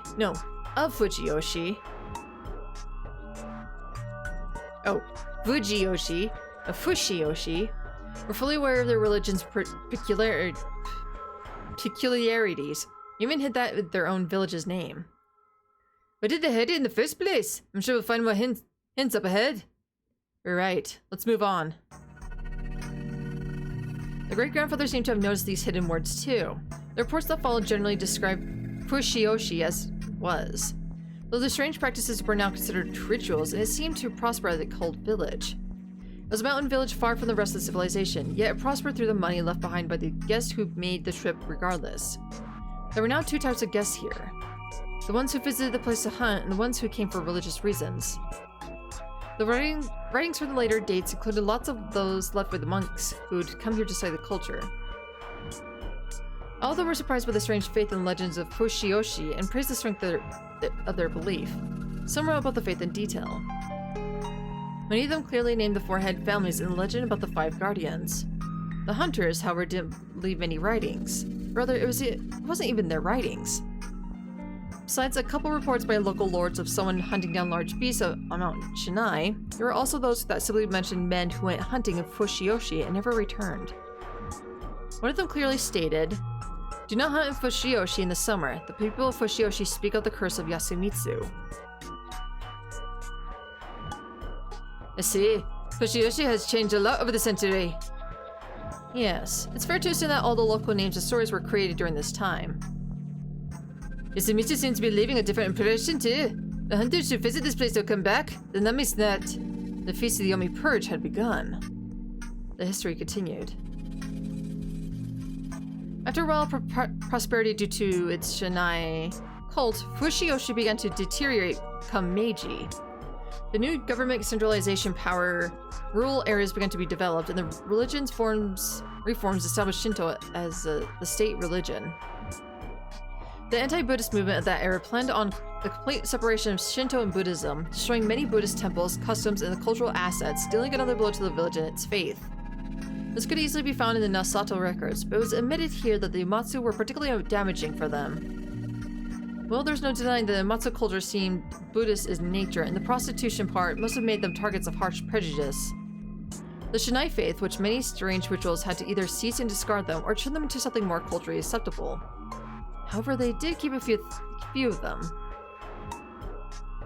Before moving to the next chapter, we put together region names of Fushioshi, which the great-grandfather rediscovered from the archives. According to him, Fushioshi had several districts, even one under the jurisdiction of the village heads. The Migaruma had Fushiki, where the Shinai shrine was built. The Higuchi had Hoshisuki, where the people gathered. The Nosoto had Timiguchi, the medical plant field right beside Kagigawa. And the last, the Umatsu were given the Hachu, the lodging area. According to the Kyonosukishi, these regions remained in Kami Fushioshi to this day. In fact, the names of these regions had existed from the era when the name Fushioshi began to spread to the outside, as was the designation Kami Fushioshi. On the other hand, places aside from Kami Fushioshi had already been clearly identified and named, such as Yasumitsu. Not Yasumitsu spelled with the kanji for rest and water, but rather rest and lore. I see. My great-grandfather reached the same conclusion as us then. If you swapped the kanji for Fushiki around and combined them into one, you could get comb for hair. With Hozuki, you do the same trick, and then combine them to get liver. Huh? Kagegara was originally written as, put the first kanji on top of the ladder, and you get bun. Tamaguchi is a no-brainer. Put Guchi on top of Dome, and you get foot. And with Hachao, you place the second kanji between the first, and get claw. So the region names of Kami Fushioshi were divided up based on body parts. And then we get to the real spelling of Yasumitsu. Break the first kanji down, and you're left with person, tree, and lord. Combine the latter two with one kanji, and then put the full word together, and you get human. Excuse me. Human sacrifice. His great-grandfather seemed to have no clue about the purpose of the names. However, he did guess that the oldest one was either Fushioshi or Yasumitsu, while the other names were new. He concluded that link between these names and the words werewolf and human sacrifice was related. There was another thing here. He guessed that Kami Fushioshi was named after body parts to represent a single human as a way of responding to or opposing Yasumitsu. Another guess was that by burying the sediment in the name instead of burying people in the ground, they'd avoided killing their own. Honestly, it seemed to me like we didn't have enough to understand the true intentions behind this. Though the fact that they hid the words human sacrifice in Yasumitsu was pretty shady. You could assume that it was named that because it was a human sacrifice meant to help the area, including Kami Fushioshi, prosper. Or perhaps it was related to the human sacrifice from the origin of the village. Regardless, there were definitely ulterior motives behind the names. As one who knew Yasumitsu's future, I was certain of that. Fushioshi and Yasumitsu had become Fujiyoshi and Yasumitsu during the Meiji period and became part of a single area. The great-grandfather concluded that the naming was based on local conventions and that it was meant to hide the village's past. He had nowhere to continue from here, and his writing in the diary ended.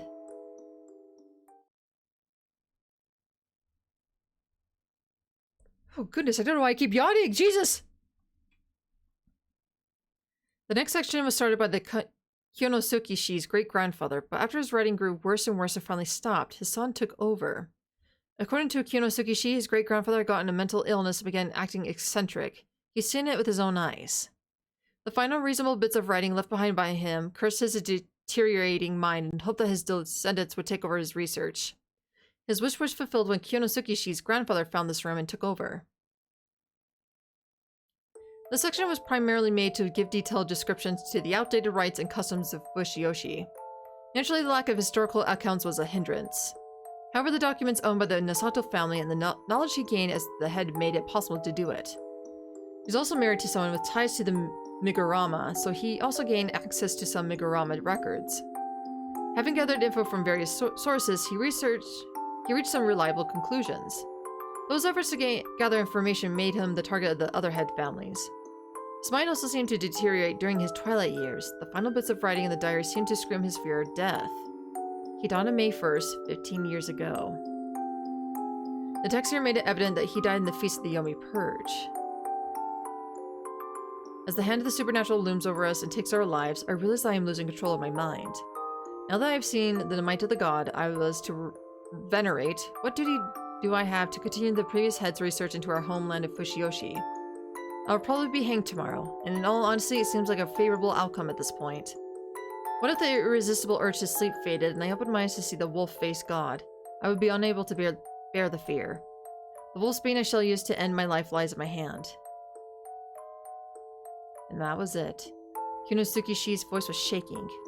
From what he said, his grandfather was an intelligent gentleman that he knew personally and respected immensely.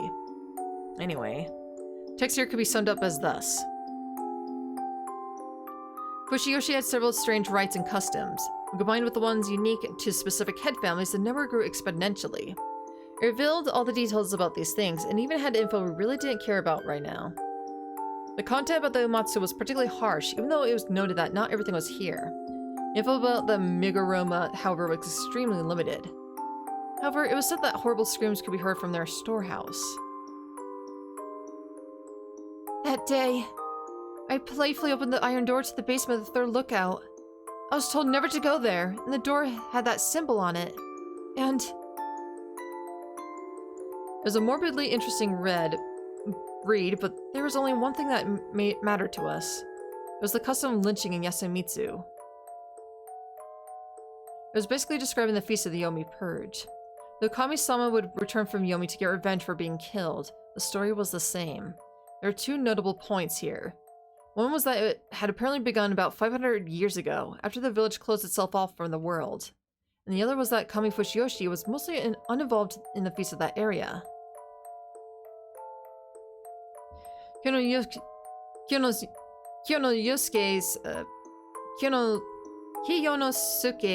grandfather examined the feast's origin from various angles. He investigated the stones in the Hanging Pines graveyard, looked at the records of Kami Fushiyoshi's mansion, and concluded that Kami Fushiyoshi were making the graves. And according to the mansion records, the Kiba were placed in Yasumitsu at this time too. 500 years of history was enough to make it a historic landmark, but they were no megaliths from millennia BCE. They were simply put there to help turn the village into a great Lord Shinai worshipping holy ground. Oh, excuse me.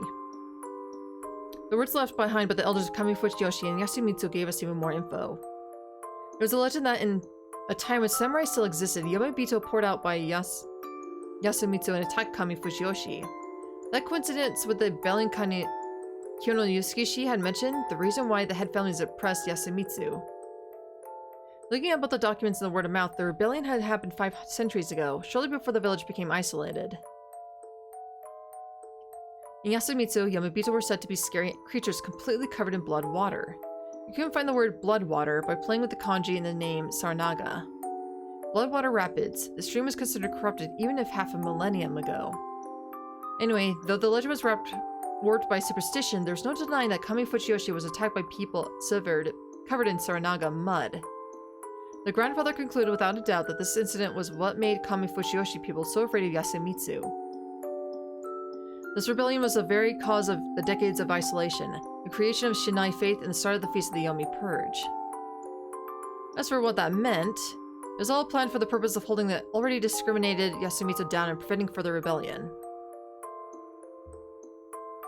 The grandfather thought that Yasumitsu was purposely created to be discriminated against. It was a bad, dangerous place to live. The reason why it wasn't abandoned wasn't mentioned here, but anyway, people continued calling it home. And governing intentionally, creating a lower class and treating them poorly, satisfied the upper class and thus made their governance easier. It was something you saw all over the world. Even in Japan, there was complicated historical discrimination that left its mark even on the current era. Thus, the presence of a settlement meant to be looked down upon was good for the leaders of that era. However, they didn't want any more rebellions. So how could they stop it? One way was to make them fight amongst themselves. Another was to make them so superstitious they wouldn't even think of rebelling. Basically, they had to make them believe the lie that there were wolves among them who were killing people, causing them to kill each other. By doing that, they would sap any strength Yasumitsu needed to rebel. They also prepared a background story to make them believe that the anomaly was actually real. The grandfather guessed that this was the true purpose of the 5-century-old religion. His sources for that were the documents gathered by his predecessor, which claimed that people from the local temples and shrines were called into the village. He assumed that the incomplete or intentionally destroyed records were those regarding the scholars they summoned to help create the religion. That seemed absurd at first, but after thinking about it, was entirely reasonable. The settlement they looked down upon had bared their fangs at them, so what did they do? Call the smart people for help. That was natural. And so the scholars teamed up, created a new religion, and made the settlement fight itself.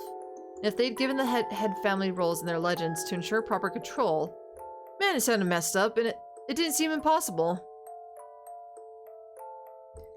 It's the other way around. It's so that the people of Kami Fushioshi wouldn't have to look into the eyes of the people of Yasumitsu, who may or may not be Yamabita.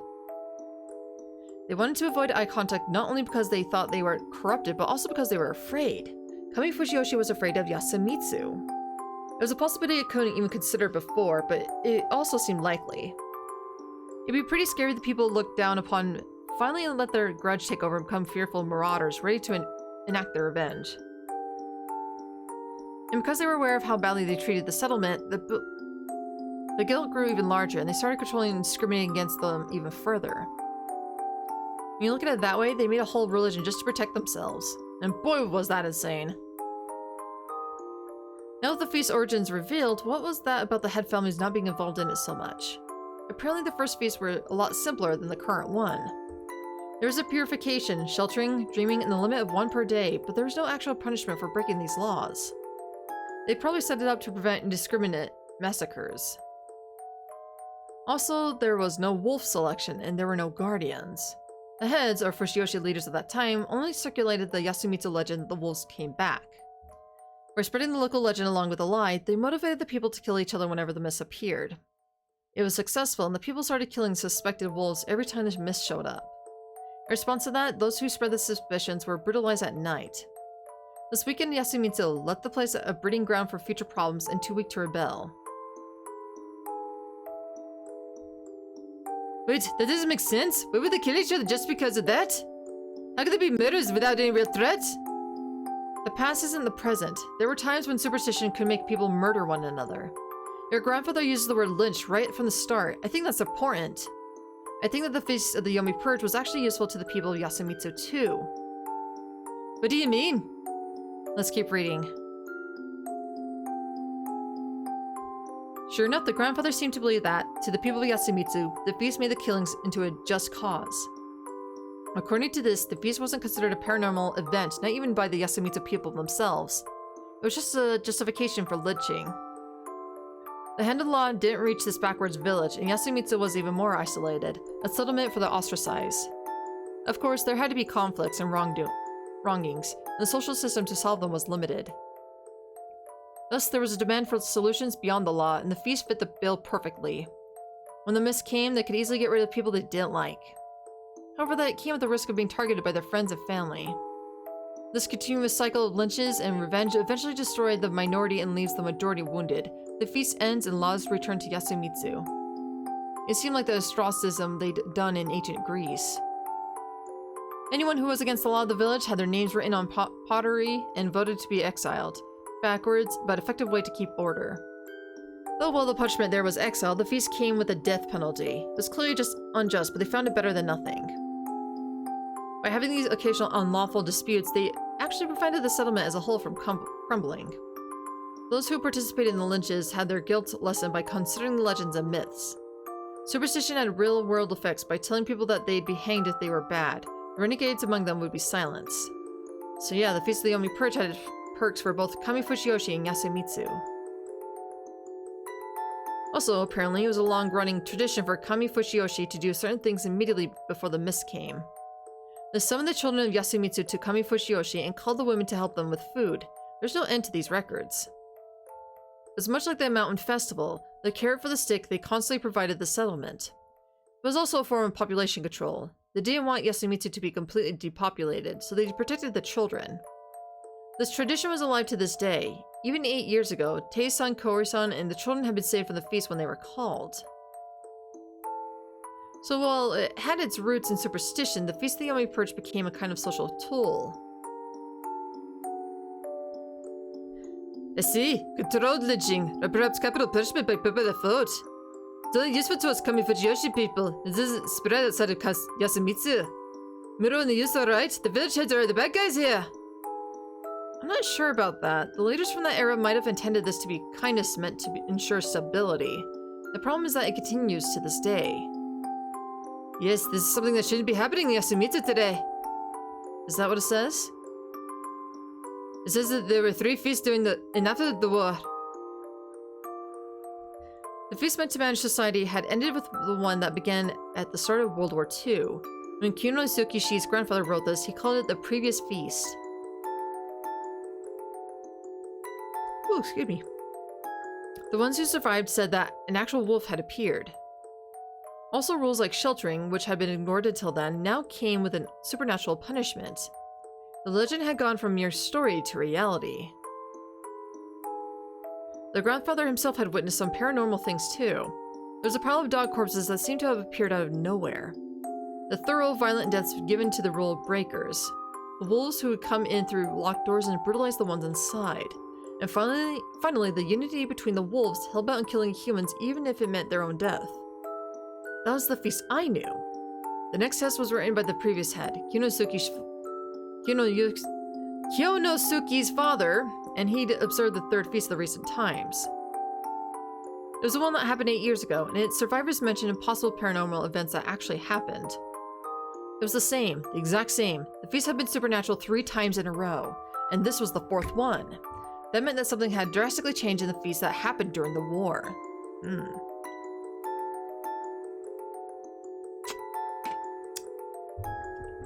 Because I was about to say, it's like, okay, that's all interesting, but how does it explain, like, any of the supernatural shit? It's like, there's no way any of this is man-made. Like, maybe at the beginning, if some of the rules were bent, sure. But the way it is now, it's like, no fucking way. No fucking way. But now they're addressing, like, yeah, there's some weird supernatural shit that's happening.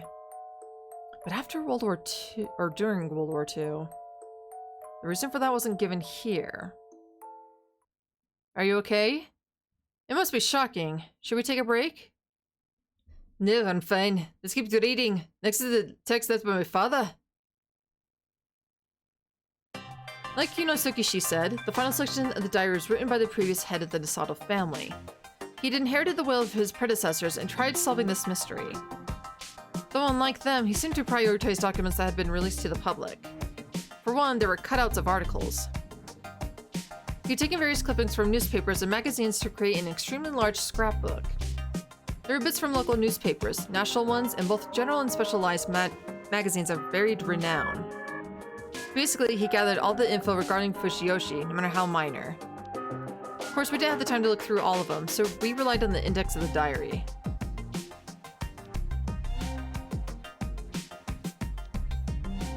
Ugh. I don't know why I keep yawning so much. I'm not tired, even remotely, and yet I just keep yawning and yawning and yawning. Seriously, man. Visual novels will do that to ya. We found out that the small village had a number of unexpectedly major events happen in it. They were so big that they actually made it to national newspapers. Some of the oldest and more notable ones were the articles about the serial murders here that happened here over 60 years ago. There were a number of articles with titles like 20 Deadly Break-ins in Fujiyoshi and Murders in 20 Houses in Mountain Village. I found that number to be significant. The number of places that have been attacked was 20, the number of casualties was 17. 8 more were injured. Regardless, it was definitely big enough to make a mark on Japanese history. This event was well covered for something that happened in the eve of World War II, and it ended with the culprit being sent to Tokyo and quickly executed. The incident was reported for 2 years, from when it came to light right up to the capital punishment. It could be summed up like this. On December 27, 1940, in Fujiyoshi village, Kami Fujiyoshi Hochizuki, a man covered in mud, invaded a private dwelling. He quickly used the kitchen knife he had to attack 2 of the people inside, destroy property, then escape. One of the victims went on to die. The culprit went on to continue invading houses in Hochizuki, murder and destroy property. After 30 minutes of this, he escaped Fujimura by foot. The crime was so sudden that the inhabitants and the local police couldn't do anything about it before it was over. The incident came to light when the local police reported it to the Metropolitan Police. Since cars weren't widespread in the area yet, the doctors from the surrounding villages hurried over with their horse-drawn carriages. That's how much of a big deal it was. The police had gathered a number of officers and established a perimeter to surround the culprit, but in the end, they failed to arrest him. The witnesses, bloodstains, and the lost items made them conclude that the culprit had changed his clothes, somewhere up the mountain, then escaped by going down the river. They followed after him, but since it was the end of the year and it was hard to get around, it took them time to find proper footprints. On January 3rd of the following year, the prefecture police noted that the perimeter was broken, but this wasn't reported. The investigations that followed bore no fruit, and the newspapers and magazines wrote a lot about the escapade or hidden murderer. But then, at one afternoon at the end of January, a man showed up in his police station in Mangitsubashi, Tokyo, and said that he was the murderer who escaped Fujiyoshi. There had been much speculation about where the culprit was from, but it turned out that he was actually a local who raised a few questions. One of them was, why couldn't the locals figure out who it was? This question was left unanswered, and the man who turned himself in, Kaihi Toshitani, 30 years old, became a subject of significant controversy. From this point on, the major newspaper simply reported how the trial was going, while the magazines just had a ton of opinion pieces. Kinosuke Shi's father mentioned that the Meguruma were actively keeping journalists from entering Yasumitsu. At the same time, they didn't resist the police, and in fact, they were highly cooperative. But in the end, Yasumitsu wasn't really mentioned in the trial reports. It could have been the tweak legislative system of the time, or the result of Meguruma's efforts. Under such circumstances, they held Kaihi Toshitani's trial. He insisted on several things. That he was too drunk to remember the details. However, he was certain that he was the murderer. He lived in that area and he was on bad terms with his neighbors to the point of holding a serious grudge. When he sobered up, he became scared and ran away, and since he knew he couldn't keep running forever, he just turned himself in. He was too afraid to return Fujiyoshi. Some have found his statement to be that he attacked 20 households in 30 minutes questionable, but it was a trial under significant public scrutiny. And since Kaihi Toshitani admitted to the crime, he was executed based solely on that. It happened 2 years after his arrest. The capital punishment was carried out, and he departed this world without further comment of note. The new agencies were now all covering World War II, so these serial murderers ended up being forgotten. Also, Kinosuke Shi's father noticed something about him. 3 years before the incident, Kaihi Toshitani had been sent to Yasumitsu because of trouble with his neighbors. This is interesting. It is. Kaihi Toshitani probably based his crime on the Yomibito legends. He wasn't in Yasumitsu for long, yet he went and did something so awful. Out of Fujiyoshi was afraid of Yomibito, so maybe he turned it around and tried to become one with them to seem crazy. Or perhaps he heard of the old rebellion that we Vidgeheads know about. I'm mostly curious about the timing. The feast during the war, the first real one, happened about 2 years after this incident. It's like a repeat. Yes, it's like that time 500 years ago when they created the Shinai faith to keep the rebels in check. Of course, there were no mentions of the feast in the articles. The next notable thing was the time when the war ended and the soldiers returned to Fujiyoshi. These news articles were accompanied by village PR notices and photos. One of the men in the photos had the name Shosaburo Makashima. That face and expression. I had no doubt that he was related to Konzo Makishima. Many from Fujiyoshi had departed for the war, and naturally some of them were from Yasumitsu. Also, according to the reports, they had notably good survival rate. They'd also achieved a lot on the front lines, and the PR said it was the blessing of the Kami-sama. In a different document, it was said that they had charms that resembled the Kami symbols used in the mountain festival. There's a photo that showed one of these crests, wrinkled from wear. The shape was new to me. However, the three diamond-like symbols made me think that it was related to the one I was familiar with, which was actually pictured here. The text next to it said that some chose to wear ominous symbols instead. For reverence, there was the defined crest of Great Lord Shinai. It was actually my first time seeing it, and apparently they couldn't use it as a good luck charm because it was just too important. Well then, if it was that sacred, it made sense that I hadn't seen it in Yasumitsu. It was a bad place after all. Next, we skipped the unimportant bits, such as the election results and major staff changes. We went ahead to a few decades and read an article from the 80s. This is pretty bad. Cholera outbreak in Mountain Village, 4 dead. It was a pretty simple incident. Apparently someone who'd gone on a trip overseas had infected the village. The name of patient 0 was hidden, but it had to be one of the village heads. They were the only ones here who could travel to other countries. It was damn awful to read about, but apparently the disease spread through water contamination by the first victim's vomit and excreta, and there were victims in both Fujiyoshi as well as Yasumitsu. Also, it was only reported after the disease had subsided, which was probably caused by the Miguruma intelligence network. Looking at when it happened, you should have been alive during this, right? You were in middle school, I assume? Yes, I know about it too well. I was infected myself after all.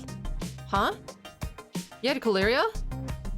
Yes, in fact. I got to a lot of people, especially here in Yasumitsu. What? Even though it's still here? It happened to Sue Makishima, Yamawaki-san, and oh yes, even Muro had it. The outbreak must have been pretty big. It was. Later on, found out that Nisato quickly identified it as cholera, but the Miguruma. Huh? What? They made the absurd claim that Shinai-sama's protection would make short work of the cholera and perform some strange ritual while attempting to prevent the Nisato from applying for proper treatment. Thanks to that, the situation got worse, and I, who got infected late, had my treatment postponed because I was one of us. I see the Nisato are a family of model doctors. As if, we simply adhered to the order established by the Miguruma. Of course, Yasumitsu was low on the list, and that caused the deaths of 2 infected. And 2 Matsu were treating the people. What? 2 Matsu? The Matsu still had a few members back then, but most of them were infected while trying to make use of the folk medicine. Once that was found out, the disease had advanced so much that they were beyond help and died soon after. Safe to say that even sealed the fate of Yumatsu, the Migurama had handled things properly. Well, that's not it if the Nisato had done what any proper family doctors would do and simply ignored them and done the right thing. By the way, was Rikako Matsu-san affected? She was only 5 at the time. Surely you understand that she was too young to partake in the family trade. Oh, I see. I knew what he meant. But something didn't feel right. His eyes betrayed a sense of confusion, and his tone lacked confidence. Are you hiding something? No. It's nothing. Anyway, though this shows how roared Fujiyoshi is, it's not directly related to the feast. Yeah, you're right. Intentional ethnic cleansing of the Matsu. They're just trying to help everybody. Meanwhile, they're all dying in the process. I wouldn't push any further this time.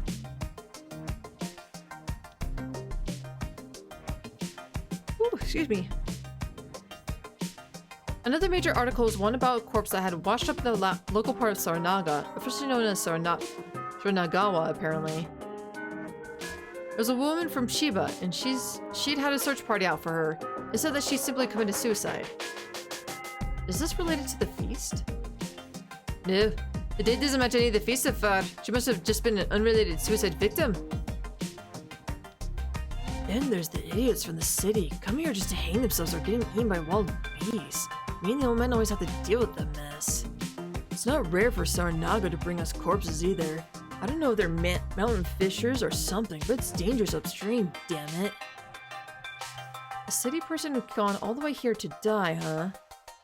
Well, maybe one of the village heads had her killed. But if that's the case, he wouldn't have lived there in Saranaga. Well, let's ignore that then. What's this about the heavy rain from 8 years ago, though? It doesn't seem related to Fujiyoshi.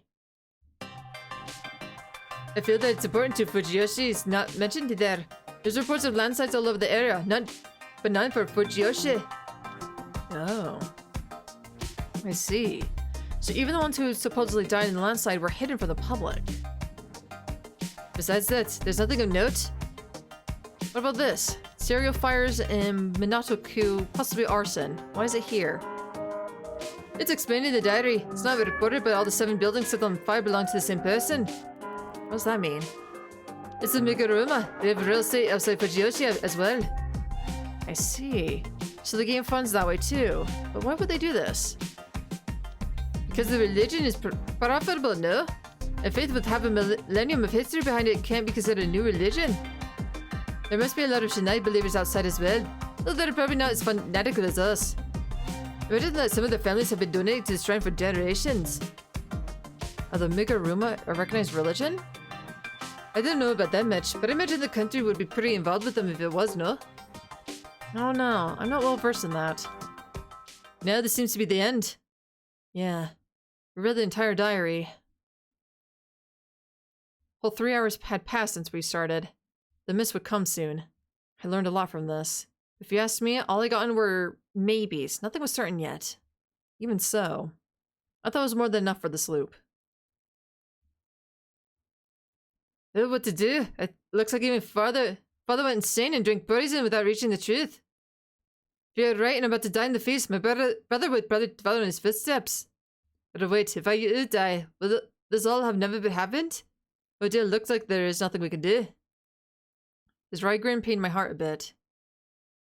I had to say it.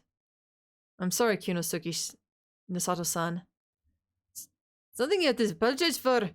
It's Fujiyoshi's fault for doing something so absurd. But what is the cause of the madness controlling everyone here? Is it really just a fear of superstition and rebellion? No, that's not it. It's God's fault. Huh? You too? You're going to shift blame to the divine just like my forefathers did. Also, you still haven't given an explanation for the paranormal happenings you experienced. I'm sorry, but I actually think I can give a scientific or other reasonable explanation for God. What? Though I still need to properly process this. Instead, I can give clear explanations for everything else. I missed my chance to properly apologize. How much time did we have, I wondered. Why would they wait for long? They explain the mysteries of the feast. How do you explain the inescapable corruption? How does it find and punish you no matter how well you hide? Camera and listening devices. What? He stared blankly for a moment, then laughed. Of all the answers, cameras. There's no way they'd had those in the war. I'm not saying that they did. In fact, I'm not sure if they were any 8 years ago either. Though there might have been something basic back then. Hell, it could have been 2 cans and a string. Or perhaps they just put a spy in here. Now that would be excessive. What I'm saying is that all of Yasumitsu is being observed. It can't be! The village heads were too busy for that! But they're the same people who spent unbelievable amounts of effort to create the foundation for the Shinai faith.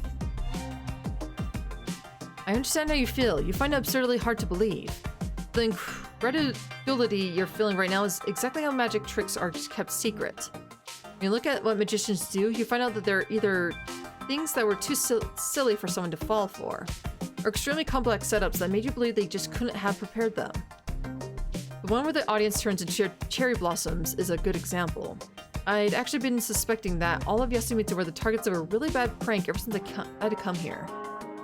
Wait, then how would you explain the severely damaged corpses?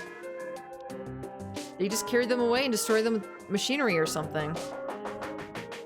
That doesn't make sense! You yourself said that you can't leave Yasumitsu once it's coated by mist. There must be a secret underground passage or something. Wait! So they actually let loose some dogs, kill the targets, use the secret passages to bring the corpses back to Kami Fujiyoshi? They was trying to damage them and bring them back to Kami Sumitsu? That's absurd! Too absurd! And that's exactly why everyone believes them. Then what about the doors that open when you touch them? Must be electronic, remote control locks. And those shabby, apparently simple looking dwellings in Yasumitsu? Even the worst buildings can have electronic locks. It'd make for a good camouflage even. Then, how do you explain the guardian marks drawn in blood? The results of Snake's investigations are also delivered in blood text, right? You definitely know if it was human. Anesthetic gas gets the job done easily. What? Surely you know that mix of nitrous oxide and a type of octogen creates a perfect anesthetic.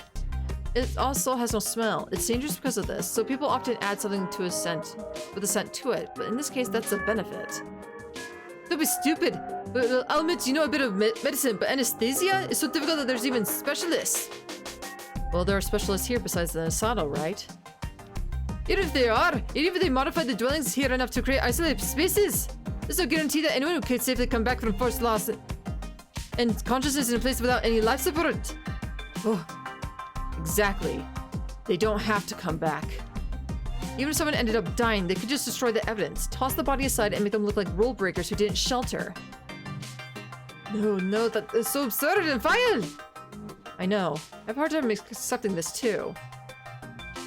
But if it's possible, then it's not the work of a god. If possible, if something mysterious can be explained using mundane means, then it was caused by mundane means, Asado-san. Okay, I understand it's possible to make it happen when you believe that it's how it is. And why do you apologized? The fact that this room was left as is means that they either didn't find it or couldn't enter it. But now that we made such a show of searching, arguing so loudly, they must have noticed us. Assuming that they, as you said, have cameras and listening devices. And if they notice us, they cannot let us live. They must kill us before the feast starts. Yeah. My consciousness began to fade. Their irresistible drowsiness took over my body. You win. See? But didn't you have a better way to go about this? I'm sorry. Unable to stand, I fell to my knees. I hit my forehead on the desk, but the pain was minimal. It didn't kill me, huh? I know you have one, old man. There. This is it. He could still move. Crawling on his hands and knees, he opened a drawer and took out a small glass bottle. If you die, it'll all be undone, won't it? Then take this acid night. It troubled you if they got and interrogated you. I appreciate that. I reached out, took it, and put it in my mouth. That has some too. Even if this will all be erased, wasting all my forefathers gathered would be a sin. Just one last sentence. I won't waste it. I promise. I just had to say that much. I now had a duty to fulfill for this awkward man. With every loop, I gained not only memories, but one-sided responsibilities as well. That meant that I really had to save everyone, right? Death came quick.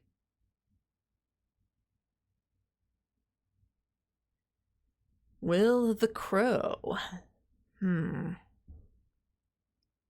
Game over.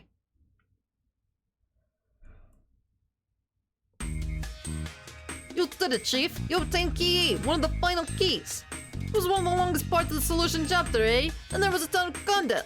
Let's sum it up. Yunosuke now joins Shimi Rikako as people he's sworn to promises to. Soon enough, it's gonna be everybody he promises to save or some shit like that. Bad ending 11, floating in the dark of Yunosuke assassination. You obtained 2 important pieces of information this time. First was the long history of Fujiyoshi investigated by the village heads. Second was the surveillance network known as the Eye of the Meguruma. Hiroaki Fusashi had faintly suspected the existence of a surveillance network for a while now. That dumb should have said something sooner. As for the history aspect, he got to the heart of the feast, and great Lord Shania see. All these bear fruit. Get hyped for the final acceleration. By the way, if you've been going the normal route, you should already have 4 of the last keys by this point. Use 3 of them, you can unlock the lock at 2, Densimus Q, hide in outhouse. Oh, finally we're gonna see what the fuck happens out there.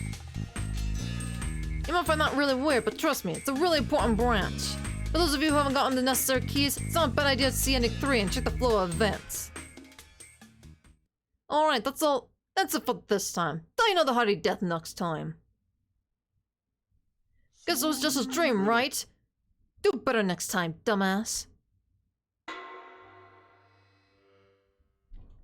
was wondering when we were gonna get to the outhouse.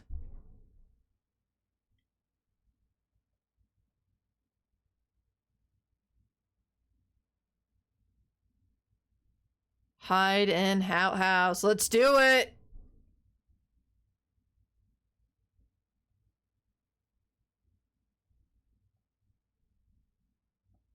Okay, hold on. Get in there, lock yourself in, stay inside the whole night, and don't make a sound. My mind was pretty clear by this point, so much so that I began to wonder why it was clouded until now. Because of that, I could easily understand exactly what she just said, despite how weird it was.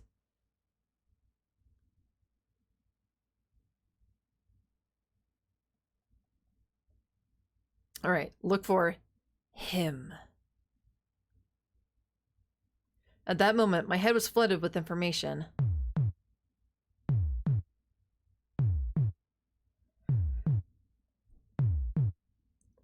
It felt like my mind was crushed by a million sheep. Crap, again? Was this timing at such a chaotic moment? I had lots of things to think about, but that'd be a waste of this loop. Well, I would start by calming down. Chimichan! Chimichan! What? You still don't remember? Nice to meet you, Chimichan. Oh yeah! Right, I'm late, but nice to meet you, Haruki-san. Don't make a sound. Stop! I was being serious! Since we started sharing memories, every loop, one of us, mostly Chimmy, always forgot something, leaving it to the other to remember. What are you gonna try next? I'm not great at night, as you know. Yeah, don't force yourself. I have an idea. Will you come back? Probably not. What are you gonna do? I'm thinking of killing myself right here and now. Yeah, that's not a bad habit to pick up. What if we have it by the time everything's solved? Yeah, it's not a good trend. I'll try whatever I can. Sorry, what'll you try? Making a move on Yasukan, maybe? Oh, go right ahead. Are you mad?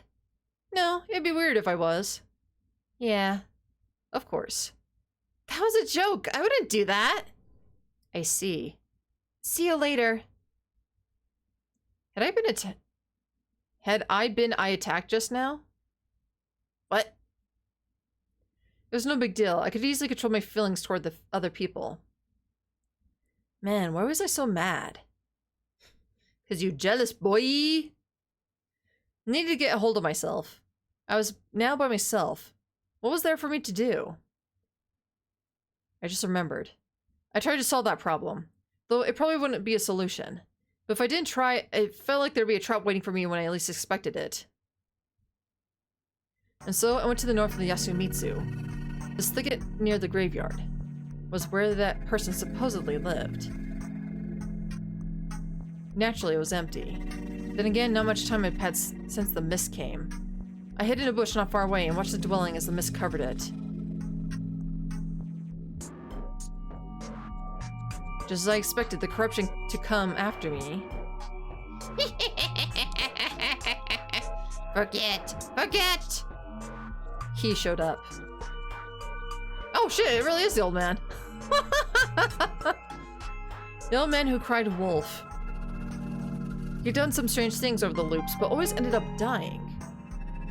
I'd assumed that his senility was just an act, but I still didn't know the truth.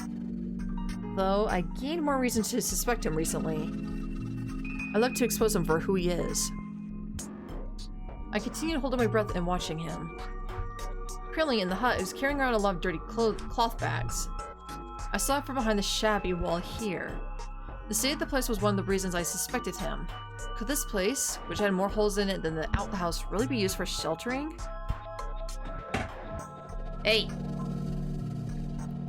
Over the many loops, I realized that there were two primary dangers here in Yasumitsu. One was the bringers of corruption, as God said, the rabid dogs. And then there was the werewolf-like creatures that were probably Great Lord Shinai's servants. You could beat the former, but not the latter. What are you doing? Normally the dogs upheld the order of the night, but the rule breakers dealt with the dogs. That thing appeared, killed the rule breakers, and set things straight. I hadn't skipped that thing once so far. The dogs would definitely kill you if you slept in a place so damaged, and that was another thing I found suspicious about him. As it turned out, he really didn't have any intention of staying in his house. Yasumitsu was deathly quiet, so it wasn't a good situation to try and tail him in. I had a feeling any rustling I made by moving around would tip him off, so I couldn't just watch him leave. Ugh, whatever. I just trust that he wouldn't hear that far. Even so, I got on all fours and followed him, careful not to step on any leaves or loose twigs. Climbed over collapsed Akiba too, and I only hoped that I wouldn't mean I was cursed or something. Well, if I was, I felt like God would have punished me by now. Aren't we outside of Yasumitsu by now? The Yasumitsu area, like a scar cut out from the land, surrounded by cliffs. Was it okay as long as we didn't cross a cliff? In that case, I really should have looked into this overgrown area a bit more. There were still many things I could try. There wasn't the time to despair. But damn, the old wolf guy seemed to know exactly where he was going. Was his hideout nearby? That sound. Was that water? Was there a river here? I looked around to find the source of the sound. It felt like it was straight ahead. There was a river in Yasumitsu? Wait, where did he go?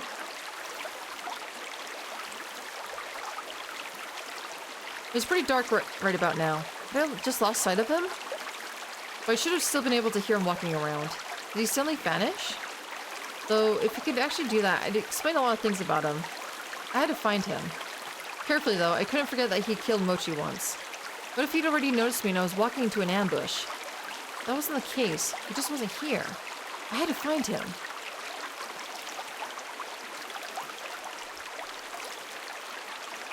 No way. There are two main things I found out as I walked around this area. There are no people here, and the sounds of water are coming from below. Apparently there was an underground waterway beneath here. When I stomped on the ground, it made a hollow sound. It was probably used for paddy fields. Water came here from the settlement above and flowed out into Saranaga. It must have been dug a long time ago, and was still in use today. Or perhaps this place was inhabited before? Wait, even if they could get drinking water from the wells, paddy fields needed a richer source of water, didn't they?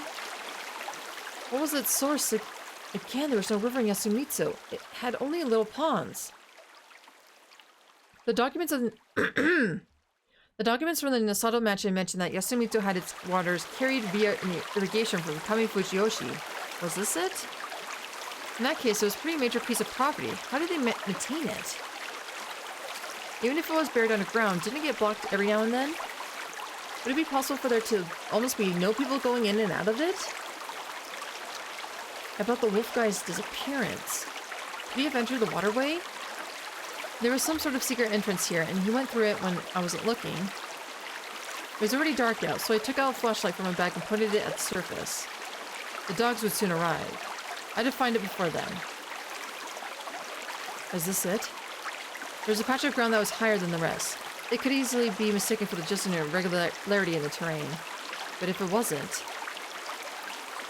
I put my finger in and felt something made of stone inside. I feel like someone was messing with the ground here daily. Wouldn't this open if I turned it around? I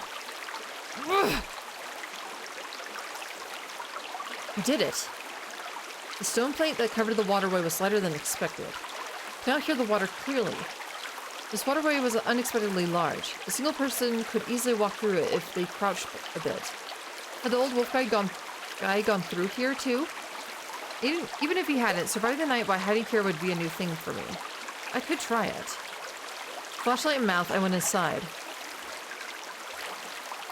I returned the plate though. I didn't know if the dogs would come after me, but I could probably feel the thing. And in I went. It'd be completely dark in here if I didn't have my flashlight. The water here was only about 3 centimeters deep, but the flow was pretty fast.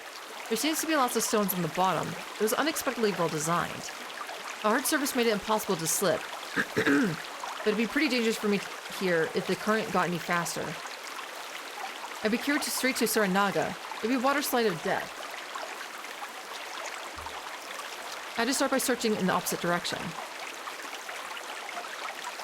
The waterway slightly curved as I continued walking. I could breathe normally, but the tunnel was extremely claustrophobic. Where was I right now? I walked 100 or so steps, so I had to be at least under a plaza. Suddenly I realized something. The flow had stopped? The water that had been flowing below me was just a small trickle now. There had been decent flow coming from up ahead. Had someone stopped it? I had a bad feeling about this.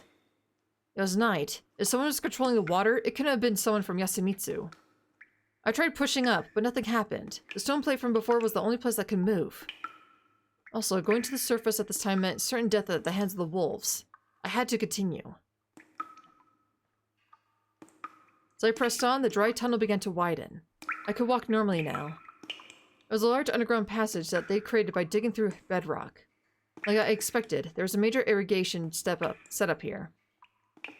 As I thought that, I saw a tunnel to the side. It started out at about my waist level. Even if the water was running, it wouldn't flow in there. I felt like I could crawl inside, but for now, I just tried going forward. There were more and more tunnels at the sides.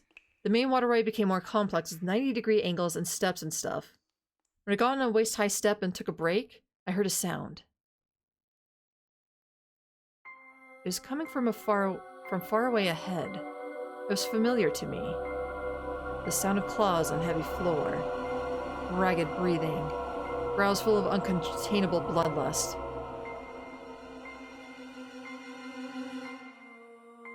Are you stuck?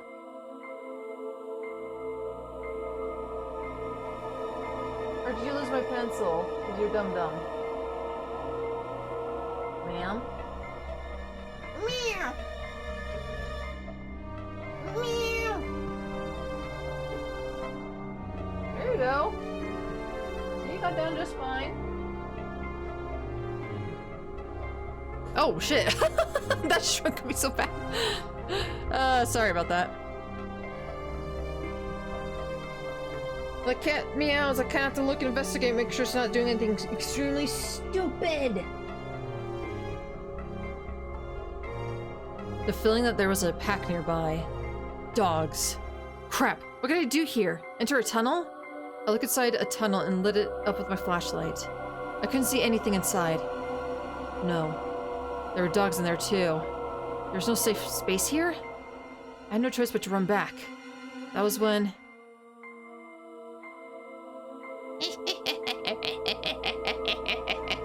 What's wrong?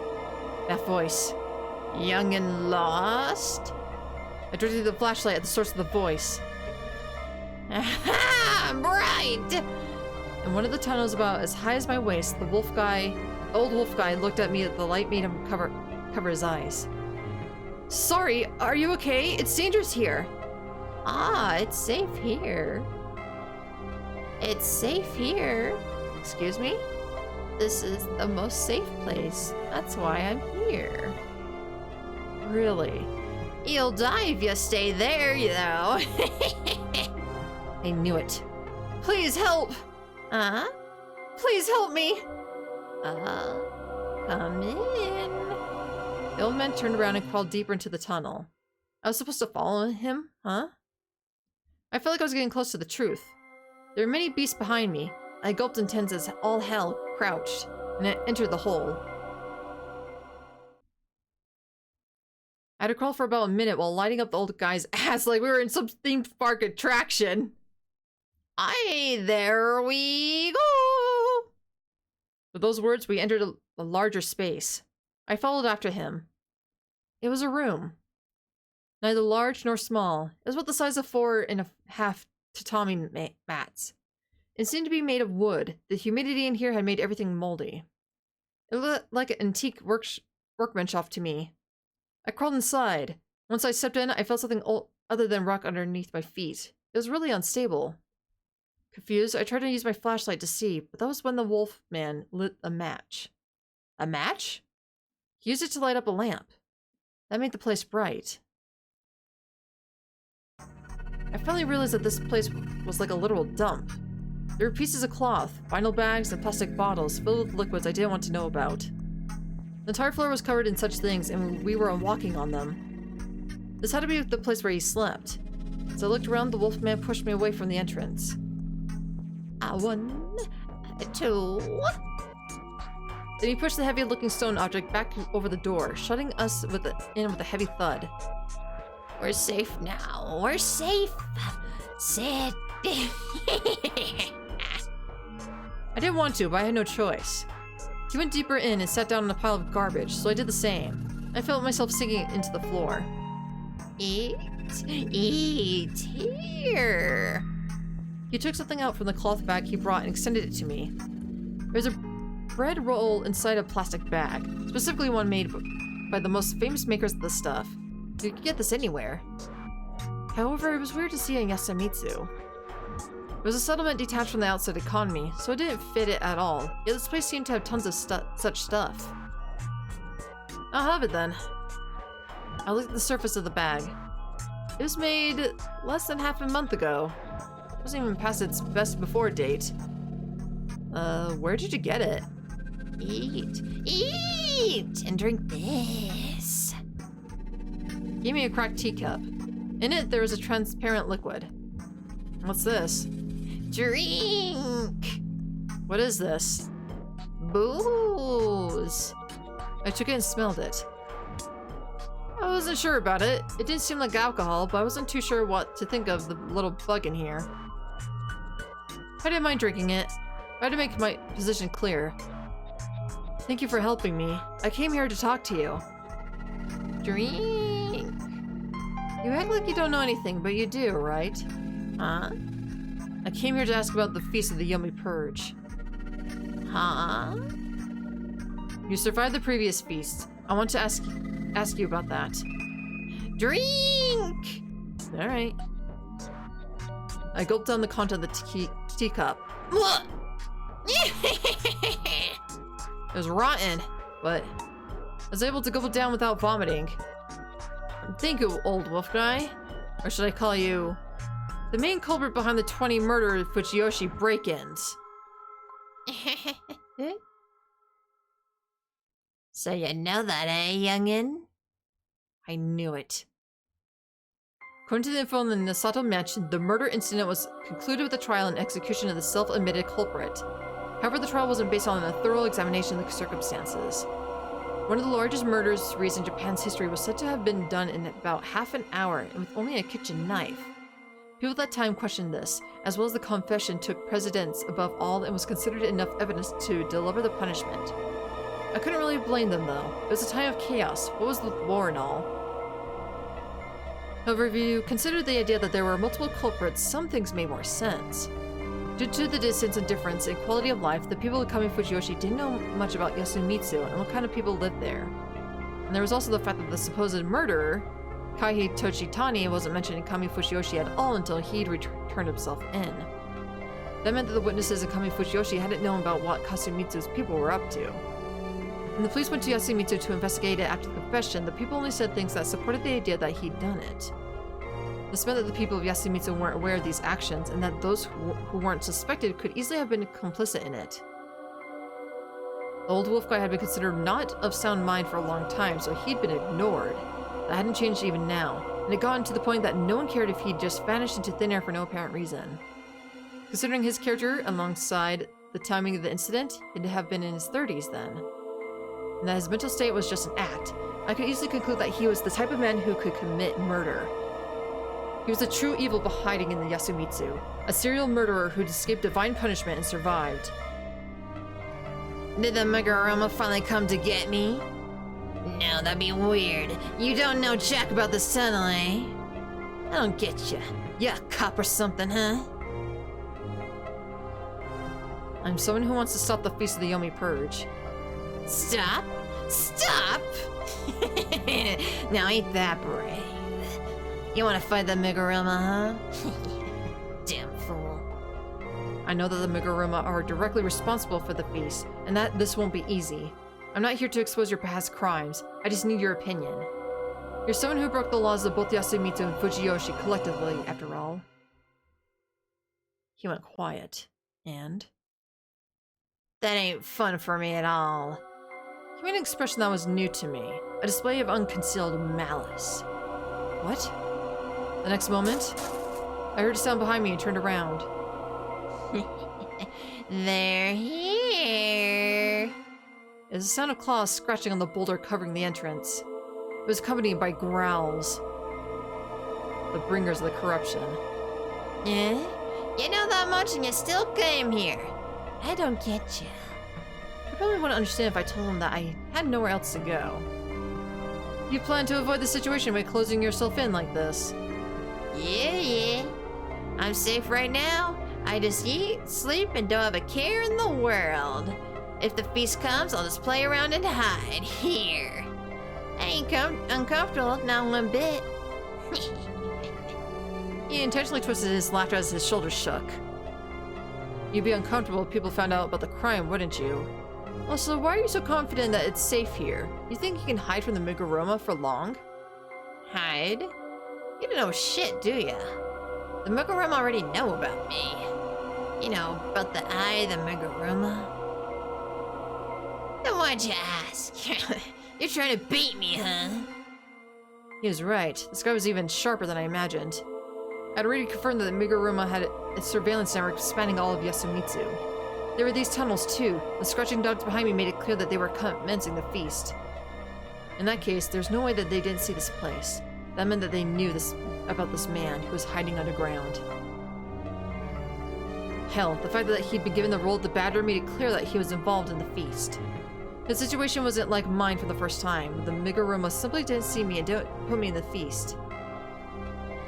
There could only be one answer to this. The Miguruma know about you and use you for the feast, but they aren't trying to take your life. Is that because your death would be bad for them? You can talk good, huh? When you're at my age, and that makes me jealous. Can you answer me? Sure, the sleepiness ain't coming yet. Well, no. I suddenly prepared myself. His story could be summed up like this. He was indeed the culprit. A serial killer who killed about 10 people in the incident back in the 1940s. However, the one who had the idea was Toshi Tanishi, the one who'd get executed. Toshi Tanishi was Kami Fujiyoshi person sent to Yasumitsu, and though he wasn't the violent sort, being sent to Yasumitsu left a deep-seated grudge.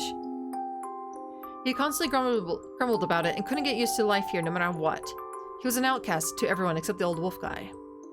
Toshi Tanishi often told him on the outskirts of Yasumitsu that he'd get back at Kami Fujiyoshi eventually. So I threw Fuyo on the fire, told him to do whatever he wants and all that. If that really been all he'd done, then Toshi Tani had been pretty murderous to begin with. It was bad enough that he'd actually went through with his feeble-minded friend's idea. Anyway, that led to the plan, call it that, to kill as many Kami Fujiyoshi people as possible. Oh, excuse me. No. On the day it was time to kill, the old wolf guy had given Toshi Tani lots of divine sake he'd stolen from the hall. Once they were drunk, they both covered themselves in Saranaga's mud and moved out. I asked if it had something to do with the Fujiyoshi myths, and the answer was yes. In much what I learned in the Nosada mansion. The origin of the Yomabito legends was the Yasumitsu rebels. The old wolf guy was probably the reason why an ex-Kami Fujiyoshi person found out about Yasumitsu's legend so quickly.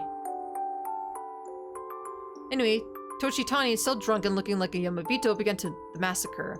The old wolf guy, covered in mud himself, secretly watched as he stole valuables from the places. He mentioned that the burglary was his main objective. Since he didn't want to leave any evidence and wanted to make it seem like a massacre was the goal, he only took the bills from wallets as well as various envelopes.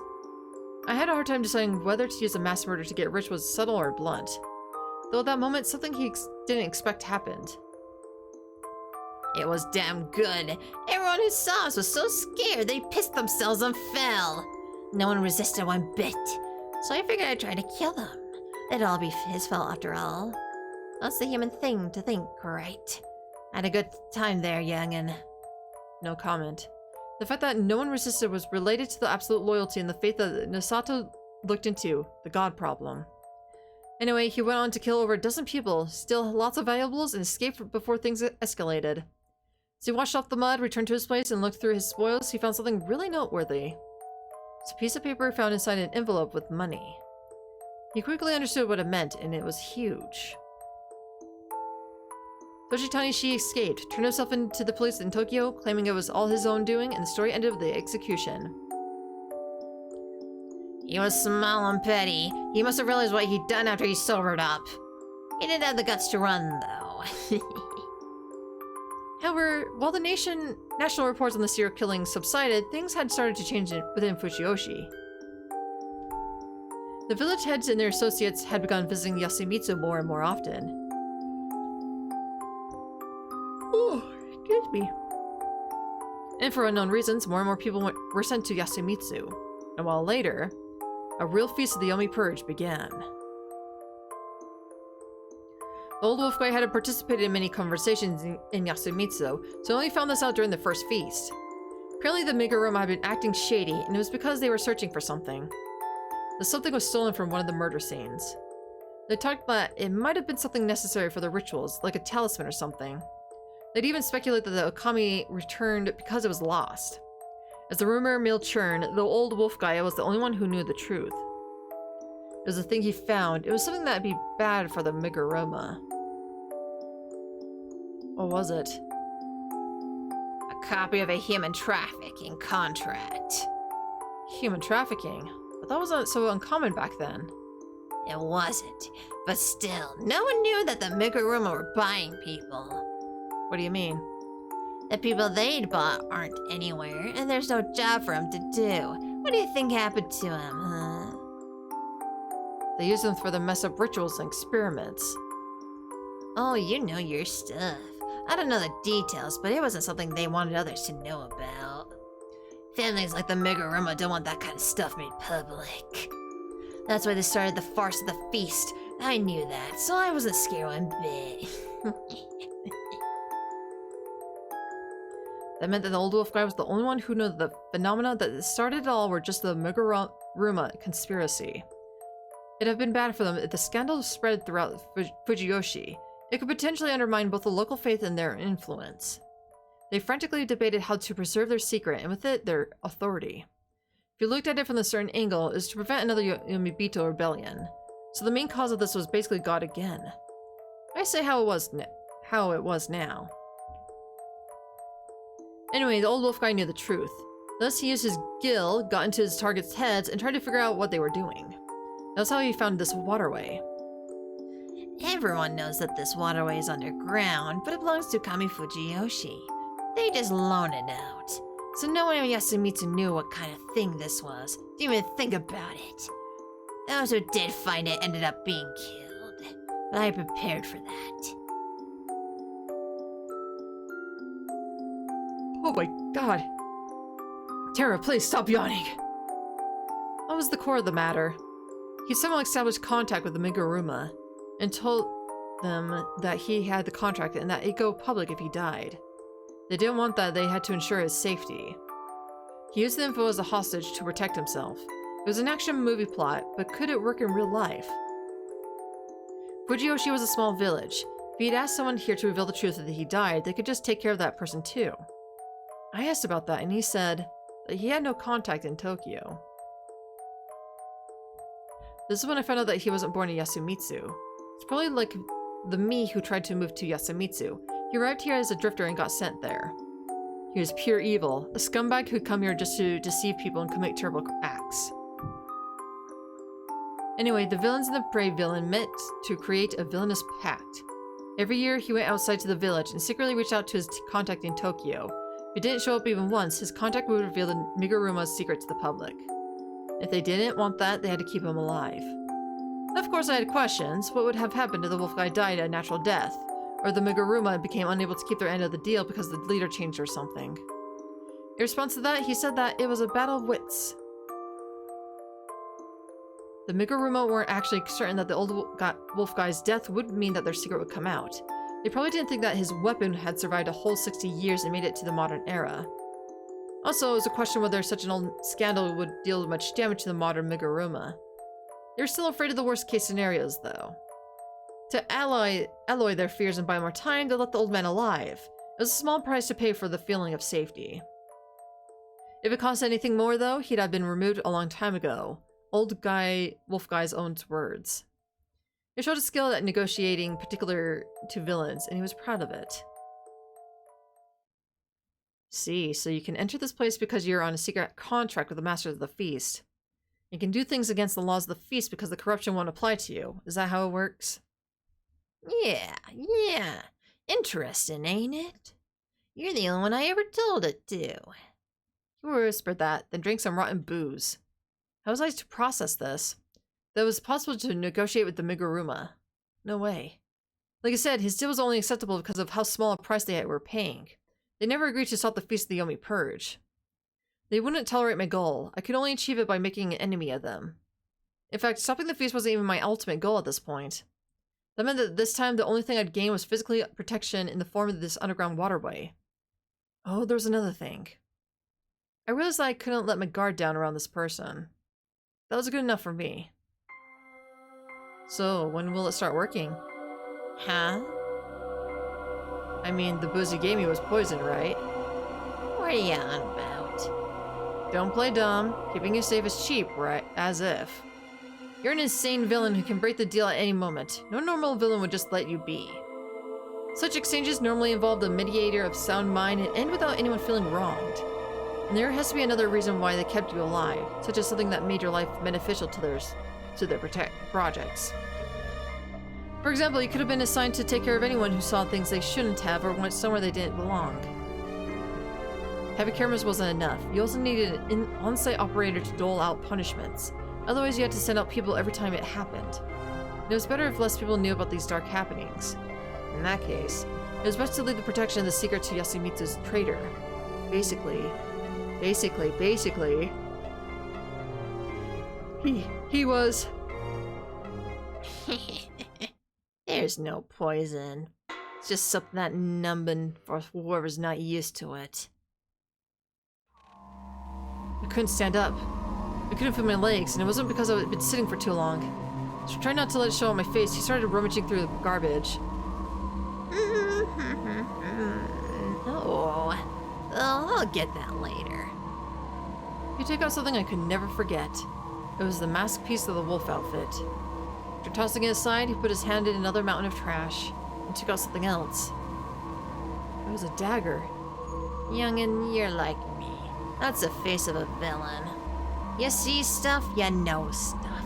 You must have pulled some shit outside. And now you escaped because you're bored. You remind me of me when I was a youngin'. Oh, how I wanted him to spare me that shit. Give up, though. I'm enough for this village. He was right. Anyway, time for my first kill in 8 years. You were a wolf 8 years ago, weren't you? That was fun. How many wolves did you kill until then? Out of the 3 wolves, only my son. I was the crow, so I knew. The feast 8 years ago, the mist had cleared up with only one of the wolves dead. Gensen, the one who knew about the badger, was one. The third one had to be around too. It wasn't guaranteed that it was the old wolf guy, but as it turned out, the truth was always the worst possible option. One more question. Huh? Have you met God? He had to have. It didn't matter that he was an outsider. Even Kyori-san, who come here from Tohoku, had been affected by it. He couldn't have been an exception to that. If he really was a scumbag like me, admitting that he submitted to God must have been extremely humiliating for him. He didn't reply. This is God's garden. If you're that smart, you could have escaped far away from here. You have no future. I hope that my words would help me get back at him a little. I didn't want to lose completely this time. But... oh my god, look at that gut belly!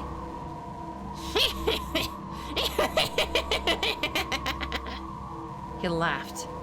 Listen, youngin', this ain't God's garden, but my fortress. Run wherever you want, but there's no safer place than your own fortress. You need a fortress for protection. Things haven't changed since samurai times. It's people that don't get that who are scared of stuff you can't see, like God. Then, the numbness was starting to get to my limbs. Or lips. You were never afraid of God? God ain't scary. There's no fakery in his words. Ain't made my people can be killed. He said that, and swung down the blade. You said I ain't got a future, eh? I'm 95. Hearing shit about the future from a youngin' that's about to die just makes me laugh. Oh. He had a point. I really underestimated him. He was right. He needed a place for protection. And then there was his idea that you could kill a god. His serpentine wisdom had let him survive for several decades all by himself. He really was pure evil. The evil that I discovered many loops ago was incomparable to him. He was a true villain. Well, he really didn't mind what happened here. His fate was to die at the hands of Chimi or Kanza-san, one of the foolish Yasumitsu people he looks so down upon. I had no reason to tell him that, but it was really humiliating to die at the hands of such a cartoonish villain.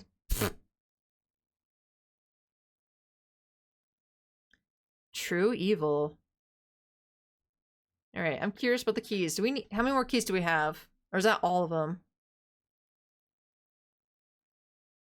That is the last of the keys. Alright, nice. Game over.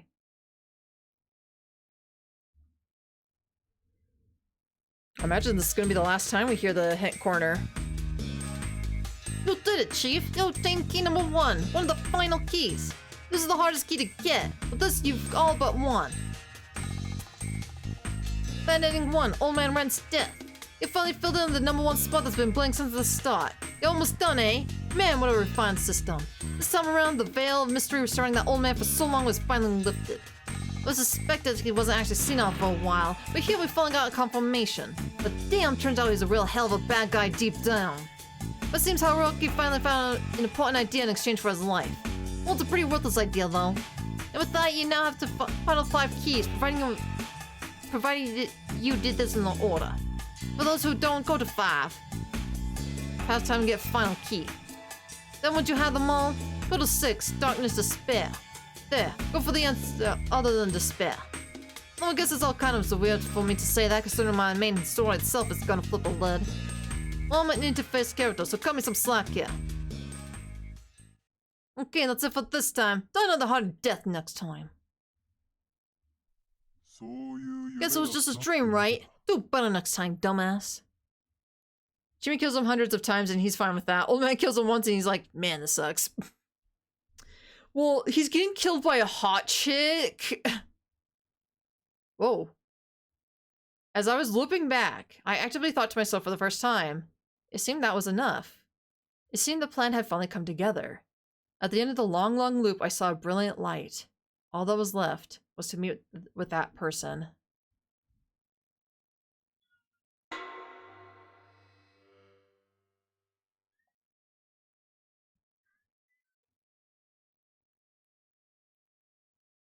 Okay, did we do all these? Yeah, we did. Okay.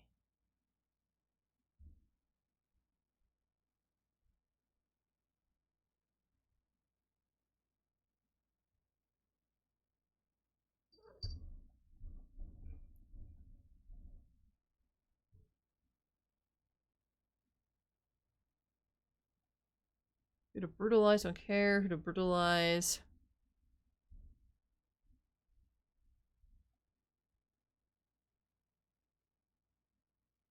Okay.